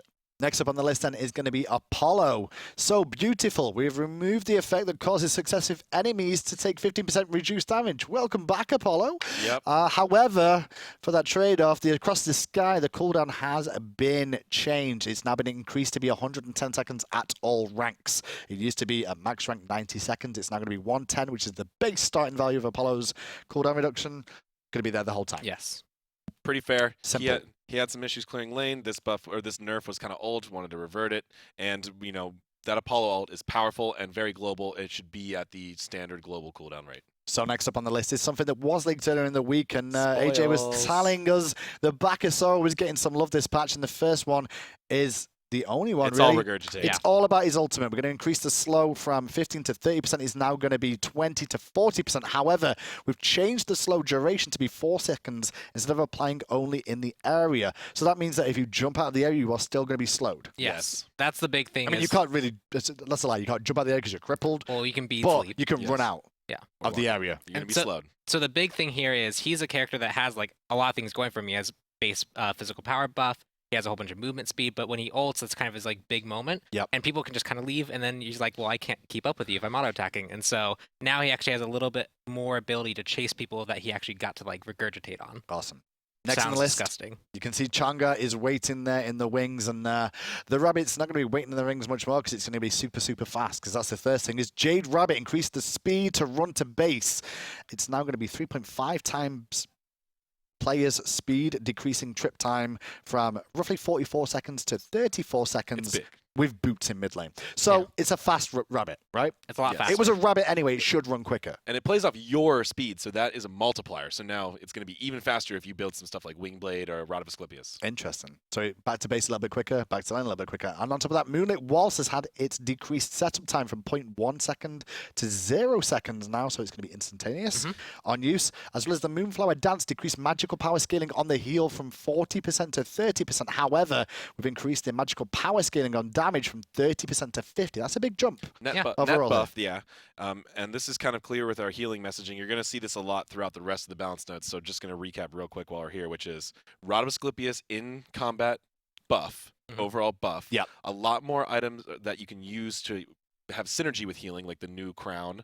Then you're going to see a lot of gods actually have their healing reduced, especially the area effect ones, and you're going to see other parts of their kit buffed. Next up on the list in alphabetical order is going to be Kronos after the Moonflower Dance of Changa. And Kronos is going to get a couple of changes here. We're going to start off with the base stats, first of all. Increase base movement speed from 355 to 360. However, Accelerate no longer provides immunity to basic attack movement penalty. Cooldown decrease from 17 seconds to 15 seconds, however, to warrant that. Yeah, so you'll see this with two other gods coming up. The ranged people with the kind of Fatalis basic attack movement penalty removal.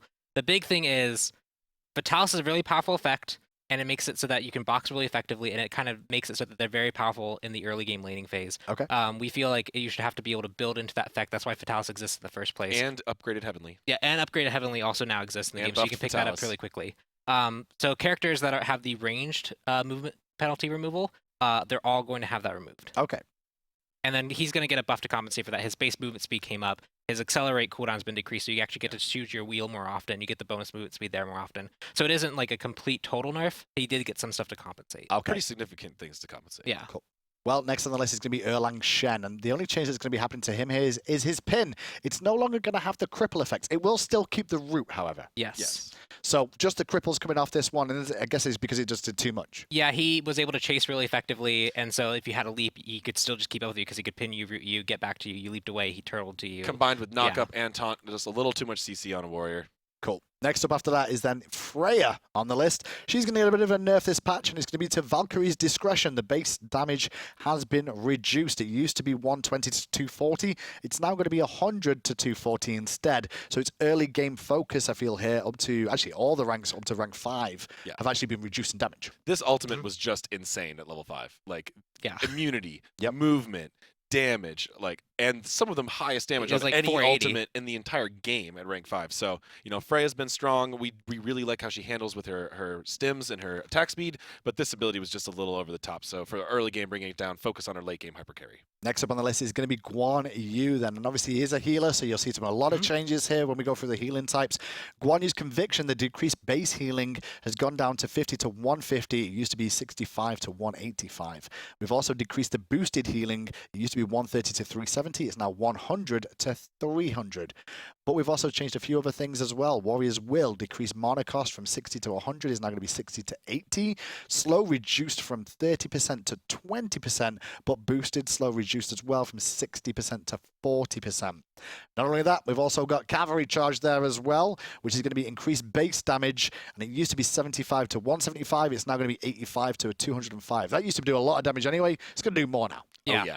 And so the big thing there, right, is that ultimate actually scales per hit. Yep. So it gets 20% more. So that 10% or that 10 damage increase at level 1 is going to get bigger and bigger and bigger the more and more you hit people with. I see Warrior's Will has gone down in cost, but it's also going to reduce, the slow's been reduced a little bit. It's also factor that in. And one thing we did is you'll see that elsewhere in this patch notes, we're changing some gods who have over 40% slows, because that's when slow begins to have diminishing returns. To have that on one ability is very strange. So those are being brought down to 40. Okay. So, Guan, slight heal adjustment, slight dash adjustment, and big damage on his ultimate, because it's a difficult to use ultimate. Okay. Next on the list. This is a big one. Is Hell.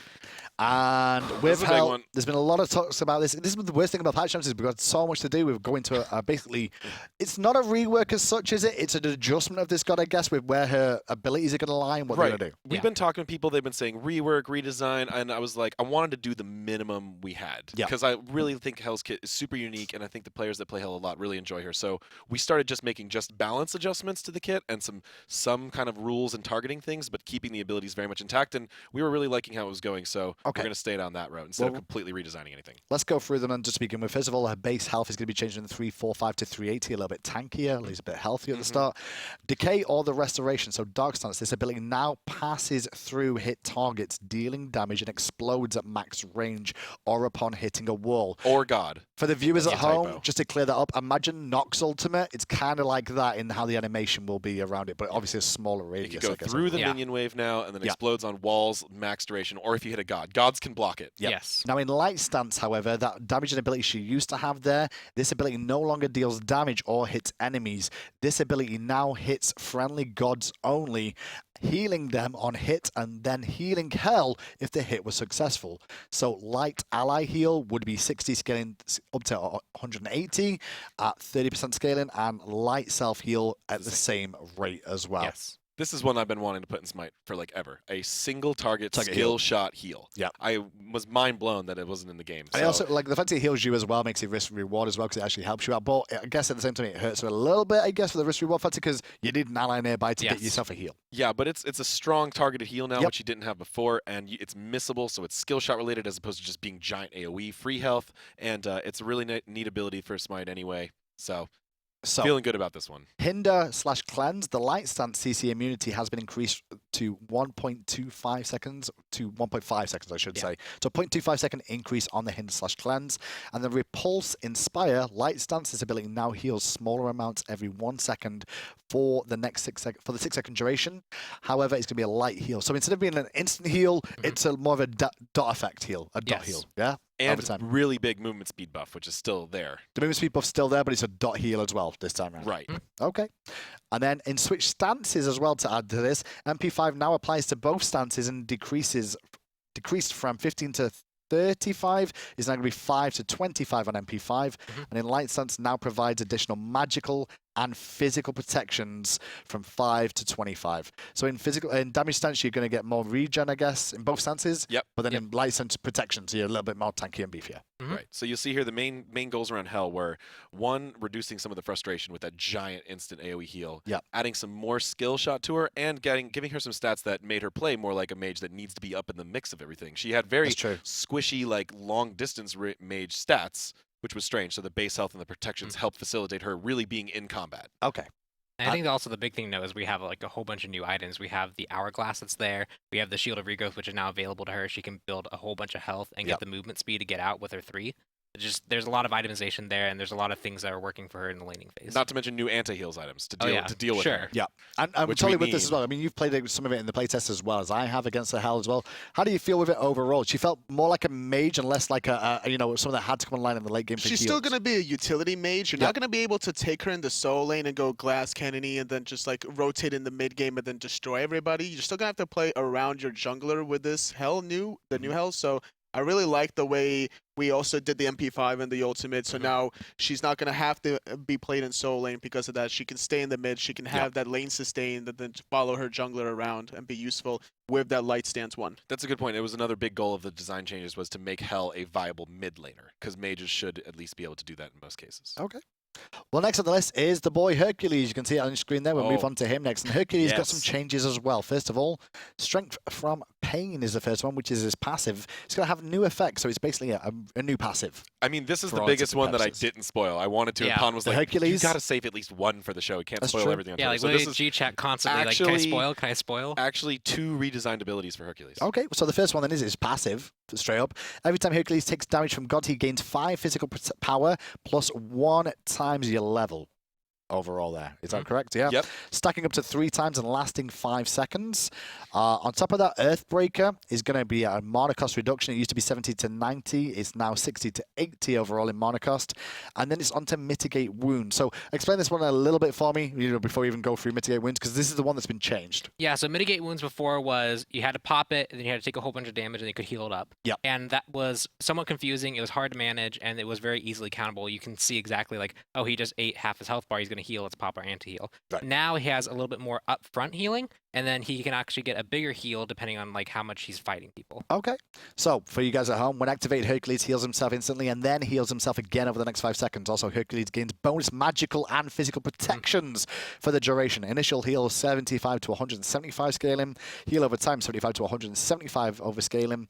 And protections 10 all the way up to 50 at max rank. Decrease the cooldown on this as well from 17 to 15 seconds. And decrease the mana cost on this. It used to be 60 to 80. It's now going to be 60 at all ranks as well. 2 little things about Herc. One is the control. Previous, he had these 2 abilities that the enemy was in control of. He had to be pretty much dead to get a use from his passive, and he had to be taking a lot of damage to use his Mitigate Wounds. Now, he has the control where he can engage and get some hits, get that power buff from his passive, and he can use his heal or Mitigate Wounds at the right time when he's been damaged, but also going to benefit from those protections. If he's using that out of combat, this is, again, we're going to see this on a couple other gods.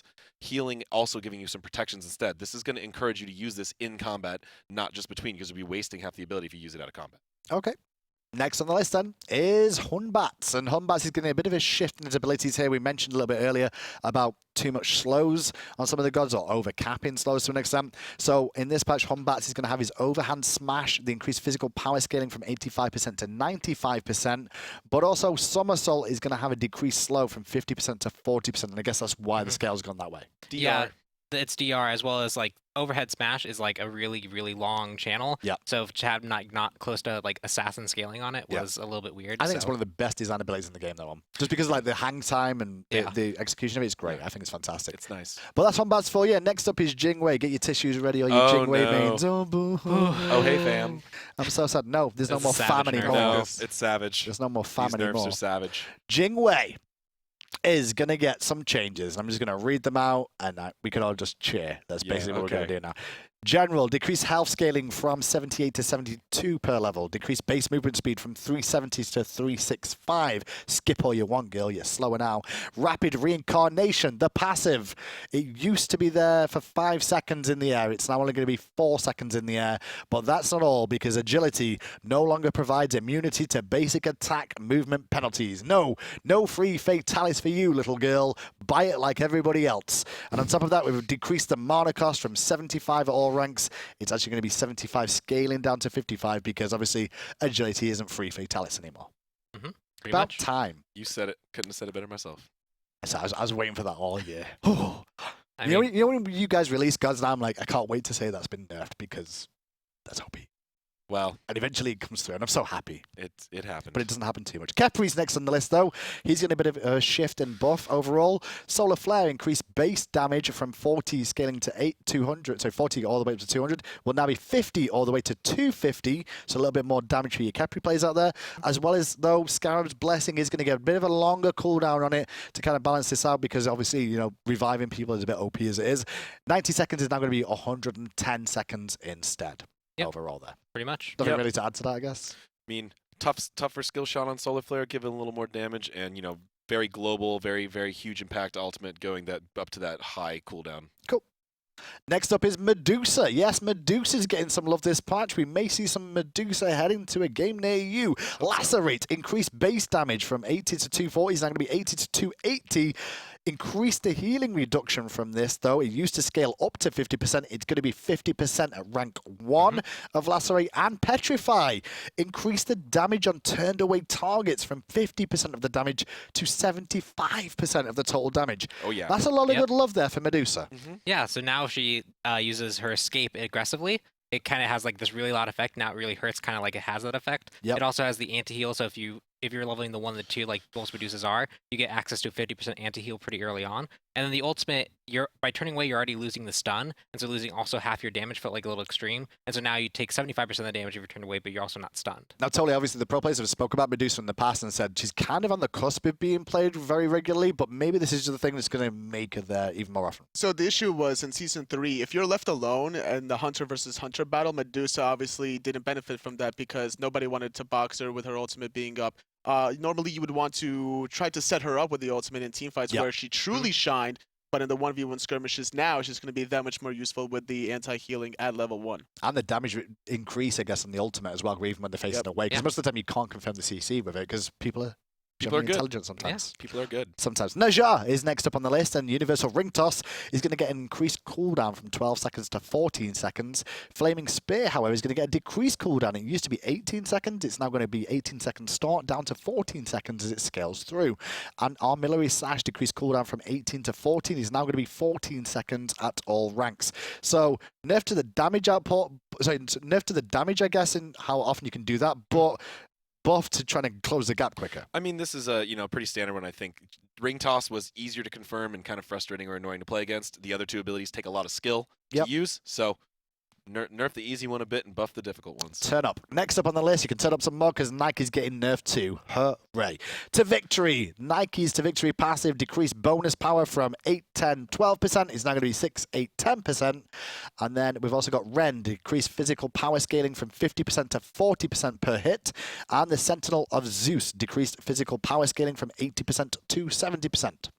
So good. She was just scaling a little too high for a very tanky defensive warrior.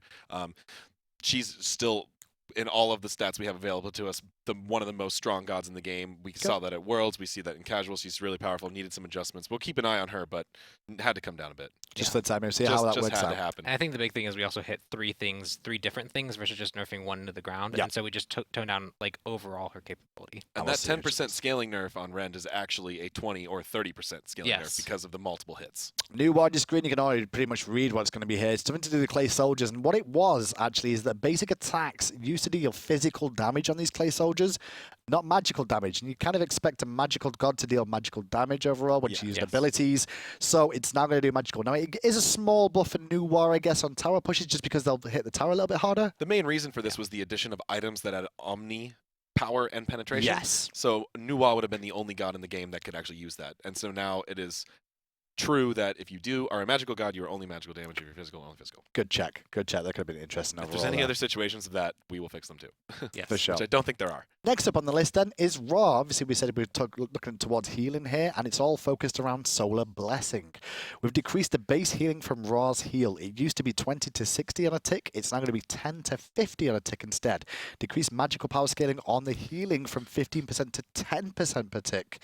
However, now provides 10 up to 30 magical and physical protections to allies inside it. So it's a very much more combat heal, but it's less of a heal and more of a stay in this and we will all be strong, right? This is literally the the perfect example of what we wanted to do with healers, which was tone down their healing a little bit, but give them an in-combat purpose. So now if you're out of combat healing with it, you're not using any of the protections, but if you use it in combat, your allies can benefit from the protections. It's funny because I guess you can buy more healing, increasing items just because of the fact that you're getting protections anyway, so you don't have to build as much defense. Yeah. As well as Lotus or Celestial. Yes. Risk rewards. Yep. We'll see how it goes. Ram is next up, and Ram is only going to get a little nerf this patch, but Ram is rolling assault. It used to be scaling down to 8 seconds. Not anymore, boys and girls. It's going to be 11 seconds at all ranks now.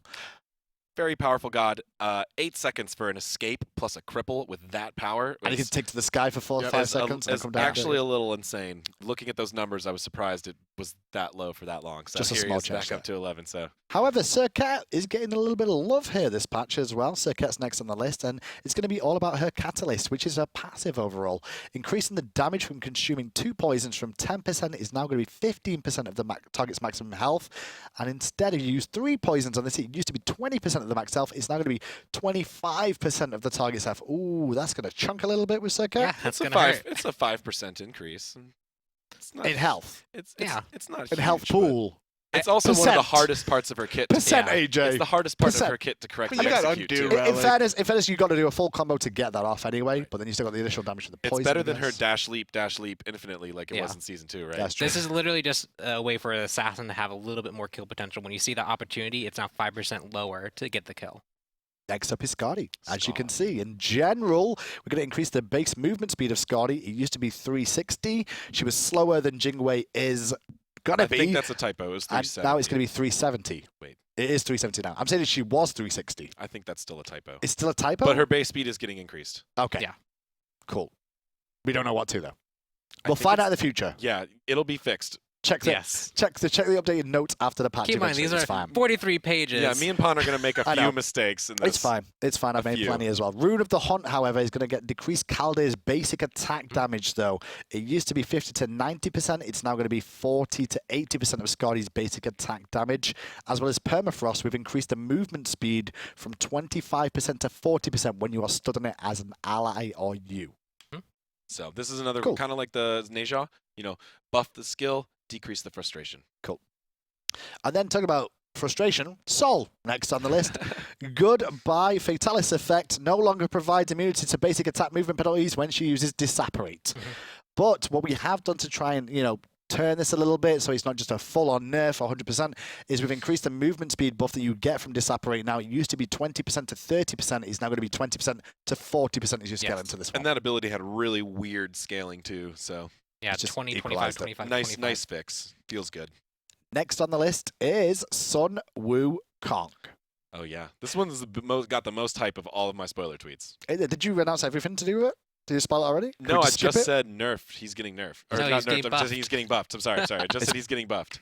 He is getting buffed. Everybody got excited Everyone about got really, really mad for a second in Twitch. No nerf. So, sorry. Undefeated Body, which is his passive, increased the health threshold for the effect. It used to be 35%. It's going to be 40%. It's no longer going to give you crit chance, though. Instead, it's going to provide you 10 physical power plus 2 physical power per level. So it's actually power instead of crit overall here, as well as the Somersault Cloud. The damage increased from 140 to 340 is now going to be 200 to 400 here overall. What's with the main idea behind this, then? It's just the passive wasn't that useful? Well, crit is just a weird stat as far as synergy goes in Sun Wukong. Yep. His abilities are more notable than his basic attacks. So we wanted you to be able to use your abilities to poke when you're low health to actually get that bonus power. And then also the ultimate we found was doing relatively low damage compared to a lot of other warrior ults. So we're just like, that deserves to be brought up as well. Okay. Yeah, if you're sacrificing the heal to actually use the leap from it aggressively, you should probably be a little bit more rewarded for it. Still in the S category for now, and we move on to Susano next on the list. And Susano's getting a bit of a love, it seems here. We're going to see Wind Siphon increase physical damage scaling from 25% to 60%. Jetstream, we've changed the ability description to correctly indicate the actual damage. From 20 to 80, it will go to 20 to 60. So the big thing for these, the tooltip changes, it's already currently doing that damage. But we just got the tooltip wrong. Okay. And change the physical damage scaling to correctly match the ability description from 35% to 30% per tick, 140% instead of 120% total scaling. Okay. And as well as Typhoon now deals bonus damage the longer it charges, in addition to the base damage, maxing out at 100 damage at all ranks. So it's got a bonus 100 of damage that it could apply if you charge it the whole time. It's going to linearly scale, yeah. Okay. Throw that, and then we can move on to Sylvanas as well then. Now, obviously, Sylvanas is a healer after all, so Sylvanas need to be hit as well. No, there's First just of so all, many.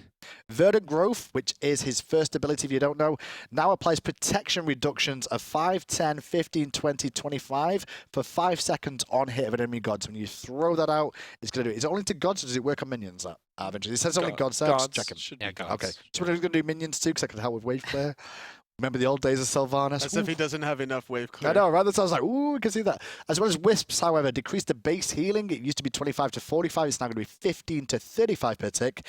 But decrease the magical power scaling on healing from 15% to 10% per tick as well. Yeah. So the big thing here is that we'd reduced the healing and gave him kind of like this new utility thing. Before, people could break the sapling and they get a protection reduction, but you can't really control that. And also pretty much just didn't happen Yeah, in it just combat. never happened. But now he can actually, he's known for, he roots you, he pulls you, he knocks you up, he sets up your whole team. Now he does that better by actually applying penetration to you as well before you get pulled in and knocked up. Awesome.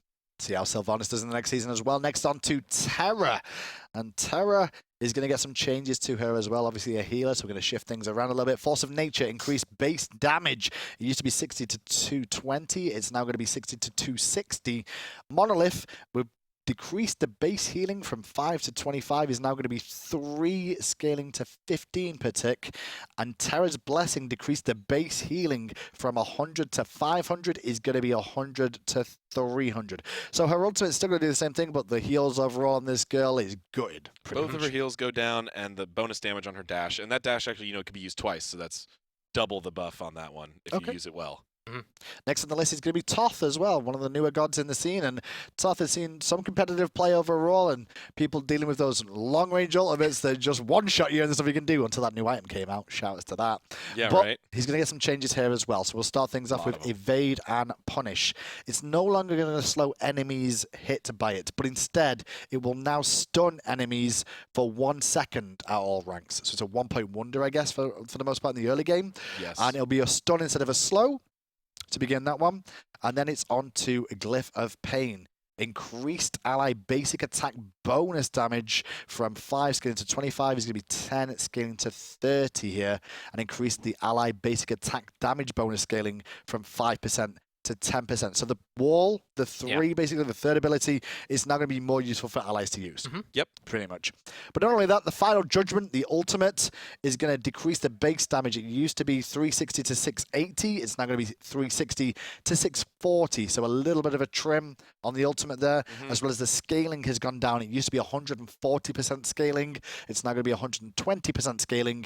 And the cooldown of this ability has gone up to 90 seconds from 75 seconds at all ranks. A lot of people just thought of him only for his ult, so nerfed his ult a little bit and buffed the rest of the kit. He is generally on the lower end of most of our stats too, so he's still in need of some help, but we think that the hard CC is going to make the biggest difference for him. Yeah, he has a little bit of way to self-peel a little bit more if people continue to dive him after his dash. Now, I'm up to Tough now. Was there more coming up after this one? No, that's... Is that it? Are we it? That's it. Is Tough the last one? I thought think it just so. I ended. think that was it. I was like, hang on a minute. I think my No, that's it. I mean, we did it, guys. Are we really done? So all 43 pages. That's all 43 pages. I just want to take a moment to thank you guys and thank all the viewers and especially the whole high-res dev team. Everybody's been working crazy hard on this patch. I mean, even before HRX during Christmas, like everybody, the whole team, art team, programming, design, QA support, everybody been working like crazy. And I'm really happy with how this patch turned out. It's the biggest patch Smite has ever done. It's crazy. Like, it's just true that is the case. The playtests were amazing.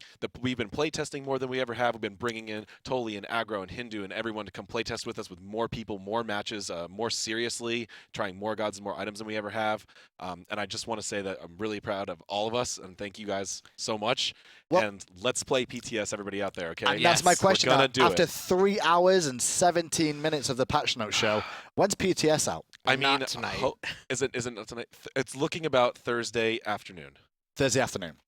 Thursday afternoon to evening. Thursday, afternoon or night, depending on what time zone you're in. We will see. But obviously, the patch notes will be available later today for everybody to see. Let's sort it out now. Let's take the day and let's look at them and have let's talk fun, about all you them. guys who just watched this whole show as a stream and then you're going to try and do a YouTube video of this and say it again. Yeah. Enjoy Good your luck. next 4 hours of life. Because Yeah. I'm going to bed now. Pleasure as always to have all of you on the show. Tully, for your first time, you didn't do too bad, apart from you mentioned Loki too much. That's a mistake. Sorry, I was hanging out with Pecky's backstage. That's your and own fault. It just Yeah, kind of shouldn't have rubbed done off that. on me. Shouldn't have done it. Not too bad as usual. AJ, always a pleasure. Thank you all so much for watching the patch notes this week. We'll obviously have the PTS and further updates to come, but for now, that's all we've got time for. Sadly, that's all we've got time for. Have a wonderful evening. Enjoy your weekend. Enjoy the Doge and Scardy.